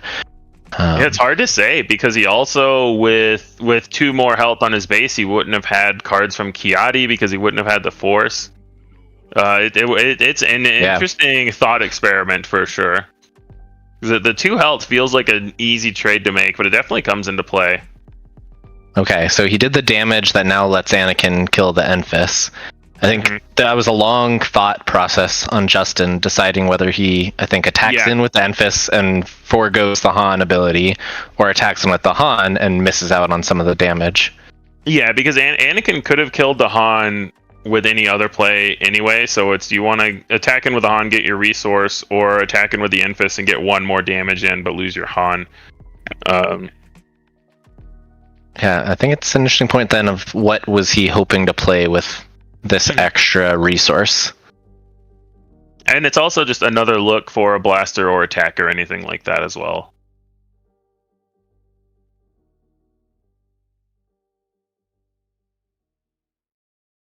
Yeah, now we're going to see a Kiadi, or a Kelleran, potentially. I mean, we're really at the point where I don't know that Justin needs to do too much more, so he can really just react to whatever Levi does. Justin's in the driver's seat right now, so it's on Levi. We see a Force Lightning, which is really interesting. Looks like, he's using it just to deal with the leader, but that taps them all out. I don't mind that, though, because whatever Justin does here, Levi is probably going to have to claim anyway. And now with his Anakin potentially turned online for -6, it's just another thing that Justin has to think about. If he plays a big Falcon or Tech, then Anakin could kill them all. I'd be worried about a Kelleran into an Obi-Wan, because then the Kelleran gets to attack. The Anakin has to deal with the... Oh, no, because they'll be next round. Never mind. Yeah, so Anakin still gets to kill. Anakin minus... You could Anakin leader attack in or play your new Anakin in -6 the Kelleran if you have one. But Justin with initiative, immediately cashing in his tech to kill the Anakin. Or sorry, other way around. I was confused. Okay, Levi cashing in his Anakin to kill the tech. That I like a lot more. I was very confused for a second. Sorry about that. Turned on Luke though. Turned on the Luke for that, yeah. Now we're back to Justin only needs to get in 5 damage, so Falcon plus Surprise Strike. Stolen Hauler is going to be really good here. He's got the Restore 3 coming in, so it makes it a little bit harder. He needs to find something to get across the finish line, especially before this Luke starts restoring. Exactly. We're now at the point of the game where we are basically what I was talking about before, that we're high damage on our base, but we have that restore and an empty board on the other side. So yeah, it's interesting how it's similar but different from last game. Last game there were a lot of units out, but Levi was still really close to turning the corner, and here there are not a lot of units out and Levi's really close to turning the corner. So it's similar but different. This is tough, though. The Kelleran being pulled off of U-Wing is... Yeah, if he gets something like a Falcon here... and like he does. That's the one. That's the guy. Yeah, this is really tough then, because Luke can't deal with the Kelleran. You can take 2 damage to your base, and then you restore 3. But yeah. The 2 damage is too much. Yeah. Yeah, he dies before the... I believe. Yeah. Because you do the before you get to do the attack. So he would die before he gets to do the attack. If he were to activate Anakin and attack with a Luke. So yeah. There you go. I'm sad we missed the first game where the Anakin won, because those looked pretty. Yeah, I wouldn't say convincing, but Games 2 and 3 both looked really good. There was a lot of back and forth, a lot of interactive gameplay. I feel like this is the kind of gameplay that FFG constantly says they want their game to have. Units matter, attacking matters, all of the keywords, restore. We saw Sentinel matter. There's intricacies to turning on Anakin unit. This was very, very cool gameplay. This is a nice matchup to watch. I really enjoyed it. Yeah, definitely. We saw both leaders being used to their full ability, including that turn with Anakin just damaging his own base to sort of soft pass. I think this is a perfect reason why Star Wars is a great game. Star Wars Unlimited is the timing of ordering of your actions, the cards you play, the choices you make, what cards you name with Kira. All of that matters a lot in this game. It's also interesting looking back to that turn 2. He dealt 2 damage to his base with Anakin. On the last turn of the game, he needed to be able to deal 2 damage to his base with Anakin, and he couldn't do it. So if he hadn't done that on turn 2, that could have changed the whole game. Justin, because the Luke will every turn keep up with the Falcon damage, so Justin would have needed something else again. So it's really interesting. Well, even if he had that 2 extra damage, the Falcon, like he would still get to swing with the Falcon, so he's dead to a lot of surprise he's dead to any pumps. But it makes Justin need to have one more card, one more thing. But yeah, it's just really interesting the how tight all of that is.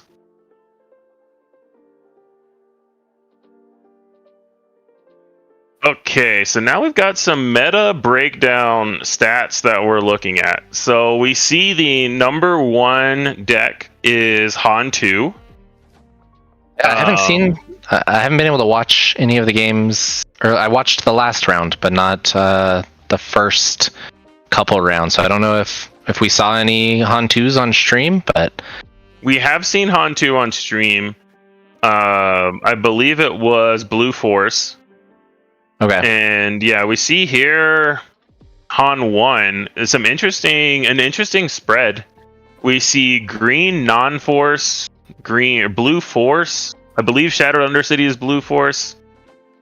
Yep. Night Sister Lair is also blue force. Command Sister. So there's a lot of green 30 and blue force. And a data vault. Yeah. 2 data vaults. There's a mono yellow Han.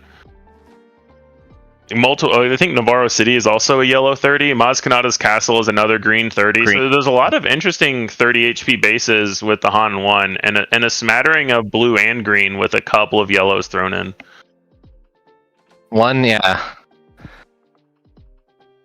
Yeah, Sabine, mostly ECL. 1 Sabine data vault. The Pike Palace Sabine. I'm interested in that one. Yeah. So that's Sabine blue, but I don't. This data is not filtered by win rate, so we're not. This is just the entry data, not necessarily the who is at the top tables data as a disclaimer. Grand Admiral Thrawn. That's a deck that's been rising up the ranks a bit. Can be really hard to deal with. Kind of in all of its colors, actually. Yeah. We're seeing like the data vault, which I have a good bit of experience playing against, and the fact that it can just draw through so much of its deck makes that data vault downside not actually that big of a downside. Yeah, definitely. It's a really cool deck. Anakin is there with only 9, not too surprising. It is surprising to me that there aren't any Colossus here. If we have 9 Anakins, I always believed that Anakin was kind of better off not being on Colossus, but I know it was pretty popular in previous sets. I am a firm believer that Anakin 30 is better than Anakin Colossus if you're going to go that route. I also believe that. I think the cards are so important for Anakin. Definitely agree. The difference between whether you draw into your Luke Skywalkers or like your important early game cards makes a huge difference. Yeah, or just being able to set up for a good flip turn. Even if you're not playing the lightsabers or whatever, you need to be able to have the right answers at the right time. I love seeing my Boba Data Vault pretty highly represented here. I've also been a firm believer that Boba 30 is better than Boba Data Vault, and the rest of the player base and results from Star Wars, everything seems to disagree with that thought, but I still think it. Tell me why I'm wrong. I don't think you're wrong. I think this is actually, I'm excited to talk about this on stream because I have talked within our team quite a bit about Data Vault in general, but I would say if you were to look at statistics of just all matches and you somehow had even player ability across them, I feel fairly confident that 30 would be outperforming Data Vault. But in a tournament setting, you already are relying on a lot of variance and drawing the right cards. And if you're running Data Vault, you get to toolbox your deck a little bit more for all of the matchups. And then the variance just has to play in your favor. So I think what you're seeing in the stats is that it is more likely in any given tournament for a Data Vault deck to rise to the top because they just got the lucky draws. Obviously, they have to be good players as well, but their draws happened to work out for them, so they didn't experience the downside of the Data Vault, and in that way, they just got 3 extra HP, which does matter pretty frequently. My standard experience, I don't play with Data Vault, but whenever I play against it, my standard experience is my opponent draws poorly, and then my role is to console them after the game and just tell them they got unlucky. Yeah, I can see that. At my last PQ, like I mentioned, I played 8 matches. A lot of them went to game 3, and I only drew Overwhelming Barrage 4 times on the whole day. So I was feeling the Data Vault impact there, but still managed to go to top 8. And top 8 was actually where I drew 2 of those, half of the Overwhelming Barrages. They just happened to get named by Kira, so I didn't get to play them. But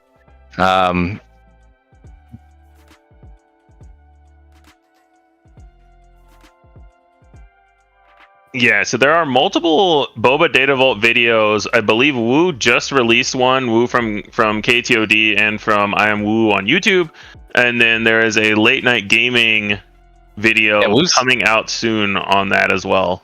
Woo's video is about Data Vault kind of in general, and I think it's actually a great video for everyone to watch in that case, and he makes another really important point of how Data Vault sort of just gets better as more sets are around, because in a Data Vault deck, you want a type of deck that has a lot of overlap in your important cards, and so you don't really care if you draw card A or card B if they do the same job. And I think that's why Ray Data Vault is actually a better deck than Ray 30 a lot of times, because you don't really care which of your small high health units you're pulling. You just want some of them that you can buff out. Yeah, and it's usually similar with blue-green villain as well, because a lot of times it's like, okay, I need to draw Fell or Takedown or Rival's Fall or Super Laser Blast or one of these 83 blue removal spells. Exactly. Okay. So we are about to go to a break until we get here for round 5. Coming up next round, we're going to have an excellent commentating duo that I'm excited to listen to with Tower Number 9 and John Tata. As for closing out this round, I'm Jeff Creasy from the Bothan Network, here with Corwin from Late Night Gaming. So thanks for hanging out, guys.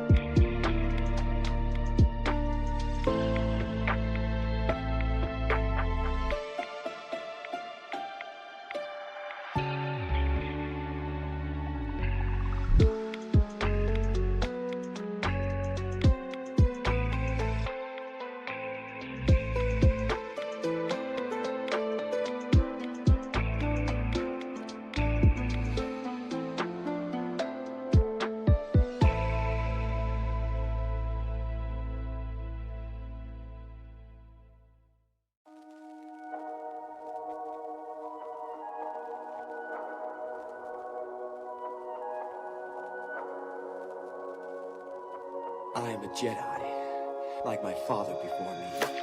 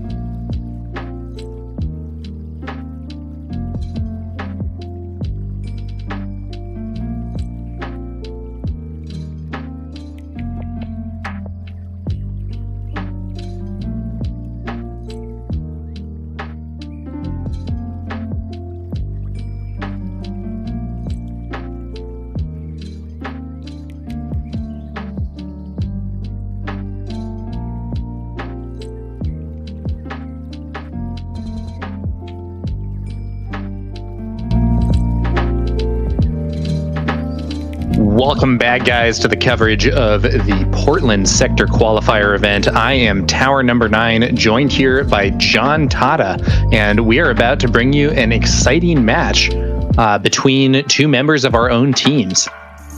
Yeah, no bias at all here, right? I mean, I was just saying, I'm kind of torn here. You know, it's like my dad against my son, so I don't know how this is going to go, but it's going to be fun.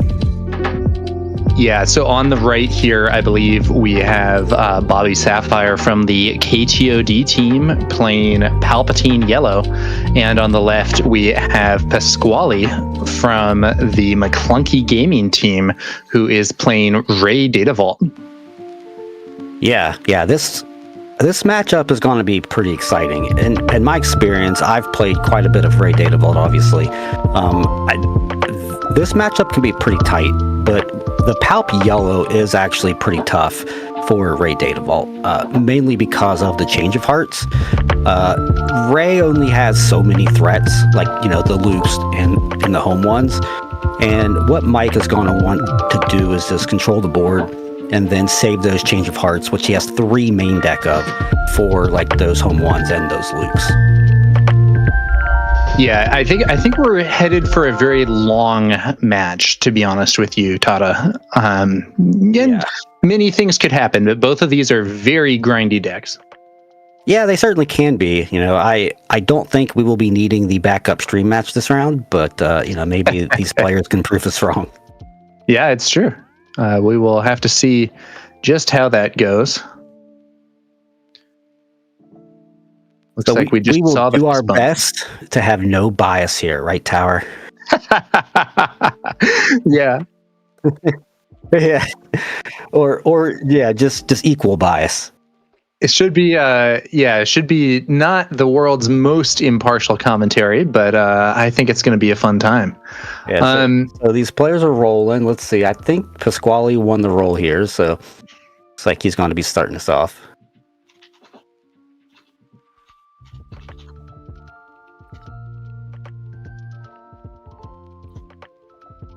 Oh yeah, that. So you know, we had a nice announcement recently, which is that the McClunky Gaming team is going to be providing coverage for the upcoming limited sector qualifier, which is going to be an exciting thing. So I'll be casting over there, and I'm looking forward to seeing that limited sector qualifier on the on the broadcast. Very exciting. I was really happy that they got that worked out. You know, all of these events deserve to be streamed, so that's pretty exciting.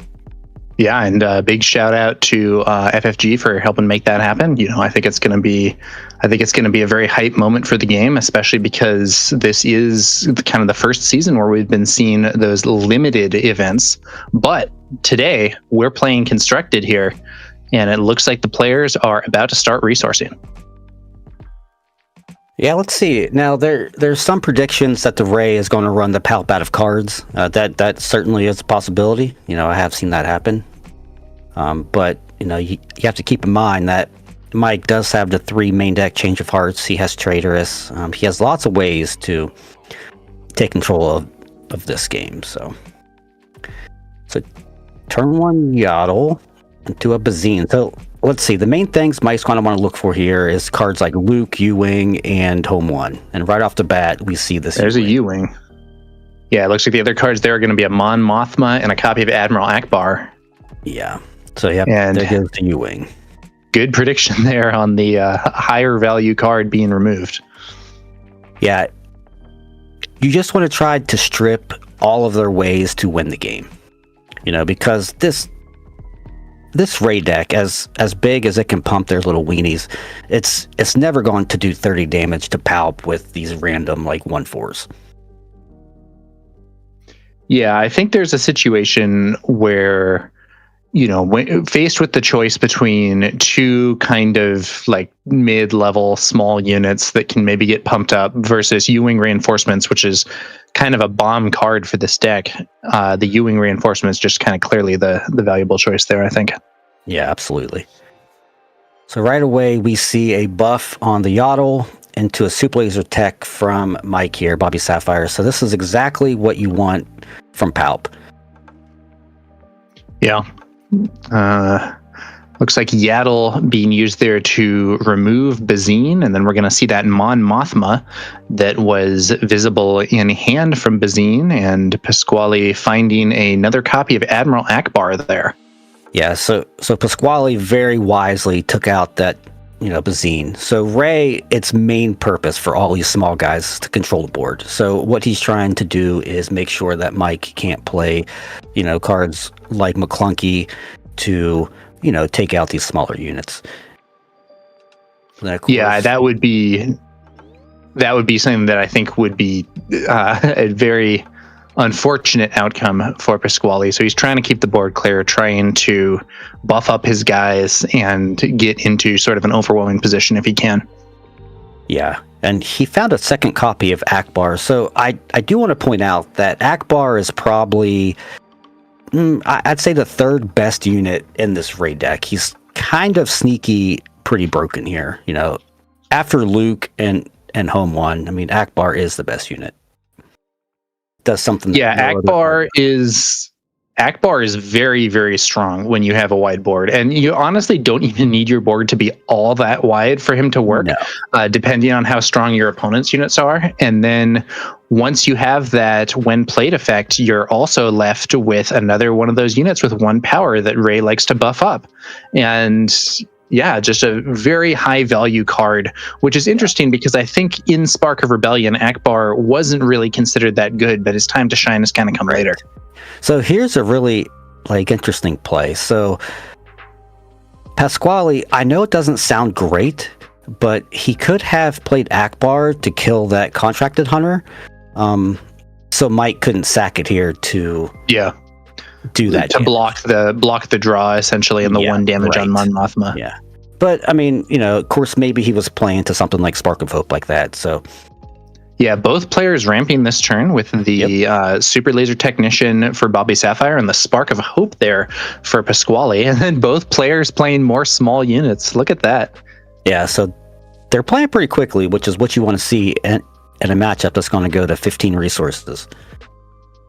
Yeah.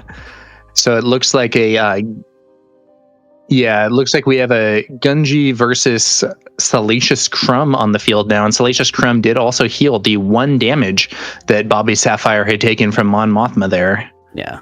But now we're on the Ray flip turn.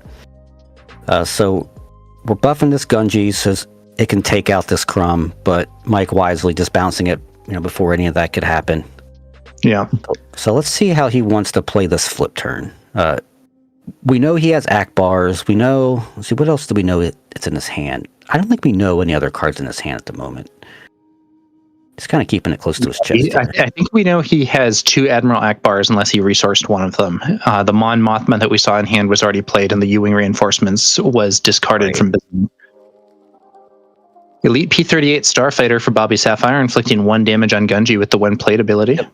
So that's a great unit to just kind of have around, because at any point he could use it to ping a Luke Skywalker. There's the Ray flip. Yeah, Ray flip. Just going to get no good immediately. No good to me dead. Great card to have in this situation. Another one that came out in Spark of Rebellion, and unlike Admiral Akbar, was kind of a star card for a while. If anything, it hasn't been as played recently, but still very powerful. Yeah. So Mike wasn't in any danger there of, taking extra damage, but I think he just wanted to make sure that this Ray can't grow. Keeping it a 2/6 for 2 turns is pretty relevant. Now we got it looks armor. Looks like Pasquale still has a lot of resources. Let's see what he does with them. Yeah, might be a tech. Yeah, there's the tech. Smuggles out a tech. Tech this early, though, it's not super scary. It's not going to get too scary until Pasquale gets to around 9 resources. I think he only has 7 right now. Yeah.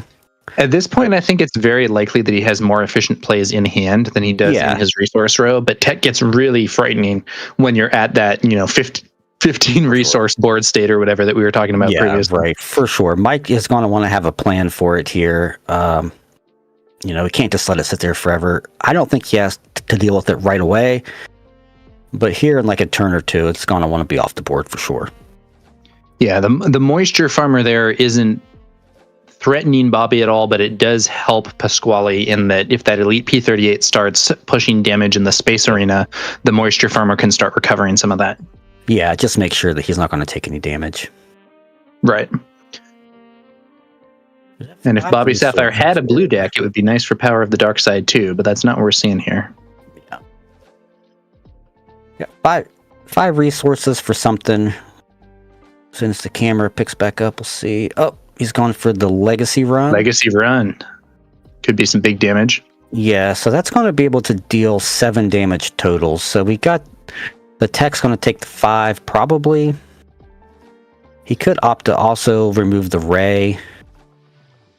Yeah, so Legacy Run is a 5-cost 3/3. When defeated, deal 6 damage divided as you choose among enemy units. So in this case, as you were saying, Tata, Bobby Sapphire can sacrifice it with Palpatine's leader ability for 1 damage and then do the 6 damage as well. Looks like, I think that's a blue leader that moves into the ground arena without resolving its ambush. And then let's see what Bobby Sapphire does. He can do that big damage. Yeah, and it looks like there's that Legacy Run sacrifice. So he's going to draw a card and he's going to get 7 total damage to play with here. Let's see where he sends it. See what he opts here. He could kill Ray and put 1 on tech. He could destroy Ray and put 1 on blue leader. Doesn't 1 on blue leader. Yeah. Maybe deciding to kill tech or kill Ray. It's going to be tech who's off the board. And then I think he still has 1 more damage to play with. Might just put it on the Ray, yeah. Yep. So it looks like he wants to maybe flip next turn to take the blue leader. So maybe Pasquale is going to be looking to either attack with blue leader first next turn, or potentially, maybe get this Ray damage in and see what he opts. Gunji swinging in for 3 damage since he is buffed with an experience token there. ISB agent pinging another point of damage onto Ray. Did you see what event was shown? Change of Heart is what he revealed. Certainly a strong card for Palpatine Yellow. Yeah. And looks like Pasquale has taken the initiative without swinging with the Moisture Farmer, allowing the Elite P38 Starfighter to get some unhealed damage in. Yeah, so if I were Mike, I might not have wanted to reveal that Change of Heart, just because now that gives Pasquale the knowledge that his Luke Skywalker is not safe. But it's also possible that Mike just didn't have any other events. Yeah. And that blue leader is swinging first, like you predicted, Tata. 5 more damage onto Bobby Sapphire's base. The damage is starting to add up a bit. I think he has 19 HP left, whereas Pasquale has 30. Yeah, so there's the Vader. This is a big turn for Bobby. Yeah, so here's why we saw all that damage to Ray, because now this Vader can take out this Ray. Let's see what he gets. If he gets a... What are we really wanting here? Super Laser Tech's fine. It's just something else we can throw. Taking out the Ray. We only take 2 back, so now this blue leader we need a plan for, so it can't just take out our Vader. Yeah, do you think that you think Bobby's going to flip to take the blue leader here? Yeah, he has to start pressuring Ray at some point. He has the leader off the board. Pasquale only has 1 real threat in play right now. I feel like if you just take it, then you're feeling pretty good, because then the Palp can take out the Gunji. Yeah, and he does still have that Change of Heart waiting in the wings in case we do see that Luke Skywalker or something. Yeah. But it's also worth noting that Pasquale does have 8 open resources, so he still has his whole turn ahead of him. And Mike is, of course, pretty much tapped out. It is interesting to note how Bobby Sapphire here was able to totally handle Ray on her. Now, Ray's still got some value from her leader side, but her actual deployment, she didn't even get a chance to swing, because we saw first No Good to Me Dead, and then the combination of that ping damage and the Vader ambush preventing Ray from ever actually doing anything as a unit this game. Yeah, she didn't do anything. I think the whole game she's put to experience. So he's doing a really good job of neutering her leader effects completely. So now it looks like we did flip. We did take the blue leader. The stream is just catching up from the internet here. Yeah, it looks like maybe Gunji took a swing to hit Bobby Sapphire's base there, maybe. It looks like we might be on 14 total damage now. Yep. And then this Moisture Farmers looks like Pasquale's going to do something with it here. Yeah, it could just be a swing. Could just be a swing into the base to heal, most likely. Yeah, most likely. And then also kind of buy some time. Our apologies to the viewers. We seem to be having some difficulty with the internet feed here for the match. Hopefully that's going to be resolved shortly.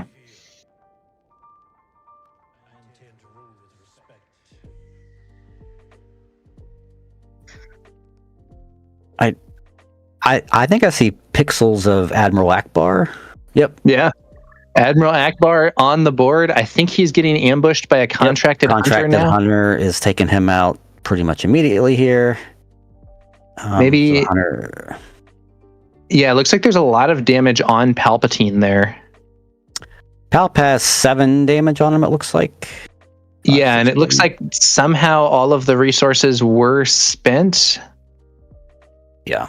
For Pasquale, but I'm not entirely sure on what. Apologies to the viewers.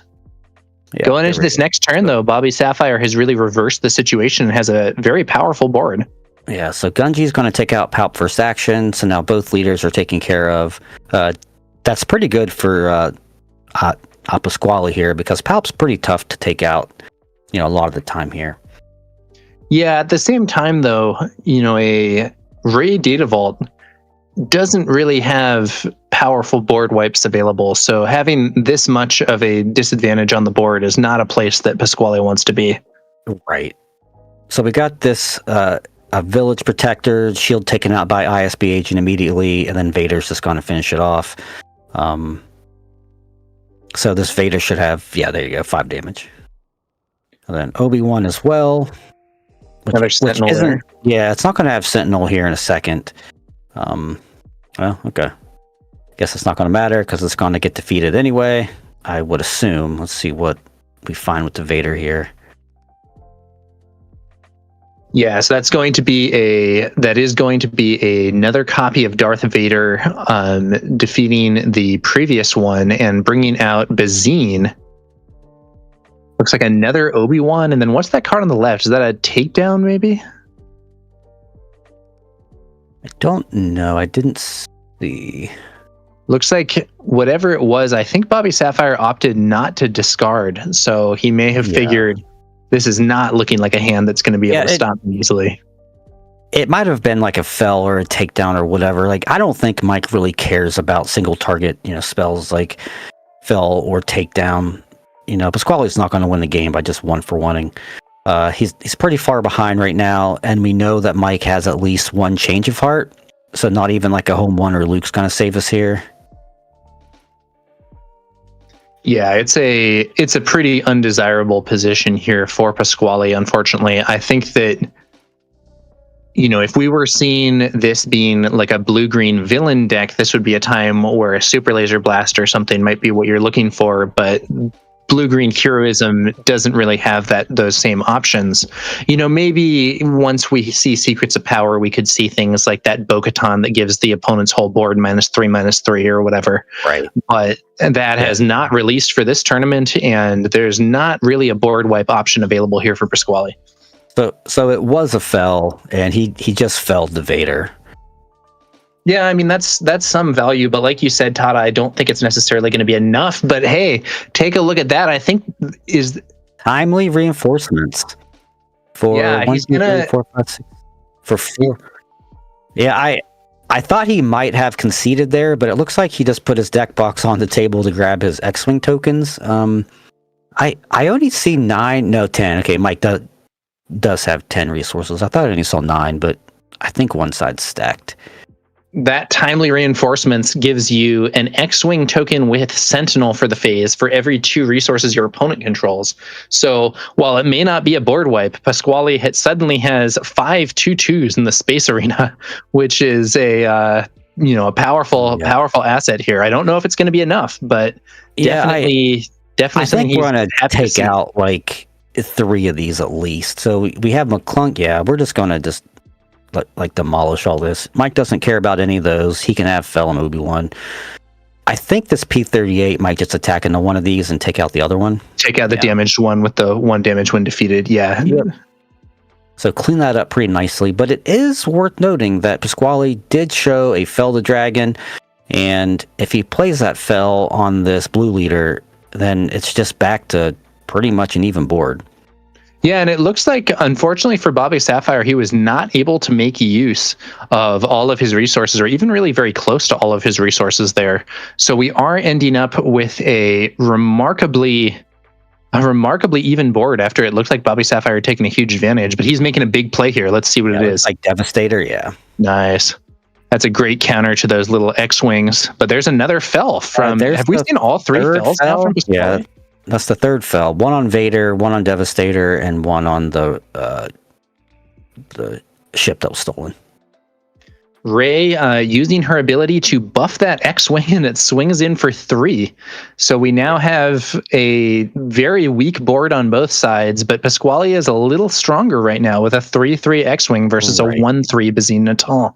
Yeah, I think Mike's not playing a ton of cards. Yeah, because he's just holding a ton of events in his hand. Change of heart on the 3/3 X-Wing. That is not something you see very often. I think he just has a handful of them.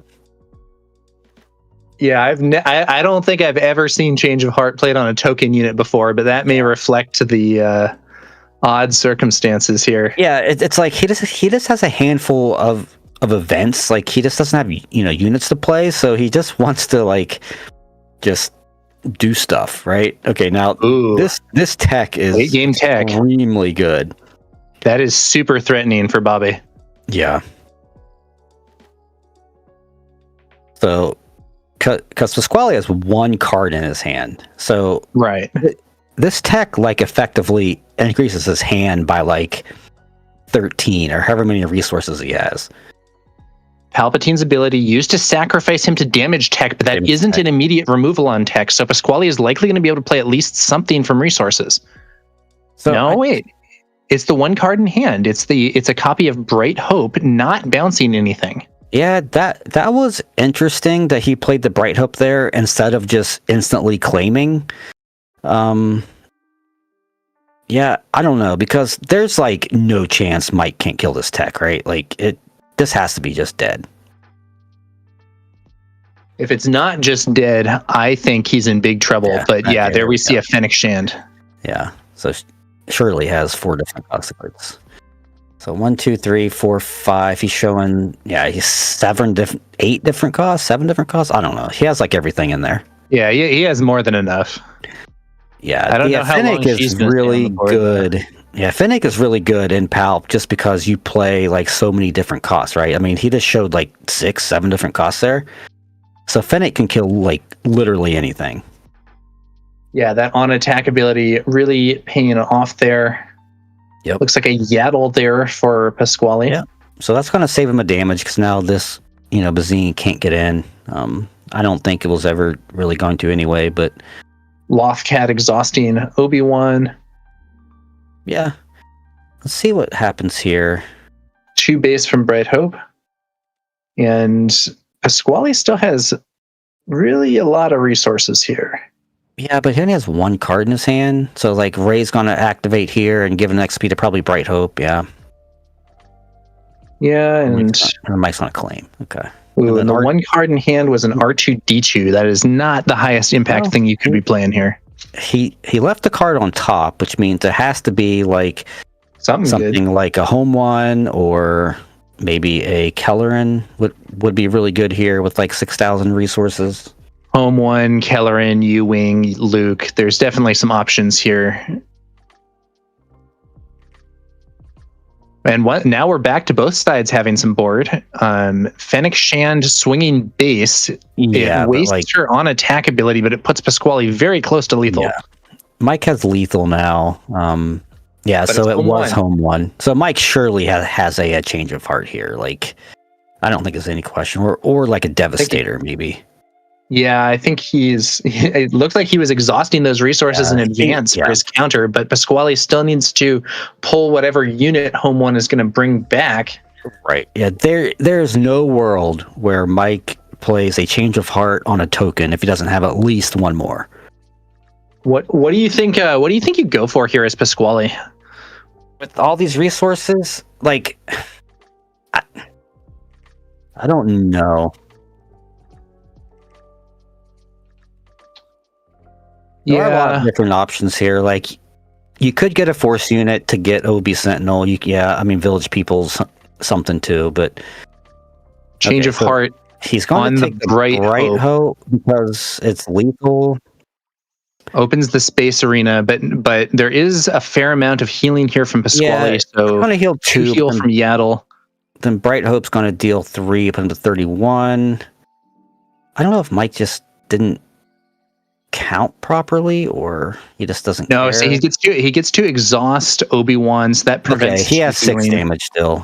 So he has exact lethal if Pasquale doesn't have any other way to interact. I don't and that's game. So good math at exhausting Obi-Wan prevented Pasquale from healing out of that. Yeah because the Obi would have healed for 2 because of the Yaddle. That's right, and Mike would have been too short. So game 1 goes to Bobby Sapphire. We saw the change of hearts, like I said, would be the deciding factor. That is the main part in this matchup that Ray has the hardest time dealing with. Again, because you only have so many threats, and change of heart just, it just changes the whole game. So we've gone into game 2. I don't know exactly. Let's see what is in Pasquale's sideboard, but I can tell you what Mike's going to sideboard in, probably. If you just give me 2 seconds. You pulling up the notes there? Well, I was going to say I probably have his deck list from our team Discord. Little inside info here. Let's see. Here we go. Bobby Sapphire. All right. Nope, got it. So Mike has, it looks like Confiscate, Electromagnetic Pulse, No Good to Me Dead, Eager Escort Fighter, Palp's Return, and Relentless in his sideboard. So he's probably going to sideboard in Relentless just to have more big things, and I would estimate probably Palp's Return too, because there's a lot of cards in this deck that don't do anything. These games go so long, you just want as many in-game threats as possible. I think, bring out I think it's, honestly, it'll be a similar process for Pasquale. I think insofar as he has more in-game threats, or if he's playing some of those that only 2x main deck or whatever, it's time to bring out more cards for that end-game brawl. Yeah.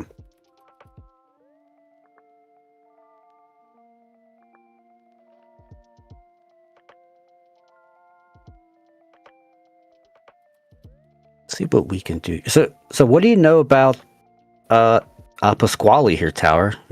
He's a teammate. Yeah, Pasquale is he's a strong player. He's from the New York area.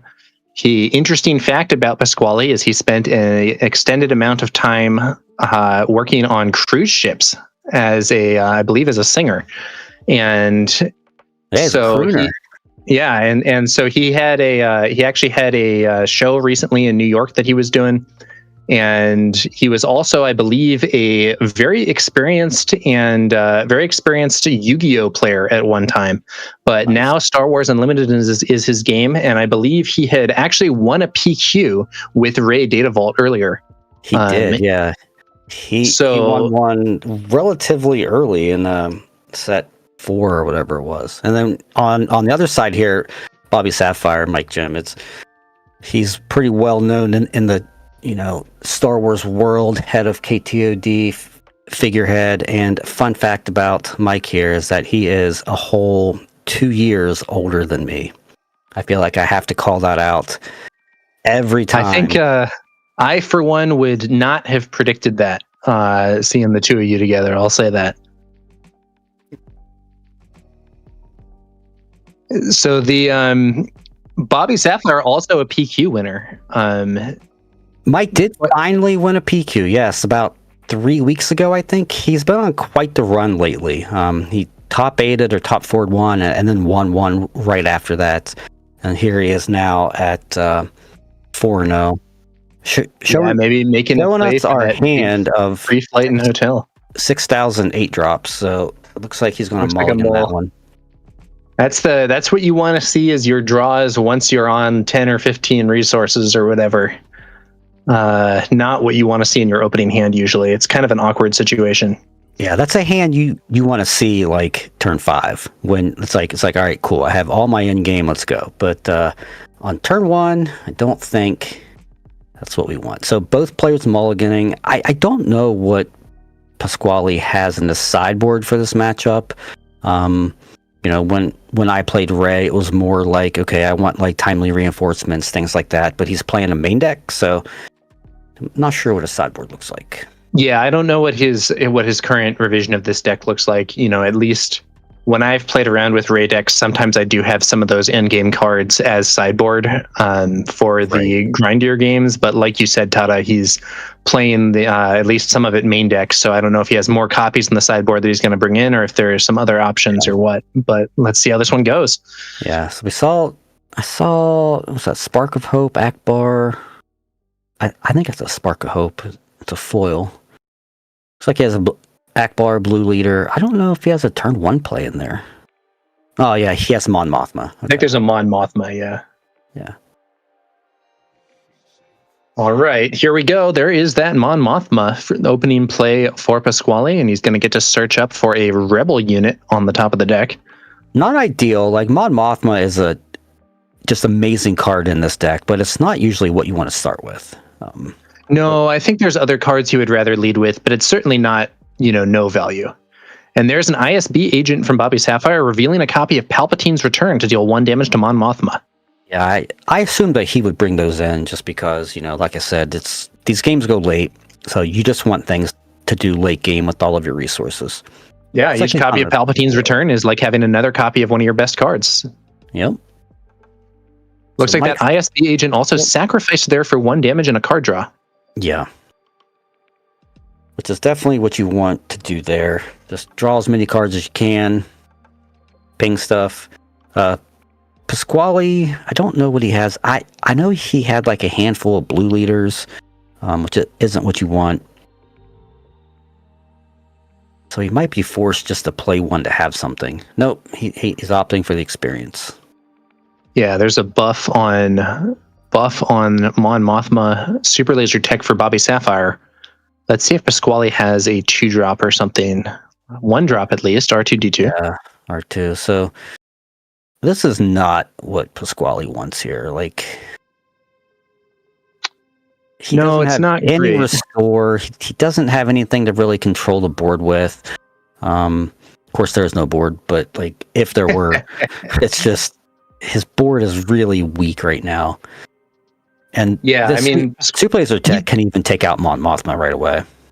Right, and if Pasquale does have that Spark of Hope, then we're going to see both players ramping like we did in the previous game. Let's see if he has it here. Yeah, ideally you want that or resupply. If he doesn't have Spark, you usually want to go for a 5-resource resupply. Get up to 6 for that early Ray flip. Yeah. Yep. So there's the resupply. There's Zine. Yeah. So if I were Mike here, I'd probably just take this resupply. What are those other 2 events or upgrades? It looks like Fell the Dragon, Rivals Fall, Akbar, and Blue Leader. Yeah, I think resupply is the call. Yeah. Like it's like fine, your opponent gets to blue Leader next turn. Who cares? It's not really. Yeah, it's like annoying, but it's not that bad. Yeah.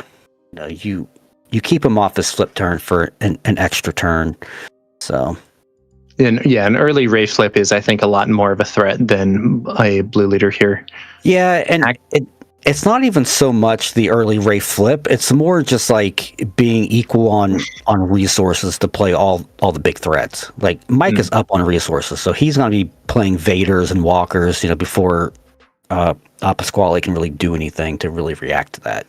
Yeah, Pasquale ends up just playing Akbar to ping Bazine for 2, which, I'll be real with you, is not the most exciting play in the world. No, because Mike's probably just going to throw this, Bazine at something. But it looks like we have a Vader here. Definitely not. Yeah, Vader from... Ooh, Vader into Elite P38. Yeah, pretty good.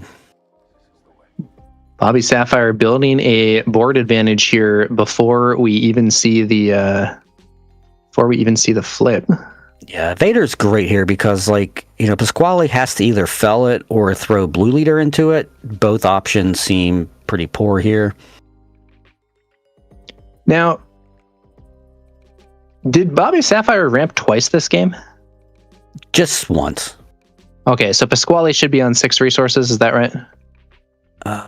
Because it looks to me like he's on Mike 5, and I'm not sure what happened here, but I don't know if he missed a resource. It would seem very odd, but somehow it does look like Bobby Sapphire is on 7 resources to Pasquale's 5. Yeah, maybe the missed camera, a resupply or something. It's possible the camera stuttered and I missed something. Yeah, I'm not 100% sure, but here we are. Mike on 8 resources, takes Akbar right away. Pasquale, I guess, is still on 6 here. Yeah, so we could see a Ray flip. Kind of Rivals fall killing Palp. That's some pretty good value. Yeah, Mike knew that was there, but Bobby Sapphire still has all his resources, so I don't know. It's not looking good. And Chad is saying that, he did play a resupply on the previous turn. Okay, so that's good. Okay. Thanks for Ray flips. Let's see what Bobby has to answer. Another Vader. Man, this is brutal. Vader's one card that Ray just hates seeing. This game has not been developing very well for Pasquale. I feel like in the game that we saw earlier, he was able to establish a lot more value early on, whereas this game, he has not matched pace with the ramp. Oh man, that is brutal. Vader finds an ISB agent, just kills Ray outright, and once again, Pasquale is looking at an extremely undesirable board state, but this time Bobby has significantly more resources, still has the Palpatine's return in hand. I don't know. If Pasquale can win this, it'll be a huge comeback. It's worth noting that the P38 could have taken out Ray anyway because it does 2 damage, but just being able to kill it right away is just that's just brutal. Not at all a desirable spot for Pasquale to be in here. He is finally up to 7 resources, but he knows there's that Palpatine's return and another with a Vader in the discard pile, so he's going to potentially get hit by a third Vader. Right. Doesn't have any board wipes. I mean, even if you have Luke here, it's still not enough. Yeah, in the previous game, he was able to get those timely reinforcements and stage a bit of a comeback off the back of that, even though it ultimately wasn't enough. This game, it looks like Kelleran Beck is going to hit the field. That is going to allow him to potentially bring out another unit at the same time, but I'm still thinking Bobby's board is too strong for this. Yeah, right. I mean, even if he gets an Obi-Wan here, it's not going to matter because the Obi-Wan's just going to get eaten by the Vader, and then this Kelleran's not going to matter that much. Yeah, I mean, it's certainly some good value. It's probably a lot better than some other plays that Pasquale has, but it is not going to put him into a winning position off the back of that. Maybe if he can keep making the big value plays and Bobby's draws stumble a bit, that'll be an opportunity for him, but I'm not sure that's going to happen.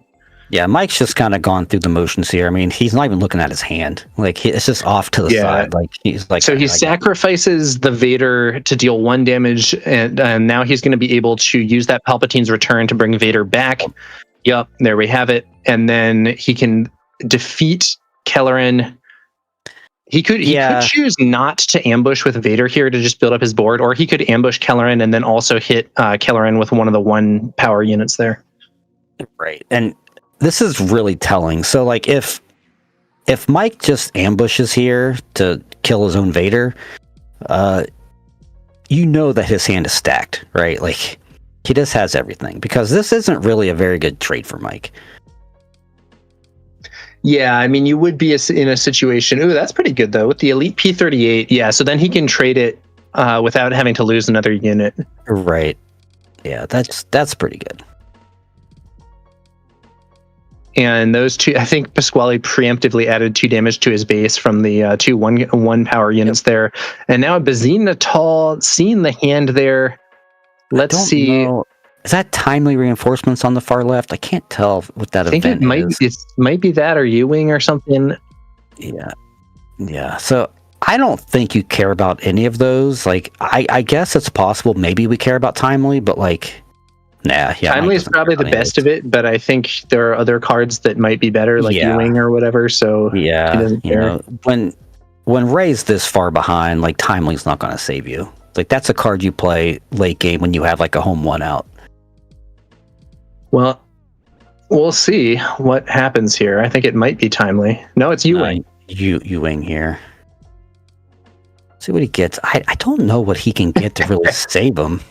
In chat, add 1 suggests Nebula Ignition. I think I don't think Nebula Ignition is in Pasquale's deck, but how hype would it be if he played that here? That would be so wild. That would be pretty wild.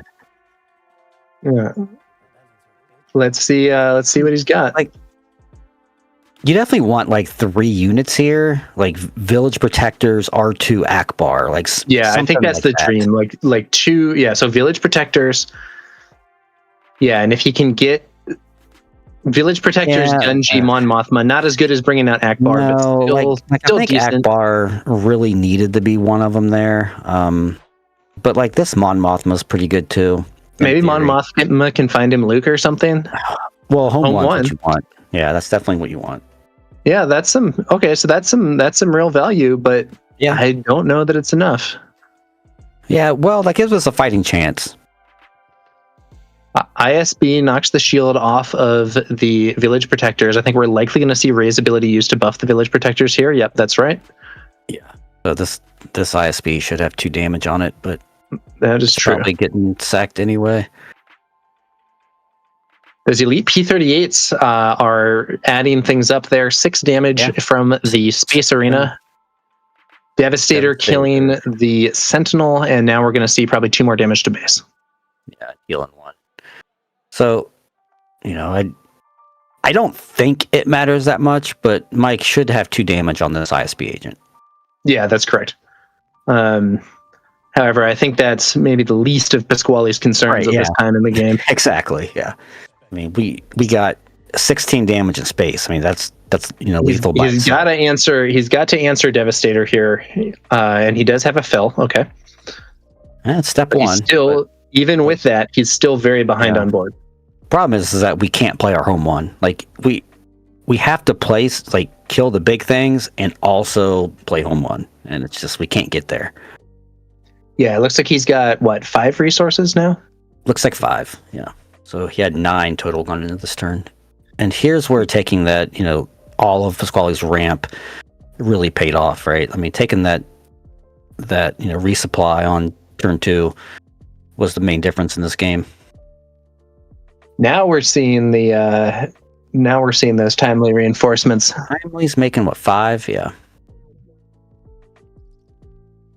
Yeah, 11 resources. So Pasquale bringing out 5 X-Wings, and they all have Sentinel, but he doesn't have any resources left, and his ground arena is open. Now, this is actually a situation where that missed damage does matter, because he should be able to kill that ISB agent here. Right, yeah.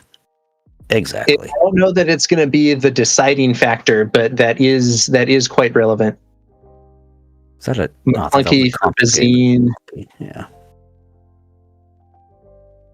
So he's going to play Bazine and take this home 1 now, I think. Seems like a good tactic to me. Yeah. Probably throw something at one of these X-Wings, send a P-38 win, so he kills 2 X-Wings here. What is he doing? Oh, Palp's Return Devastator. All right, I guess that's fine too. Why not? I think more than fine, you might say. Yeah. All right, let's see what. Yeah, does Pasquale have another fell or a something to block that in space? If not, this game is over in one attack. Like Palp's return on the Devastator is one of those, still have all these kind of plays, but let's see.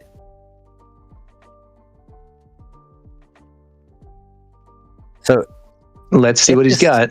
Yeah, if this match does end here, we are told that there's going to be a backup match, at least for Game 3. Yeah, let's see what we got here. I don't know. Did Pasquale lose an X-Wing there? It looks like there's 4 of them now. Oh, one got picked off by Devastator, maybe? Yeah, one got picked off by Devastator.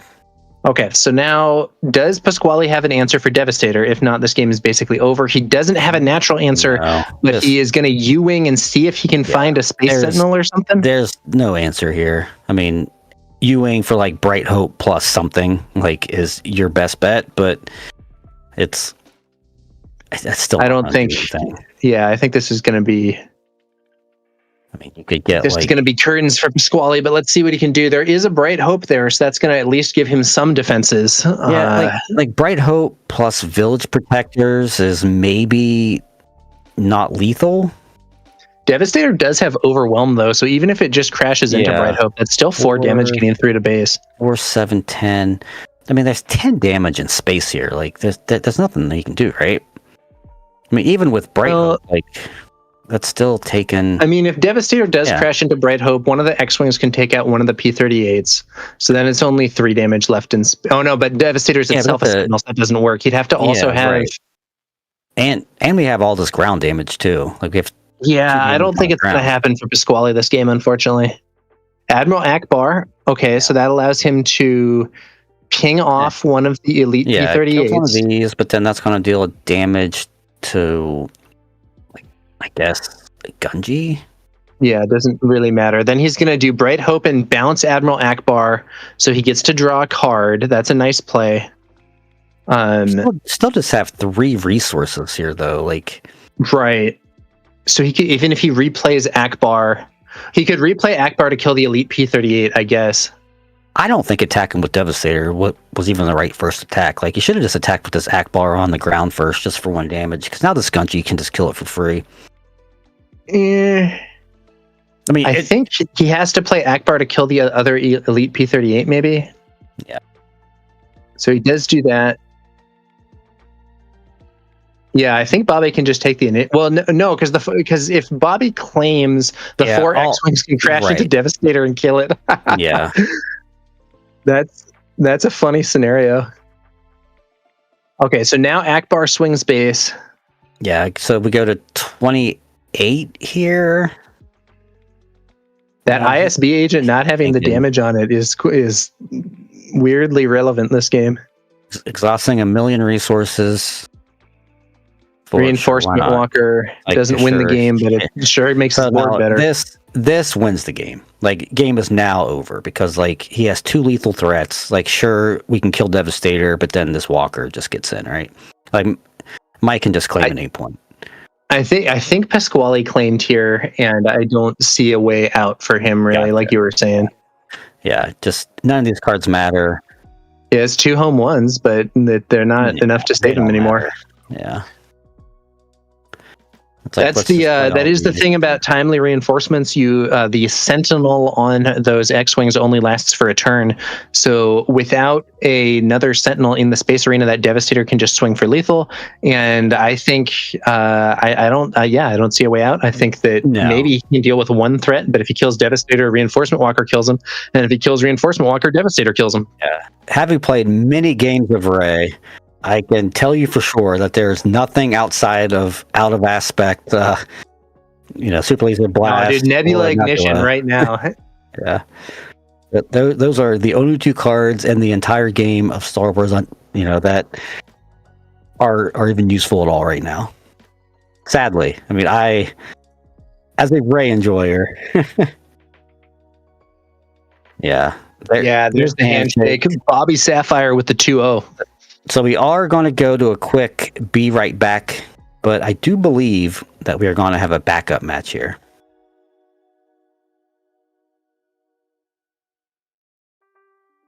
That was a tough one for Pasquale. There was a lot of difficulty there with that second game. I think early on he was just not really able to make plays that were garnering that much value. And in the first game, we saw him kind of take the lead, and then Palpatine's flip sort of turned it around, and then he was fighting back, but not quite able to get there. And in the second game, he was already behind at the time that Palpatine flipped and made things even worse. Yeah, that was just really rough at the end there. Like, like I said earlier, that whole game was kind of predicated on Pasquale not being able to ramp, and of course Bobby Sapphire ramping twice. Like, that was just double ramp versus zero ramp is tough when both decks are going for these big late game units.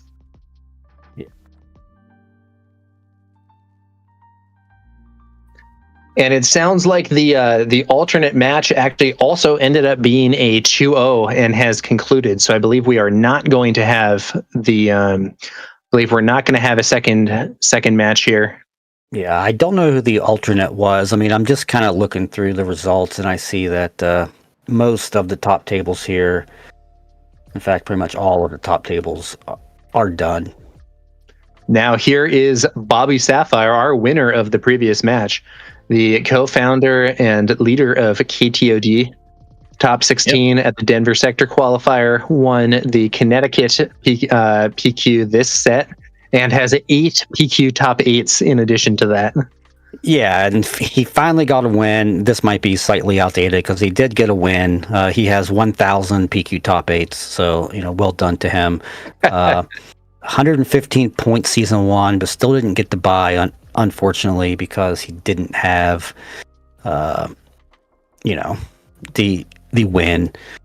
Season 0 though, season 0 he had 180, but he didn't have the bye. Season 1 he won a PQ, so we're already there. He's actually, it is worth noting, if season 0 had been played according to the season 1 rules, he would have had ample points for a bye. Yep. But in season 0, you had to actually get that win either yourself or have it passed down from the winner or top cut of some of the really big events.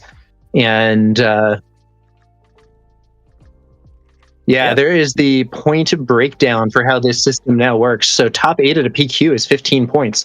And, if you had 8 top 8s, that would be more than enough points to get you that 100 that gets you into the Galactic Championship. Now, once you have 100 points, that doesn't mean it's time to stop necessarily, because I believe FFG has announced free flight and hotel to Galactics for the top 32 by strict leaderboard. So, keep working on those points if you're interested, and you might get a free trip to Vegas. Yep, and the champion here is going to get 250 points for this event. That's worth noting. Quite a few. Yeah, this is a sector event, so the champion will get 250, the finalist 200, top 4 is 150, and even just the top 8 all get 100 points and make it for sure.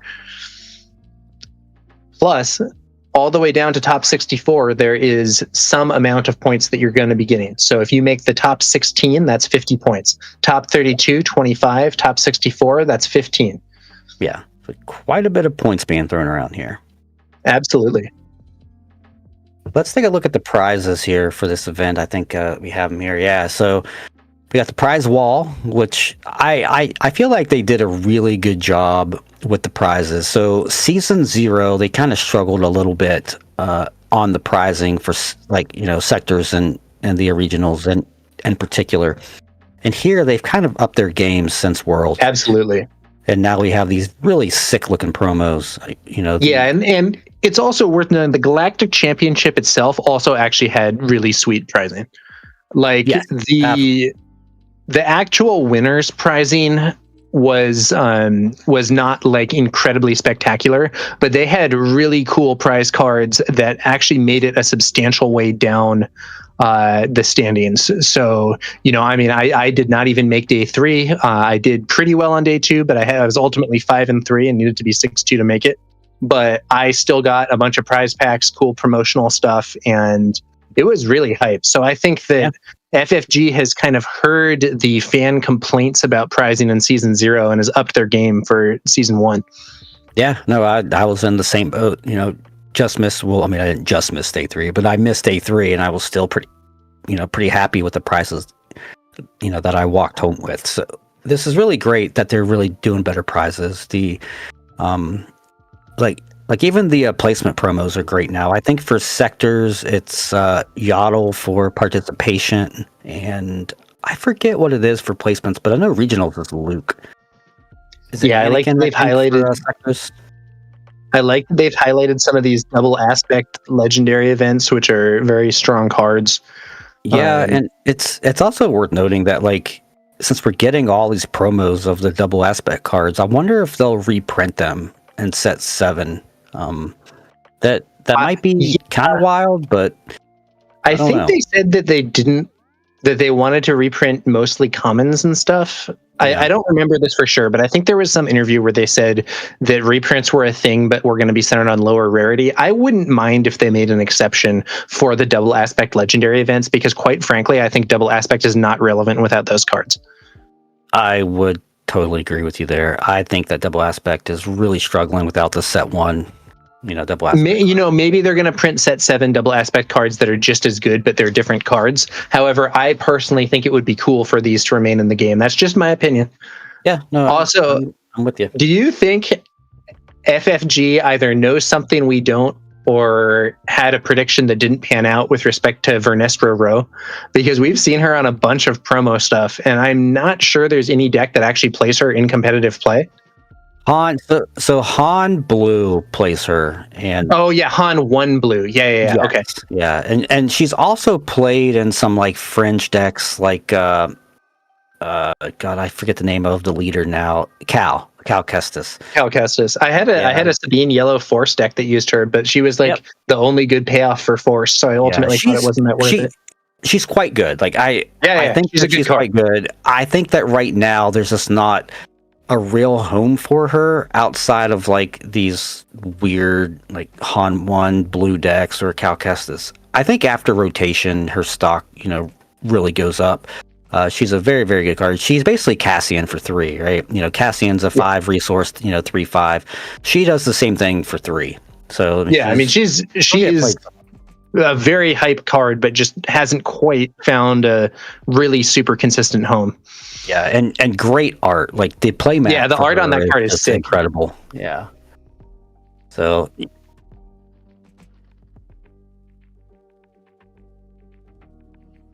All right. That is going to about do it for that round. I'm Tower number 9. I was joined here by Tata from KTOD, who got to see his teammate beat my teammate, alas.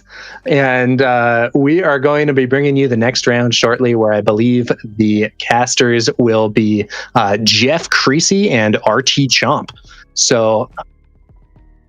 Oh, yeah. And guys, please, thank you for watching the podcast Underwhelming Barrage. We are live every 2 weeks. You can find us on YouTube at Underwhelming Barrage. So please check that out for more Star Wars podcast content. And next weekend, tune into the McClunky Gaming channel to check out our coverage of the upcoming limited sector qualifier, which should be very hype. Be it for now, guys.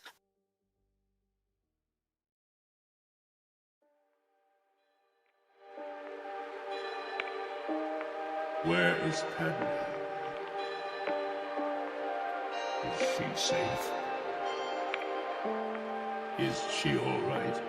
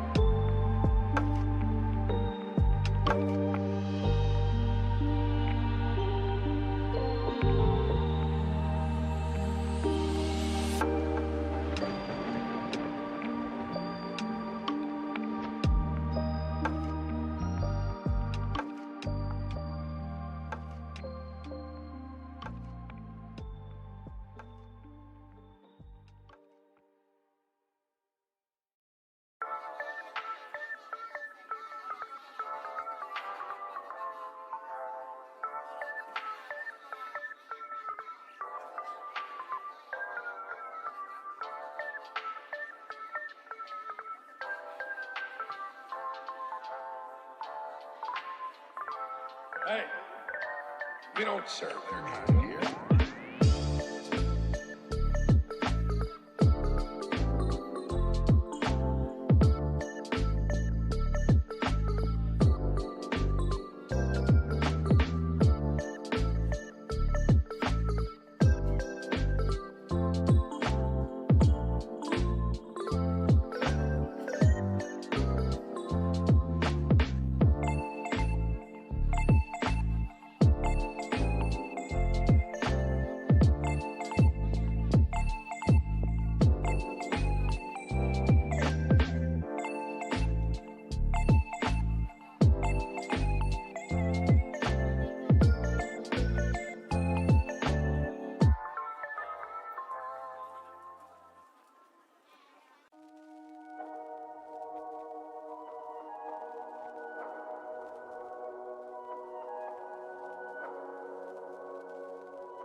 I am a Jedi, like my father before me.